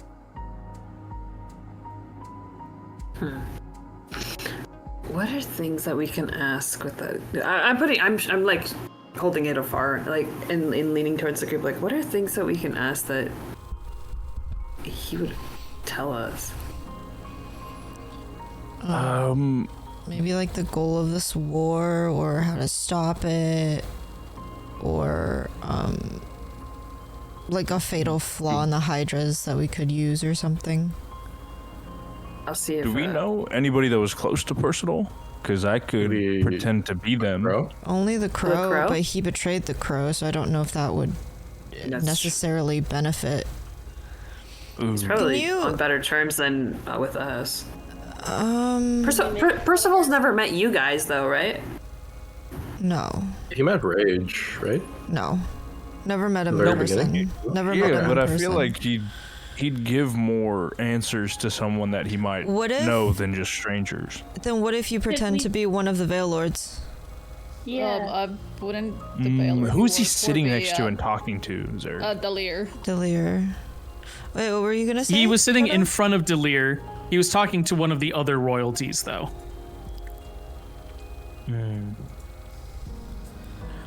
What can Did you anybody define catch a like? glimpse of? Wait, can I you? will help speed this along a little bit. There is no one you can turn into that will change how he's going to answer these things. He does not know the Daggers crew. You can just ask your questions from the Daggers crew. Can He does you- not see you guys as enemies. Can you? Yeah, can you we- define like what is it like a line of questioning that would also get him to view us as enemies, or is it just like initial like, oh, I don't know you, it doesn't matter? It's an initial I don't know you, it doesn't matter. If you suddenly ask hostile questions, it could become hostile, but Okay. as it sees you right now, it does not see enemies. Okay, cool. Could we also move to a better place than just right smack dab in like the Boba place? Could we? Yeah. Is Taito there? Shut up. Wait, is Taito I there? will- Because For this bit, I will heavily suggest, because I've tried to put it to 2 people, don't go back to the witch's hut yet. Okay. Okay. You can do in front of the boba shop, you're chill, you're all alone, Okay. do your line of questioning. You've already cast Yeah, your spell. Okay. Alright. I'm gonna turn the head towards the Daggers crew and be like, I can't ask him. He's not gonna answer me. Oh, I'm gonna disguise self into a random person because I know that he saw me for like a split second before. Sure. I don't know if that'll change anything, but yeah, just Sure. a random person. Doesn't matter. I just want you to ask your questions, man. Y'all, I love how cagey y'all are being. I do appreciate it, but also like this is an interim thing. I just want you to ask your questions and then move on. He wants to get to the plot, guys. Does anybody have a really good one? I don't know. I still think if we can ask something along the lines of like what's like the best way to stop this war, or like what's like a thing that would make the Hydras fail. I would ask him about his next plans. Like, what after the Hydras? What was next? Yeah. Good too. I think that'd be really good too. Could ask. Do we ask that? What do you gain from destroying Armog? That's sort of a what question? the question. That I mean, the question that should be what are your plans after the false Hydras take over? Let's do that first. And then we have 4 more. What is the question? Wax. What are you? Sorry. Someone I else. love how you all just went, the- that's the question. We'll ask the question. Okay, what's the question? Silence. The question is what were your plans after the war? Set the world alight. He's working for the Smile. Oh, brother. Should we ask him that? I mean, set the world alight is the only other person I've ever uttered that phrase to is set the world on Smile. fire. There's a difference. He also said a light. He said both, yeah. It's been a while since I've talked to Actually, him. mostly just said set a light, not on fire, I think. Yeah. We always ran says with light. Mm-hmm. fire. Yeah. Dude, what if personal is the Smile? No. No way. It's the Smile's self-insert character. His self-insert. It's Self-inserts. It's his persona. Yeah. Oh no. Oh my god, You it's have just like 4 Rin. times. Personal's never You had have a 4 mask, right? questions. Oh. Second question. What? I mean, it wouldn't be necessarily horrible to ask if he's working for the Smile. I don't know if it'd be beneficial in any I way, think- though. I think we can infer from the set the world alight that he's working for the Smile. Okay. Why don't you ask a question that can like answer that plus something else? What's just something else? Well, for example, like, do you and the Smile plan to something? And it can tell you, does he know the Smile? Are there plan like certain directions that he's going in? I don't know what other a question we You can can ask, move did in with the that. smile help you create the false hydras? That's a good one. Yeah. Go for it. I'll ask that. Did the smile help you create the false hydras? An invention of my own line. The one memory I hold dear. Do you want to ask him about what he knows about the Hydra? Like in relation to the false Hydra? Is that something we care about?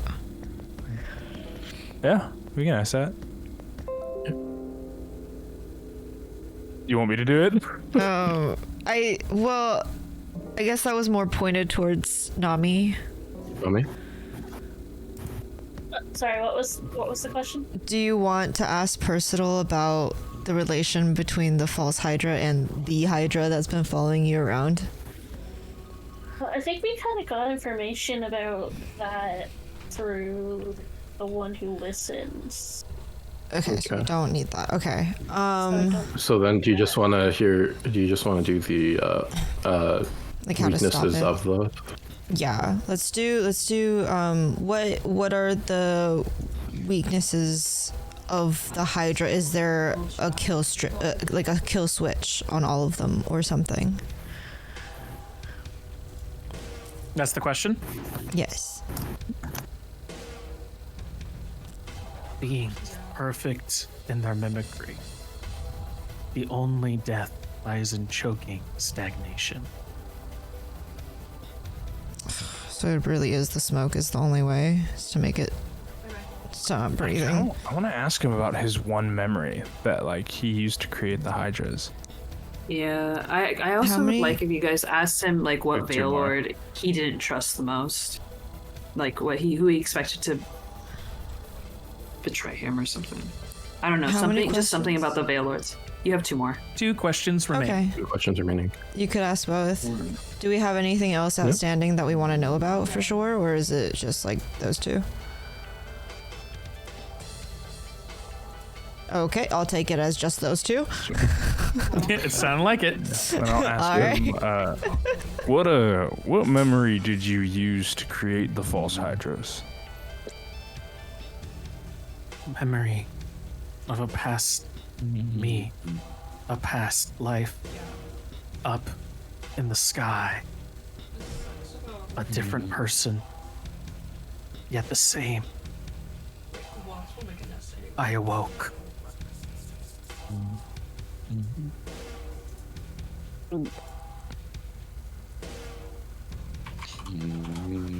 So he's like us, in a sense. Yeah, Okay, cool.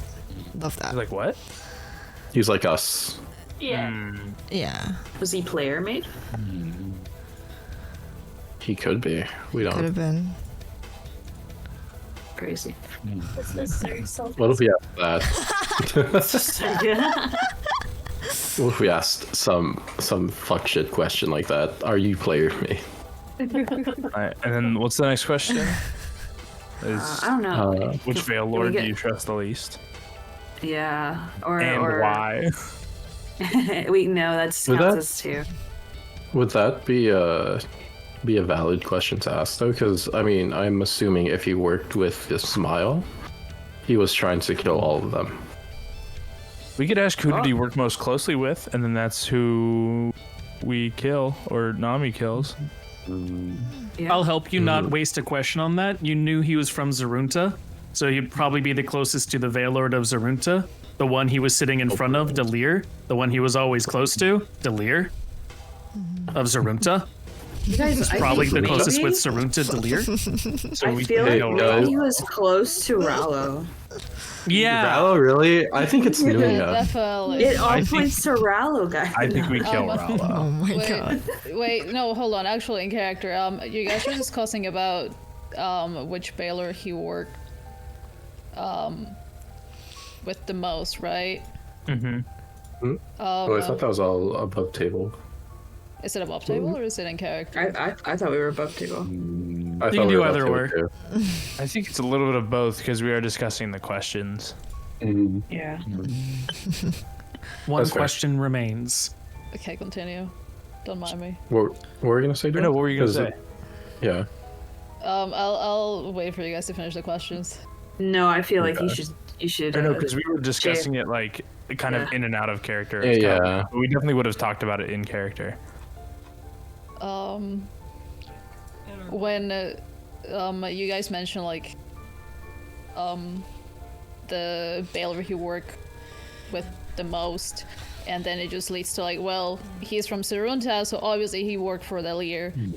What's gonna pipe up and be like, the Lear has been killed before.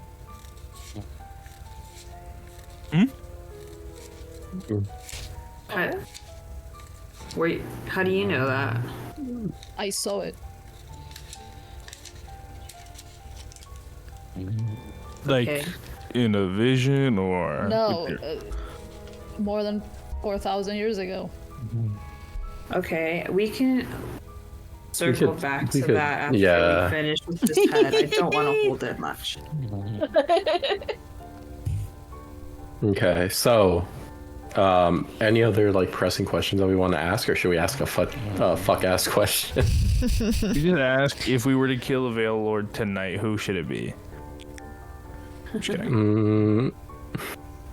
Do I any wonder of them if he have knows how to weaknesses? kill. Oh yeah. Oh, how Oh, yeah, would we he? could ask, how do you kill a Veil Lord? Or yeah, how No, would he let's kill ask a him. Veil Lord? Yeah, how he would kill one. Yeah. Okay. Is someone asking a question for their final question? I could say it. You're all so like timid to speak the questions. I love it. First of all, No, not me. No scos. Yeah. first of all, if you were to kill a Veil Lord, how would you go about so? Tonight, it was meant to happen. Tonight, I was to wipe the memory of the Veil Lords off of this planet.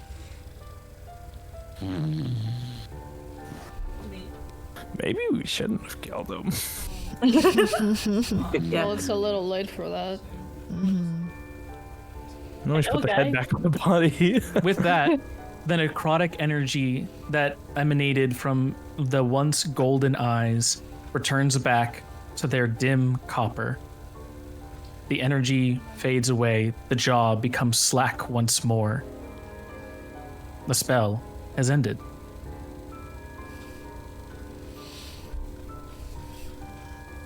What's a planet? Cool. What's the play? That is an important bit. Yes. That word is not a word that you all have really heard before. Yeah, you can't laugh at me, Butler. No, she was cooking with that one. She was actually cooking with that one. Good catch. What's Finally, my uneducation comes in handy. What's a what? What a planet? He just said the Veil Lords of this planet. What's a planet?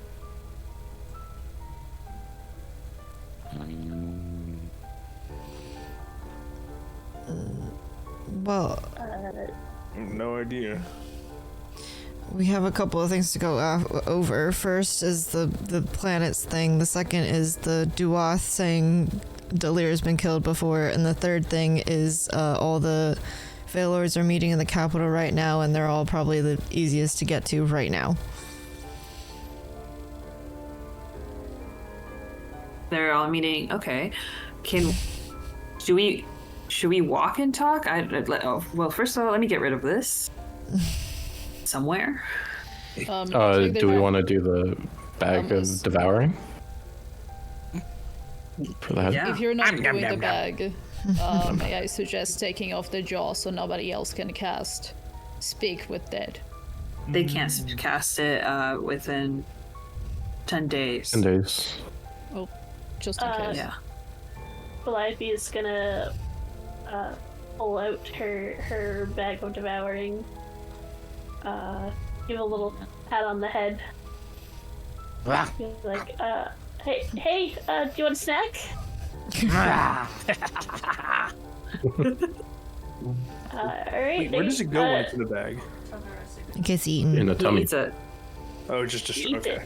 Yeah, Yeah, it goes into his tummy. Yeah. She's gonna open it up and be like, alright, I'll drop it in, I guess. You dropped it in, correct? Oh, I'm gonna assume yes. Oh, Luna yeah, muted. yes.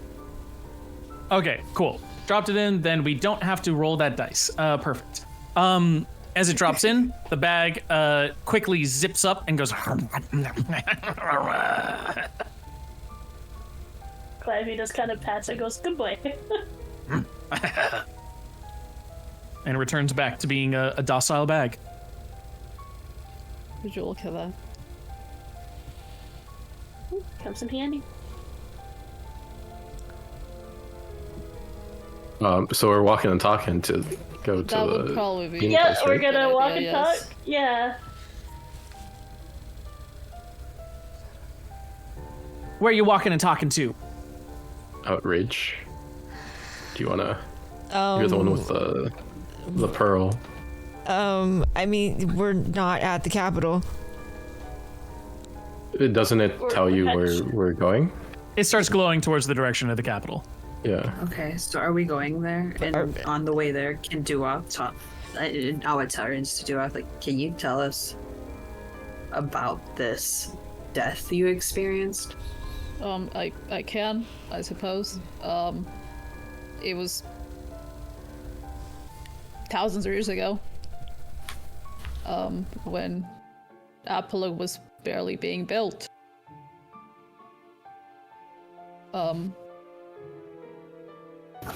There was an attempt on a challenge on the Baylords. A couple of them fell.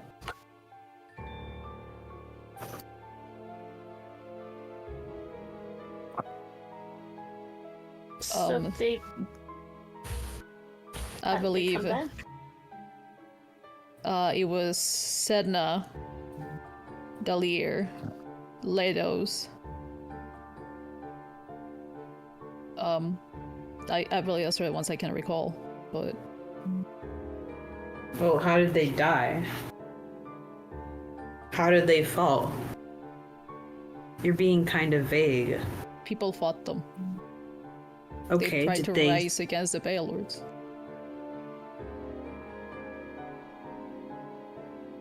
The Baylords took the challenge. They managed to get through. They managed to get Can through I- Nunia. Can I insight check him? Yeah.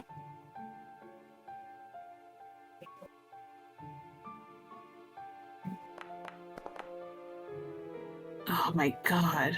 Unfortunately, no other roll needed. You know nothing. It is a stone wall you're talking to. Yeah. It was Nunia, Dalir. Sedna fell before that, and Lados. It was four of them. You've said that.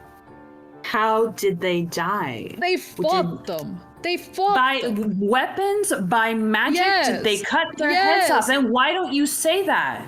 Why are you I hiding said it. behind I words? said it. No, you didn't. I You said said- they fell. I said they fought them. I said people raised against the Baylors and they fought them. They fought them and the Baylors died. They fell. Their bodies were killed. But then, so is a Valor not the body? They came back. Was They like did come necromancy going on? Do you know how? I don't know. Can I insight check that? Yeah.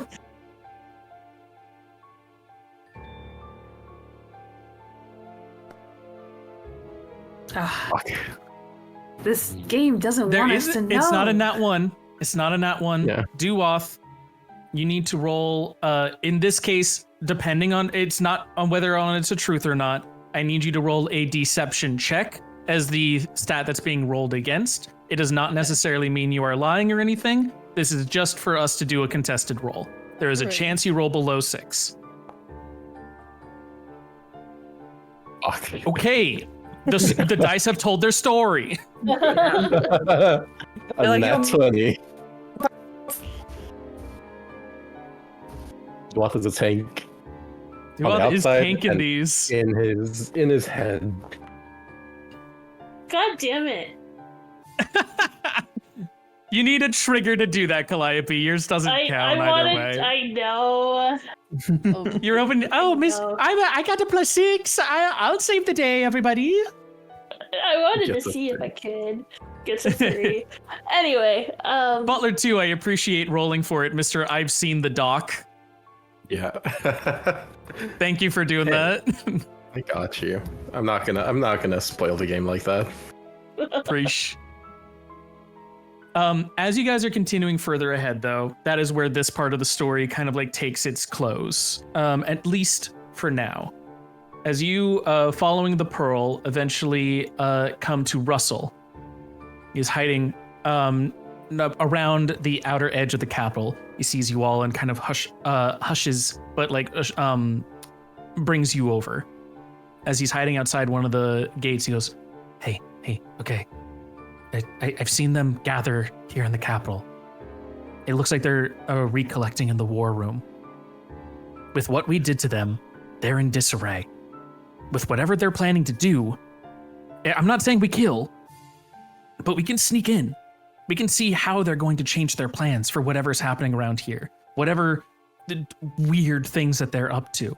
This is a golden opportunity for us to get information. But we gotta be stealthy about this, okay?" Duath's gonna raise his hand, and he's going to be like, "I don't have to be stealthy." Oh. Yeah, you got the whole glittering armor going for you, huh? It looks around and goes, any others of you that got this kind of stuff going for you? The golden ticket to walk in? I have the pass without trace or invisibility. Don't you also have like a 90210 badge? I don't think. Mass retrieval unit. I don't know if that's gonna let us in. I mean, it could get you close, maybe. I mean, can try. But that would only be me. There wouldn't be anybody else that'd be able to get in. If I can use my invisibility or pass without trace, it could be on more people. I can assist with that, but I mean, I don't know how, but Veas picked me out of a crowd of people, singled me out, and said that they could feel someone's soul that I think might be related to me. I don't know if that's an opportunity for me to ask questions and walk in, or what. Why don't you go in as the tribe leader, Calliope? Or as, you know... Yeah, never mind. I don't know how much they know. I mean, Russell looks around and goes, "Look, they're probably not letting anyone in unless you're looks over at Duoth, a special one. The rest of us should sneak on in there. If you've got something that can make us not be seen, not be traced, go for it. I'm gonna get... The rest of us can sneak in."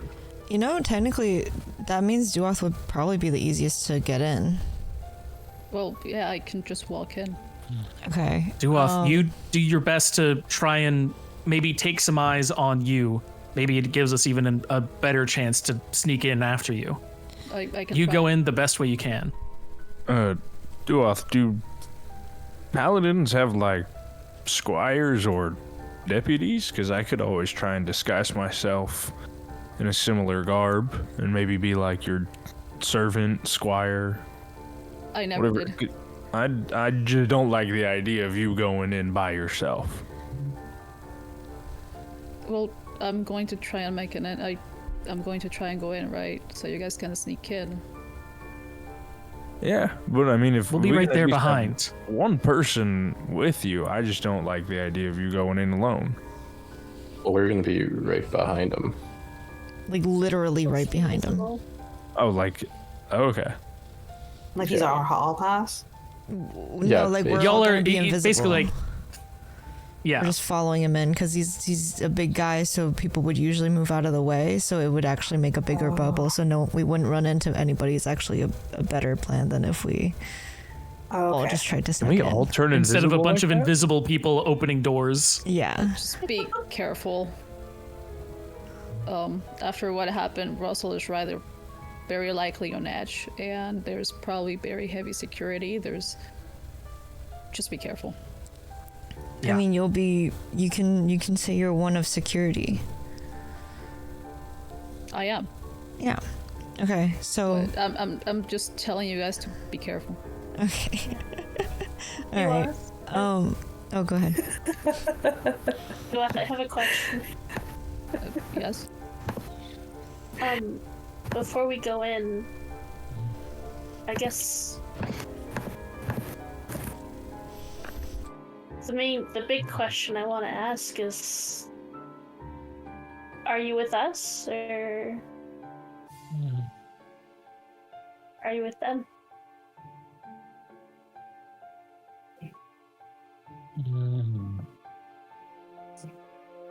I'm trying to help you. Insight.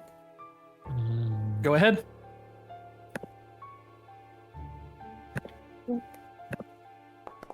Please, magical rock. Please, that is a 19. It does not matter if you are lying or not, Duoth, but I do need a deception roll to contest it. Alrighty. Please, magical rock. Oh, that's Yes. low. All right, Duoth, it is up to your discretion. I trust you to be civil about it, but what would Awa get from their insight roll of how Duoth is speaking?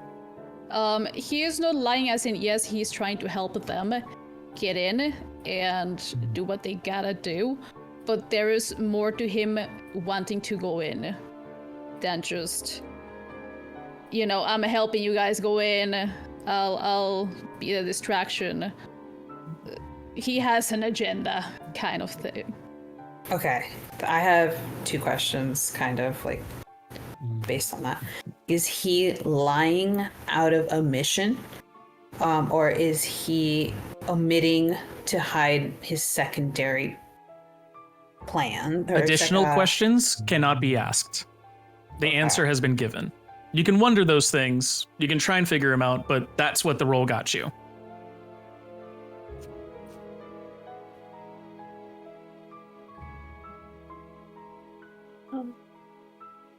Calliope's gonna nod and be like, okay. Yes. I mean, How are we I gonna don't know get what's- everybody invisible? Oh, sorry, my bad. No, go ahead. I have a pass without trace that works within 30 feet of me. Looks at Calliope. I also have Pass Without Trace. Can we stack? Yep. Oh, guys. This is That's a plus crazy. 20. I think that might be a good idea. That is a plus Stacking 20 pass to any without stealth trace rolls. is crazy. Oh my god. That's insane. Hey, so I think it's okay. So are we doing it? Okay, hang on. Let me just reload my Foundry. It crashed. Okay. Perfect timing. First. Ooh, I love this. We get stealth. We've gone from wrestling to Battle of the Bands to now a stealth mission. This is great. Yep. Foundry, please. Come on. God, a plus 20 to each stealth roll is insane. It is kind of nuts. I am going to say, for the sake of this, all the DC checks were 19, so you are auto-passing all of them. Oh my god, yay! Yippee! Yippee! So it is a great thing you guys did stack them. That is nuts. Then I'm like, okay, Stealthily is really hard. I'm gonna make it DC 19. And you guys went, all right, minimum 20. And I'm like, oh, well, okay, fuck me then. We're just playing the game. Yeah, no, this is good. Thanks We're so playing much. high level D&D now. Y'all are fucking superheroes. Do the shit. They are. You are one of the highest levels, Luna. I want you to know the Yeah. Daggers crew is 2 levels below. But my stats Yeah. do not match their stats. Brother, And have My you looked? stats are my Brother, have stats you are looked shit. at my rolls, dude? Your My charismas stats are are really nothing good. like Plus them. 2. +2. My stats are pretty sick. I'm not gonna lie. My stats. Yeah, are My see, stats are pretty his stats sick. are pretty sick. Mine I- are healthy. I Mine do are have good healthy. news for y'all, though. I was going to do this Uh-huh. at the end of the bit, but since we're talking about levels, because Personal was killed, that is a level up for everybody. Yippee. I have to think about it. I have Yeah, to think don't about worry. it. There's time to think about it. Good. But it was one of those things where, like, hey, you did a milestone. Here's your level. By chance, Calliope, have you been able to load back in? Hang on, I'm getting there. So did you see what Kat posted in Daggers channel? I did. So good. That's not there, but I can do. Yeah. Where is my Can we- spells? Oh, I wish we could pin this. I'll I got pin you. after. Don't worry. Yes. There we go. Here, I can pin right now while we're waiting. I got it. I did it. How can Oh, you got it? Okay. pin? Are you a mod? Huh? I am Yeah, a he's a mod. mod. Okay. He helped set up the server when I was first like, Yeah. hey, I need help setting up a server. Can you help? And it was like him and someone else. Oh, nice. Someone we don't talk about. Fuck that guy. Yep. Okay. Sad. I have nothing. No worries. Yeah. All right, you're all Um, loaded in. Calliope is pass without trace. You all now huddle around each other as describe what it's like, Calliope and Zinnia, as you twin cast pass without trace.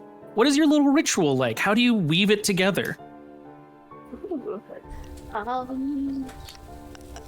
She's gonna kind of like wave her hands like how you would like collect like air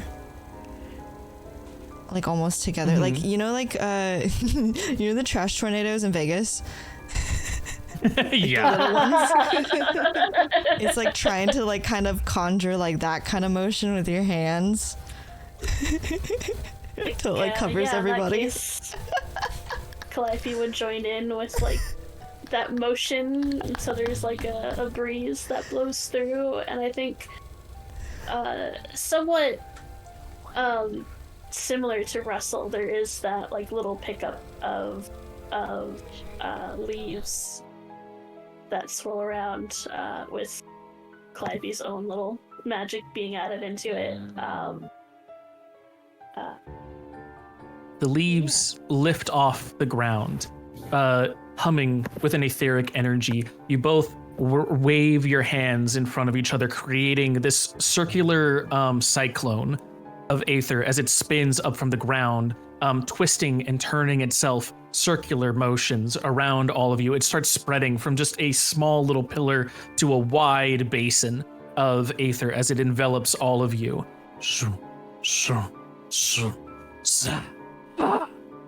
And then you are now all passing without trace.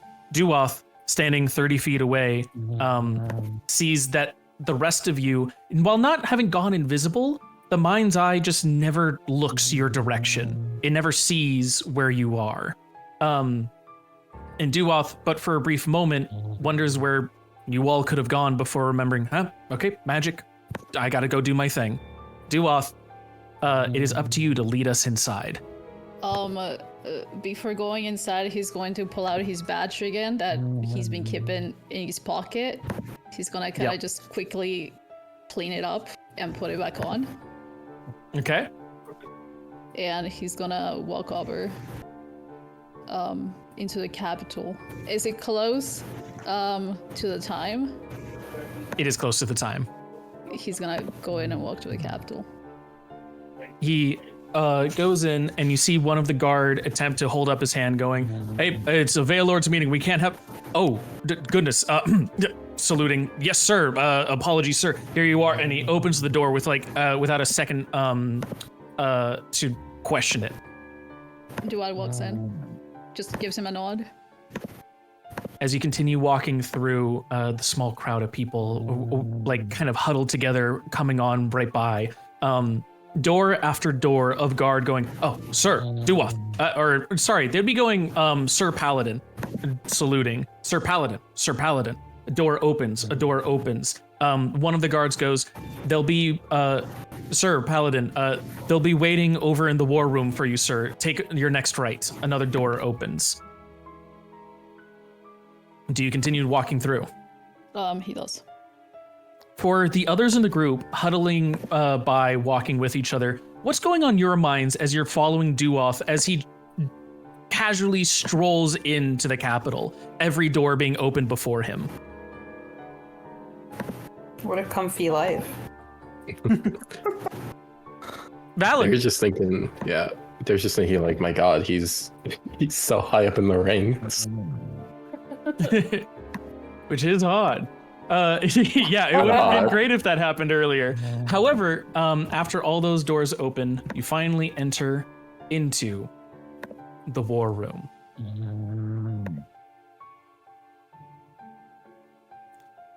All right, here we go. As you enter into this antechamber of war, you see a circular table surrounded. Chess pieces line the western flank of the world, while gold and a knife handles the east. There is a map up on display at the very far end, a torn edge ripped or possibly burned off, as you can see singe marks at the bottom. There seem to be other land masses hitting the corners. But no matter, your eyes turn towards each of the 8 doors that begin opening as each of the Veil Lords and their following monarchs begin to file into the room. I'm going to go through these in a specific order here. For the Veil Lords, first we see, just a second, I need to read my notes. The first ones we see enter are Bwilg and his monarch, Maral. Maral sits down at the table while Bwilg takes his spot behind. They look around as they grunt to each other. You think we'll get anything done today? Unlikely with all the chaos happening. They should have just let us go out there and take care of the situation. Next. Oh, wait a second. Comes. You want to add to the stage? If you want to add to the stage. There you go. Next comes Delir. Hunched over in his old age, an arm glowing. He walks over towards his seat behind a now empty one. He arches his back, looking up at the others, going, "When does the next door open? Now or later?"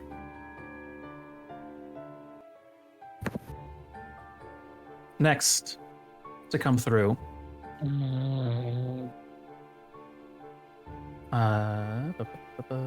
where are they? There we go. Sorry, I have to add these one at a time. Next to come through are Lados and his respective monarch, Fig. Hey, I know that guy. A towering presence of a Rakshasa. I know that guy. He holds himself high, still wearing his ornamental garb as he strides in, Lados behind, arms behind his back. "You think we'll be getting anything done today?" Fig says. Lados responds, going, "Don't worry, there's always a deal to be made. The scale has merely tipped in a new favor."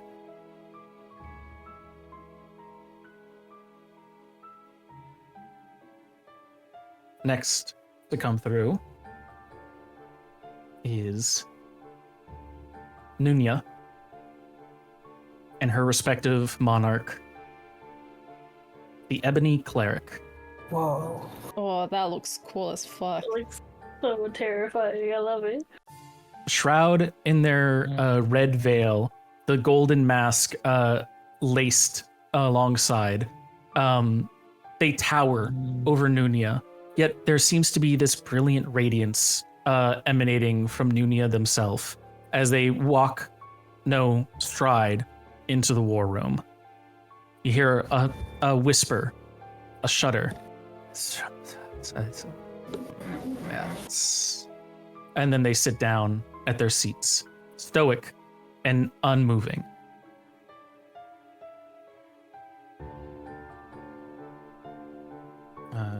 We have that. The next one to come in is a large, studded man, a pipe coming from his nose, and lined ribs that seem to be bristling with this kind of mechanical rhythm going. He sits down. Are we dealing with this now? A voice emanates from behind. Yes, all in due time. As they are followed by Olbris.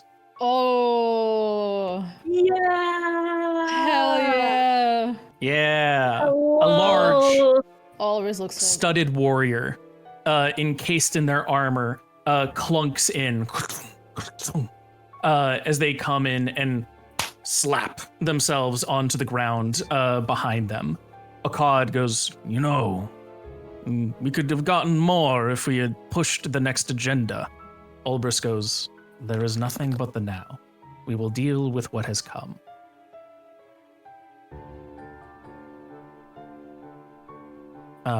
The next to come up is here. You see what looks to be a bush enter in. It strides, it waddles. It brings itself up as this small little figure, an owl perched on top, with a gentle bent branch of pipe coming from it. This is one of the 8 willows of Feanor. He is followed by Sedna.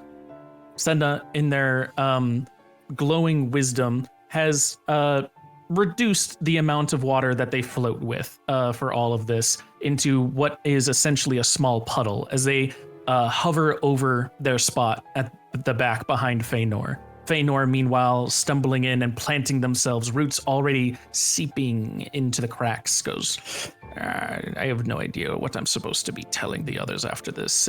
Why send just a sapling, a seedling, to go and report on these? I have but a fraction of the willow's intelligence here. Senna replies with, the others have their roots planted. Your presence will be made known, and the others will only grow stronger for what roots that you plant here. Penultimately, we get to come over here now to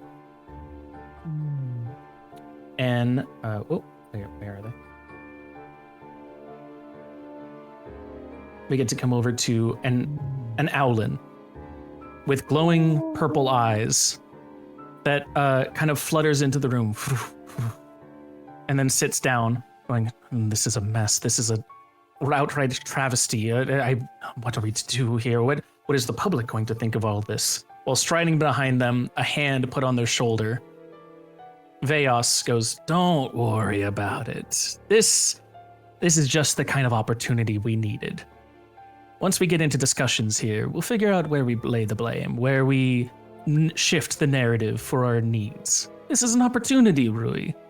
Don't be so upstuck about it. And Rui going, this lays off all the plans, all the production. What are we to do here? Don't worry. And finally, there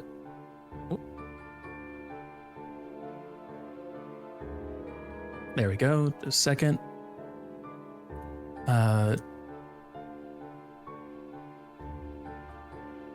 Incoming is Rallo.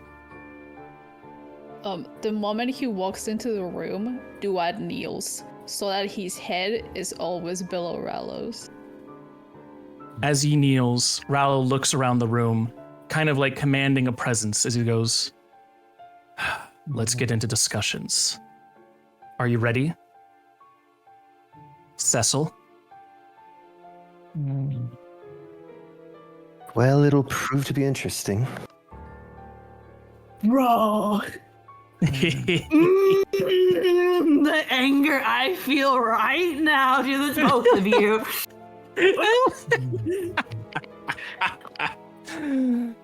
Oh, this is great. Cecil, as you and Rallo take the final seats here, you sit down at the rest of the war room. Rallo sits at his appointed seat behind, and he goes, Cecil, begin the meeting. Well, I suppose we should start with the failure of today. Does anybody know where the security of Armagh went? Rui speaks up as they go, look, we had every exit covered. Everything was put to safety there. It was Delir who said that we would be safe behind his force field of his. Wow, I don't know why it shattered. Any comment, Delir? Delir, unable to see the emotion behind his mask, speaks through it. I am unsure. Though I have my hypotheses, I'd like to test them. But I'm in such a disarray, such an emotional turmoil without my monarch. What am I to do? I'm sure. Well, moving swiftly along, I suppose we should deal with the lack of personal first. As you say that, let's see, Okad would speak, going, yes, we should. After all, there's a great deal of resources that have now been left on the table that Zurunta, I fear, would be unable to pick up the remnants. How are we to have our war now that all the laid plans have been put to waste? I motion that Nor shall take up the war effort. Merely give us access to the resources, and we will enact great atrocities for those to react to.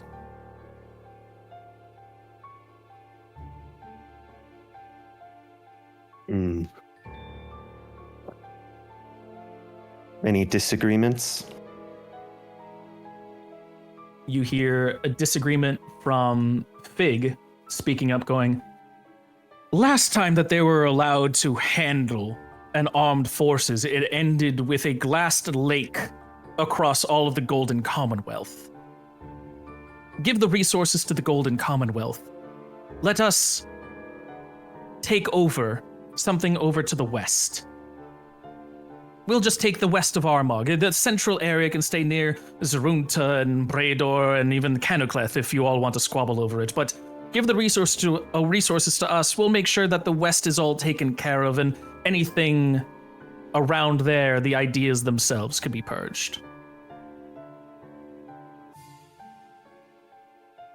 Well, if we speak of taking halves, Brador, of course, would love to take the eastern half. At the mention of that, Rui pipes in, going, both halves? The deal was that one country would take one half. We can't give the entire country of Vindica off to you. What would be left for us? What ideas would we be able to utilize? Hey, look, I know we're all here because we need advancements to be made. We need to be able to shuffle around our resources, to innovate, to purge the lesser folk of their inane ideas and contradictions. But to give up the entire country, that's absurd. It simply doesn't go to plan. A war must happen. Yes, I agree. We must be able to have this sense of turmoil. For too long have we had some peace, but to this extent? Are you mad? Well, I suppose you should start bargaining for the west half then. In the west half, I was specifically told, and at that moment, that's when Veyos will come in. Look, we've been on edge all day today. The events of everything have stirred people up thinking that they can take things that aren't theirs. The west half is off limits. Best left forgotten. The east half, up for grabs. Feel free to do what you like with it. Whatever the people are over there, they've been doing very little for us as is. But the west, leave the west alone. Understood? You'll hear no argument from me. At least over the west half. Fig speaks up and goes, well, then give us the east. No. Why would you won't be even want taking the east's little king? You are fledgling here. You don't know how all these things work. We have the resources. We have the innovation. We already have the capital to manhandle those resources now left asunder by Zarunta.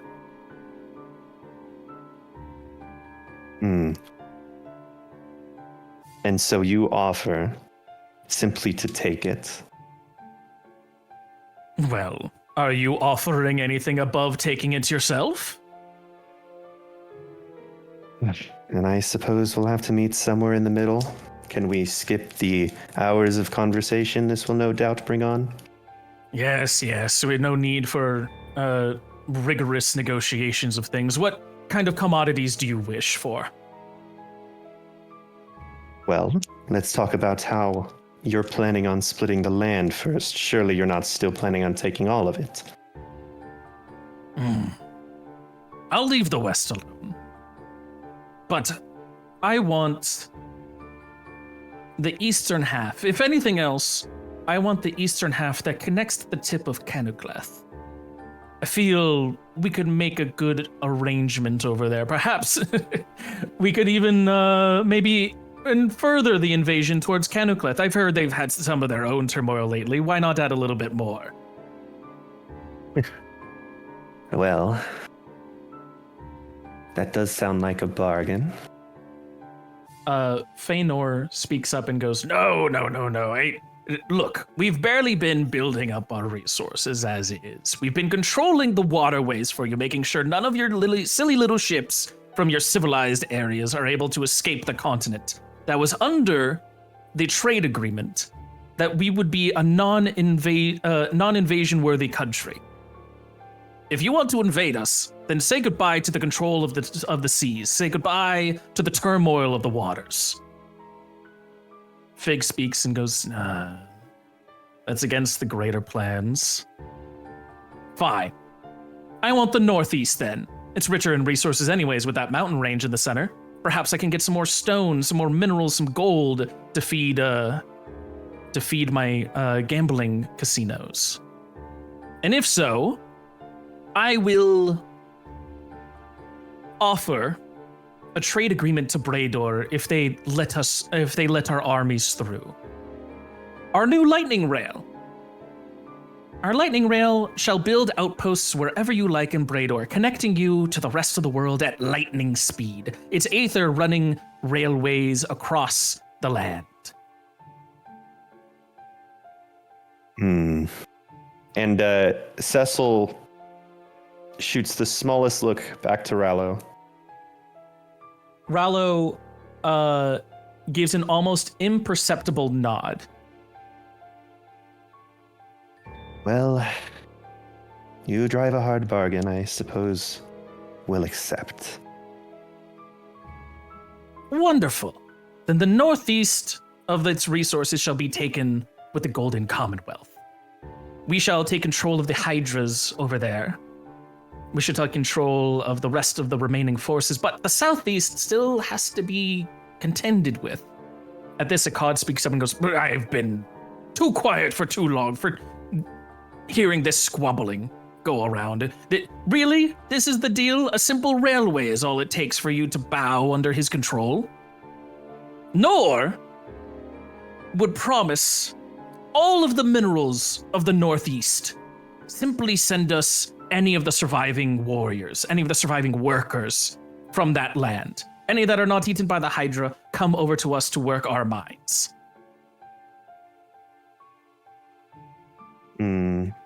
And can you sweeten the deal?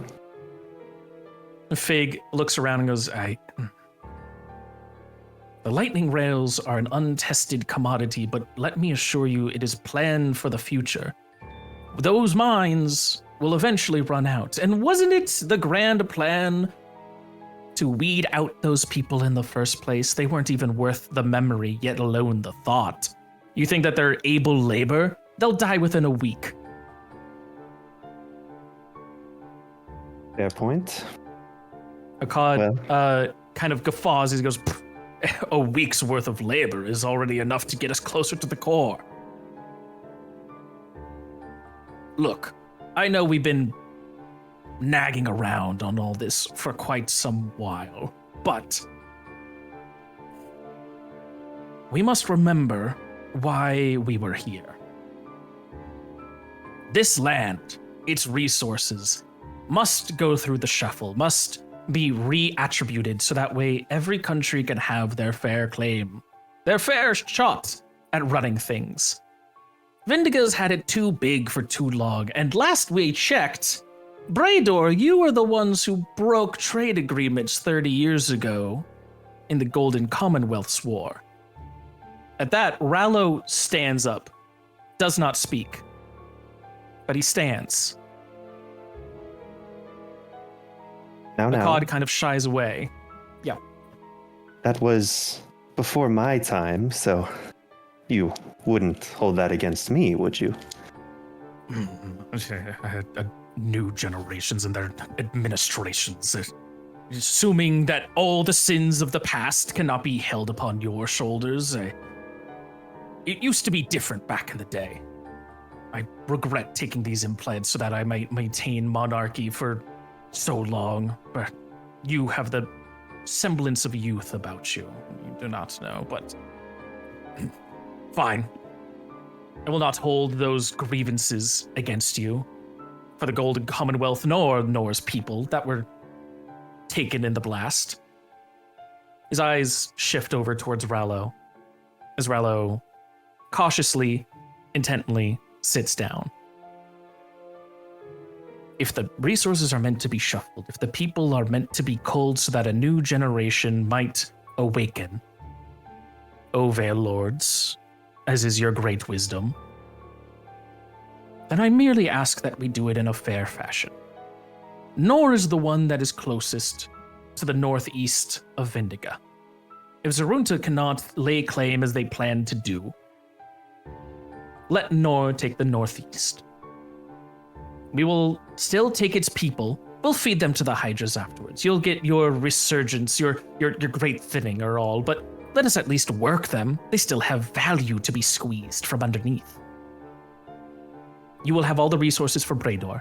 And Vindiga, well, you've had your time in the sun. Well, I would quite like to see Fig's special project come to fruit.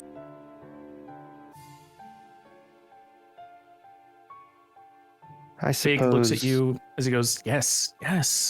Together, we will build long-lasting relations. Let the glassing be a thing of the past. After all, you said it was of a time before yours. I offer you a hand in friendship. And forgive me, I would shake your hand, but, well, tonight has been interesting. Yes. Understood, and you are quite wise for that, young king. Merely a verbal agreement is all we need, nothing written in blood, for after all, the greatest powers to enforce sit right behind us. Fig looks around to each of the Vale Lords around them. Through their own visage, they shall enforce our agreements. Any further comments? Akkad mentions merely choose what you think is best. And that's when, final bit here, Moral, begins to pipe up. Look, you've all been fighting over resources or people. I have no claim for any of that. Make your agreements as you will. But this is meant to be a war, is it not? A battle. In here, I mean to find an offering for my people of the hunt. I will lay aid to either side if they can produce for me a new creature to add to Nunavik's borders, that I might lay claim to it and bring it home to Nunavik. I want the best of creatures, the most that can battle. To either side, I lend Nunavik services, should you give us this.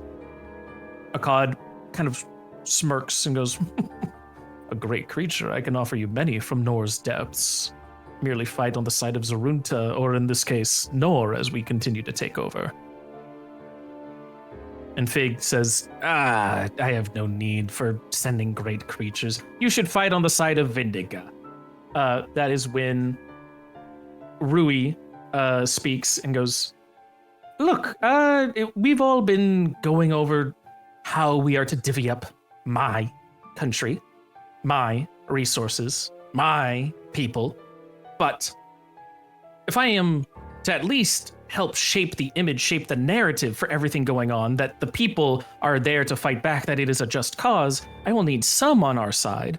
If Sedna refuses to intervene as usual, Maral, fight for me. Send Nunavik's forces over my way, and the greatest ideas that still exist will conjure an animal for you for your hunt.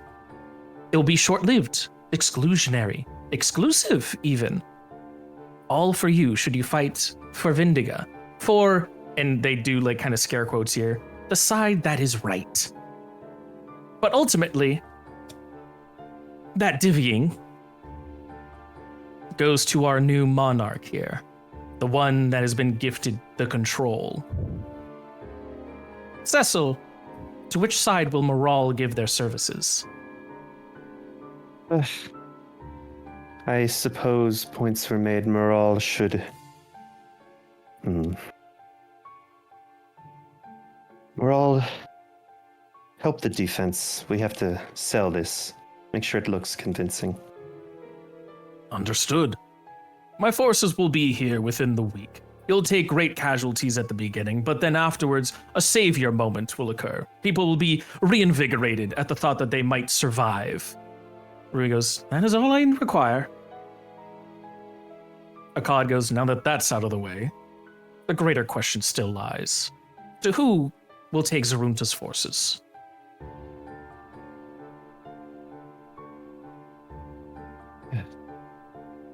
Well, I can't say I trust either of you.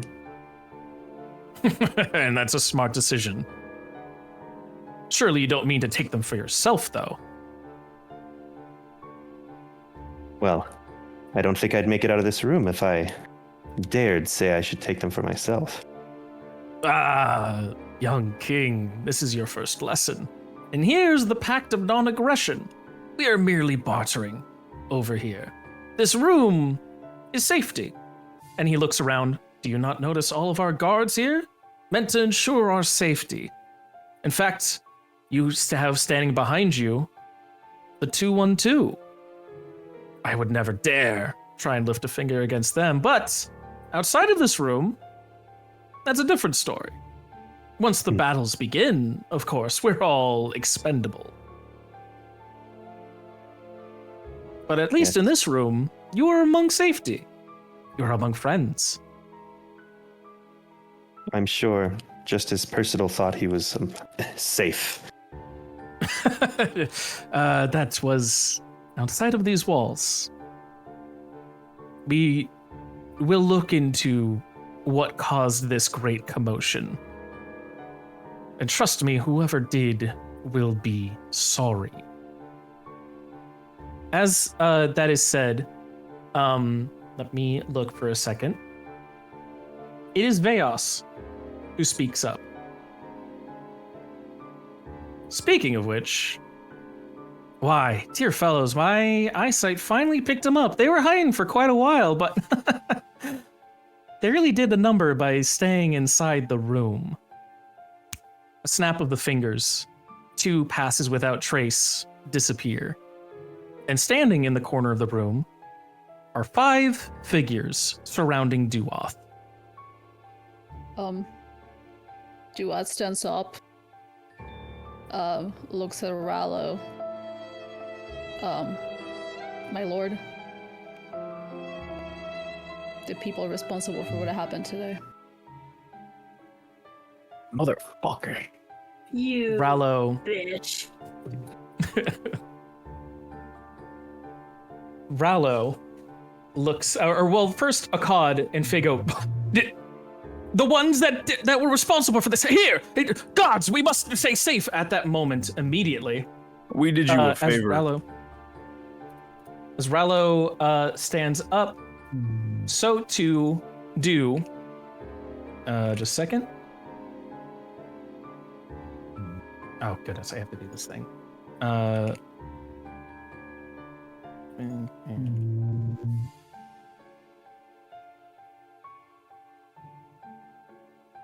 11 Albigor, standing in the corner. Sun penis and anal beads. Sun penis and anal beads. Rallo, while standing up, goes, and you bring them here as a word of offering. Is that correct, Duoth? Is this your penance for leaving your cell? I do, sir. Albigor and Clev reach their hands out, going, to everyone else, just stay calm. Cecil, you are our king. Lay the command as you see fit. Can I say something before they order us dead? Yeah, totally. Truth is gonna take a step next to Duoth and just, we did you a favor. And both of his hands are gonna go up, kind of like non-aggressive. Clev laughs. He goes, this one, the snake, that will squirm his way out of any situation. And how did you do us a favor, little snake? Percival was planning on killing everybody here. Whether he'd be successful or not, I'm sure this meeting's important enough not to be interrupted. There's a dumbfounded look from Clev. Meanwhile, Delir speaks, going, and the plan would have worked. An experiment, a success, if you had not stepped in. Now, how am I supposed to shuffle my corpse? Wait for the next one, the next power-hungry maniac to make their way, lay all their plans sewn into the ground? They waited 3 years for this, not even longer before I laid the idea in that simpleton's head. So you wanted everybody in this room dead? You idiot, he starts with me. Why wouldn't you start with the one that is closest to you? Why wouldn't you take out the first one and immediately try and wear their... I do not have to answer the likes of you. Clev takes a step backwards. Veilords are talking, and he is below that station. This is a time for only monarchies and Veilords. Rallo, still looking to them, goes, you meant us no favors. Whatever inconsequential accident occurred from it was not your intent. Cecil, to why do they appear here? What have your networks told you? Yeah, I'm sorry, I got distracted. I hear snoring. Is someone asleep or? I think it's Nami's dog. Oh, okay. Sorry. Yeah. No, you're good. I was just like, I wanted to make sure you weren't missing anything. Damn, we're really boring. I thought I was laying plot. I keep forgetting you, and I'm like, Nami's just a little sleepy head. A little sleepy. I am wide awake. Okay. All right, can we rewind like 5 seconds? I'm sorry. Yeah. Rallo basically looks at all of them as he says, Cecil, whatever accident may have occurred was not their intent. Cecil, what has your network told you of their intentions here? Why do they exist here? In our war room? In our Armagh, in our country? And Cecil kind of looks over each one. It's like, well, let's see. Truth and dare. Truly, pains in my side. The Nightwings, or, well, I suppose you'd need somewhere to call home if you still had a club. I suppose they're here to, what?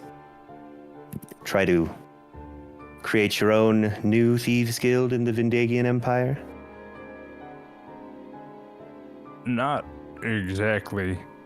We came here for the sole purpose, believe it or not, to stop Percival from destroying Armagh. The sole purpose? Sole purpose. We came in.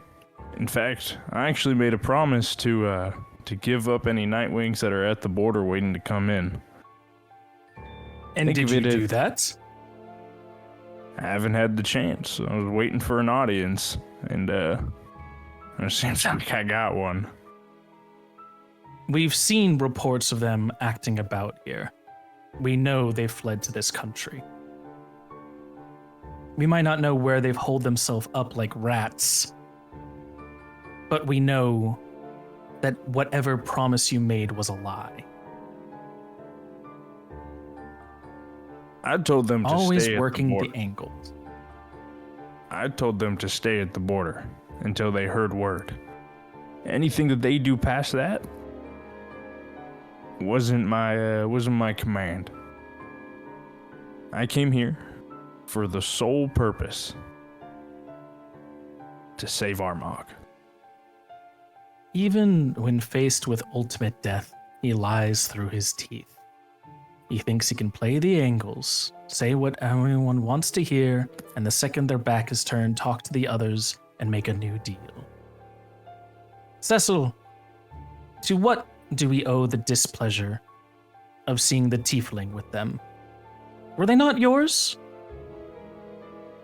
Zinnia. Now, if I recall correctly, you were supposed to report back. And what happened? The ship kind of got taken down. I'm sure you would have known that. It's kind of a big thing.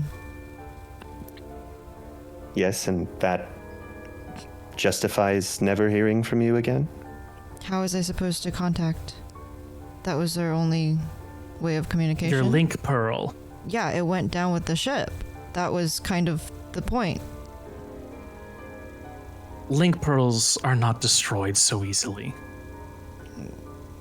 I didn't say destroy. We have still been getting a it. signal from it.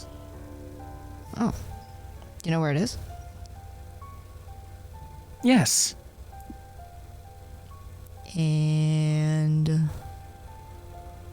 we know that it has been buried. Hidden. Okay, then do you know where? We've sent people so I out could go there. find... We've seen the wreckage. We saw it left right there. Uh-huh. So you found it? It wasn't a great hiding spot, but we did find it. Okay, so can I have it back?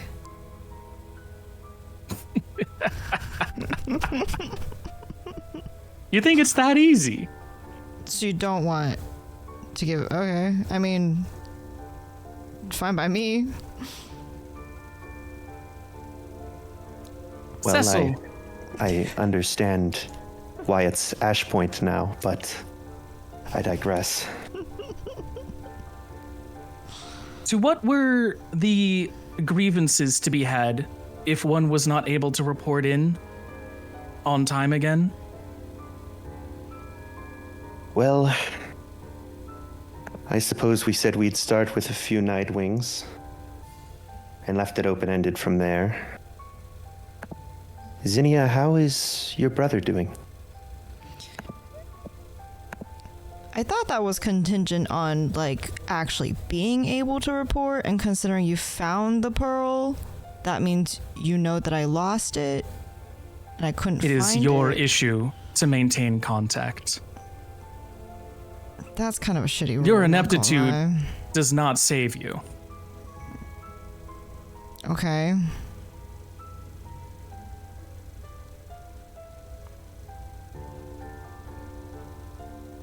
Yeah, this one gives me headaches. Yes, many. Find her brother. Will do. So what are the others here for? These three I know, well, one of them I know many, but the other two I know less of. Oh, dwarf. Well, I suppose we can skip you. You've done well today. And you went through quite a process to get here, too.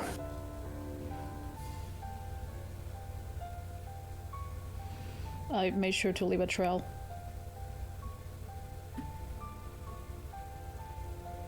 All right. And who do we have here? Let's see, Awa. Ah, yes, Awa. Half Gorin, if I remember correctly.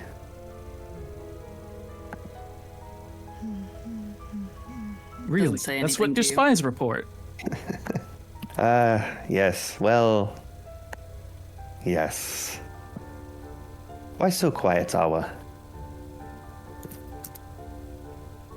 Doesn't say anything to you. At this bit, let's peek a little bit inside the mind. What's going on inside Awa's head as they've been seeing Cecil kind of like, Cecil and Rallo kind of like one by one go through all these people and then get to you. Them, particular? Nothing. Yeah. Well, it was more, let's see, the attitude of the Veil Lords to taking in the common people as if they're just pebbles underneath their feet to be thrown away. It is more of the damage that they cause without any empathy or thought to how they ruin the lives of others, and they cause meaningless suffering while they get to get away and enrich themselves. It's that it's not even that Duoth betrayed them, because that was very obvious that was going to happen. It's that she's mad that the world is exactly how she expects it to be, and that it's so common she can see it when it's coming, and that it would be nice if the world was more like how it was full of people like Calliope, but that's not a realistic thing.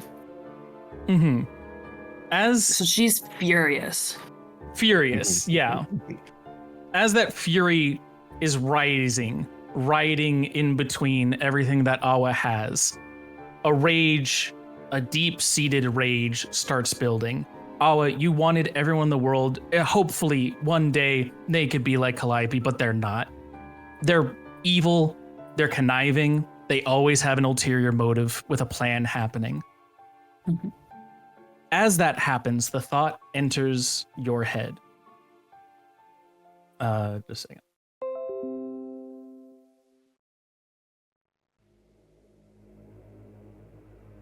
The thought enters your head, Awa. This world is lost. Everything that has been happening here is gone, is destructive, is pain. Even those who sit on the seat of power treat every one of their subjects like a commodity to be traded in a game.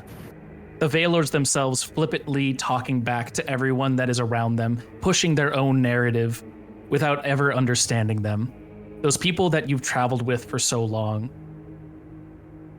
Those people that one of them now betrayed. Even when you saw it all happening before your eyes, you were hoping against hope that it at least might not shake out the way you thought, but it didn't. And that boiling anger rises to the surface. A glistening gold of scale, a mane of feathers and hair that glistens into new colors. As this anger starts overtaking you, you feel yourself rising.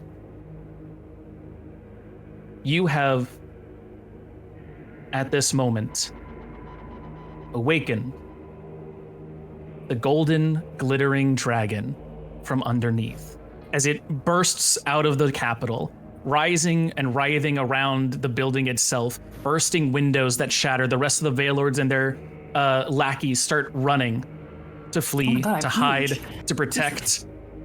Your body keeps boiling up, that anger rising, keeps writhing, keeps enlarging until you are the size of not 1, but 3, but 5 of these buildings. You wrap yourself around them, and with your final words of sanity, Awa, what are your words for the world?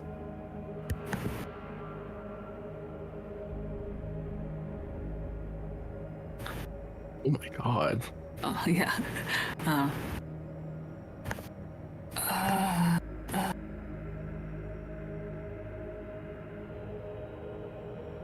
See the light. And as the words echo throughout the chambers of the capital, see the light of the finally, in this case, the moonlight, as it's nighttime at this point, glistens off your glittering gold scales. The world will see the light, your light, as you wipe it clean. And that is where we will end today's session. Thank you, everybody, for playing. Where we next kick off, we will see what the betrayal of Duoth has brought across. We will see what the rising anger of Awa has boiled into, and we will see if Armagh itself can keep itself safe from the new terrors that have been put upon it. While one threat may have been quelled, another has risen to meet it. And that is where the session ends.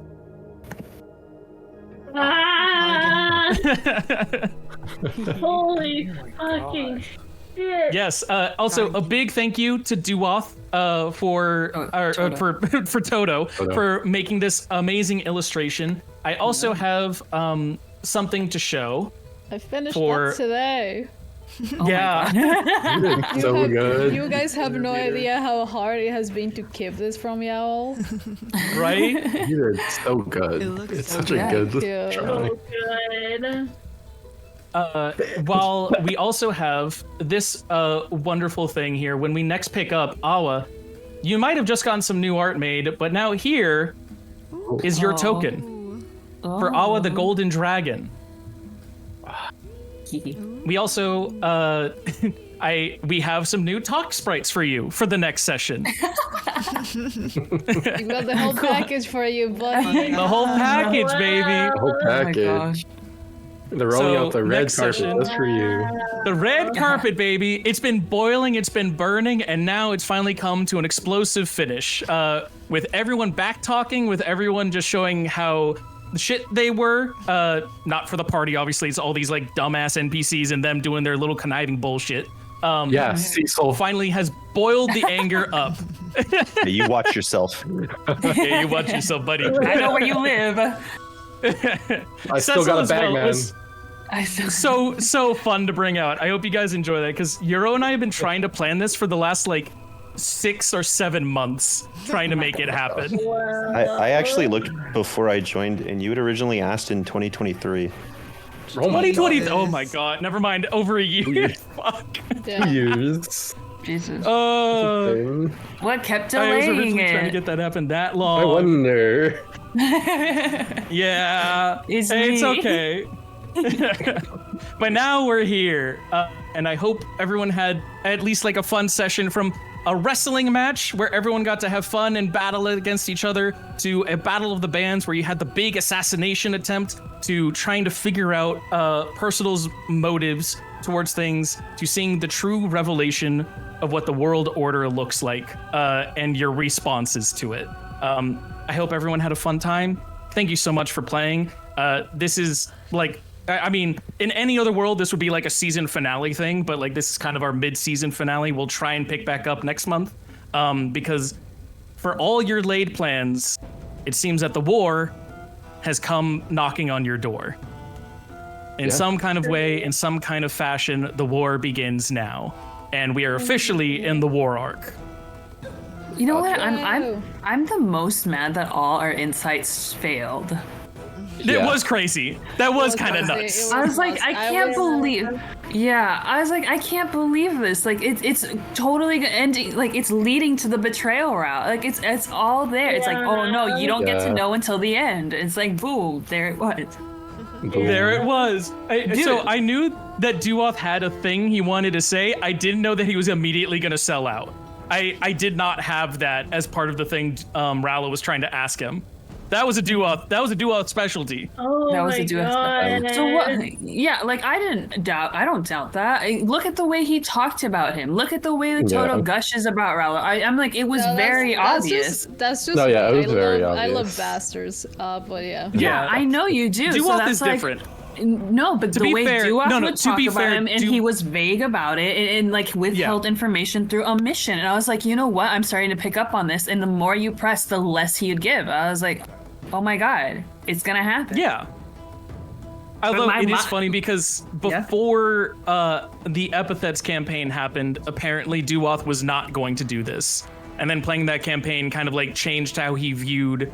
This is your story to tell, Duoth, for like, give us a little BTS for what made this decision, because that was a big decision for you. BTS. Well, what happened was everybody in Epithets fucking died. The people he was close to, he went behind Rallo's back to warn them to get the fuck out of here. And they didn't. So he was, well, fucking pissed off, for one. And then those people that he cared about, that person he really cared about, died. And then the only other person he knew, Saltha, immediately took Dalir's mask. So there was nobody left that he knew that he connected to but Rallo. Okay, so just to make sure that this is clear, Duoth, in a position of power, was mad that people didn't listen to his orders, and then, due to them not listening and dying, fell back onto Rallo as his one connection, instead of the people who got him out of the punishment. I just want to make sure that's correct. Yeah. Okay. Stockholm syndrome. It is kind of strong. It is. Yeah. Duoth might have been 4,000 years ago, not gonna lie. He had 4,000 years to do anything in that library and read anything. Well, a funny bit to bring up for that. Duoth, your sense of time might have been distorted inside that prison. What might have been a number told you as 4,000 years. You know that things were told to you in that other campaign. Things that had to happen afterwards. And so, canonically, you still were with that other bit for a while before you were imprisoned. Yeah. You were there for 10,000 years. In the prison? Yep. Wow. Wow.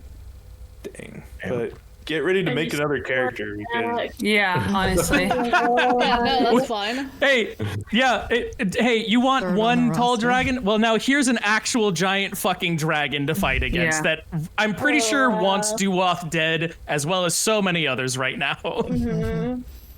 No, I know. I was gonna ask you, can I have just one kill? And it would have been Duoth. Damn. Can I just have one kill, please? I mean, it's gonna be a battle next time. Whoever you can kill, you go ahead and kill. Do I have control over the dragon? Yes, Okay. You are the dragon, Shoddy. you are the dragon.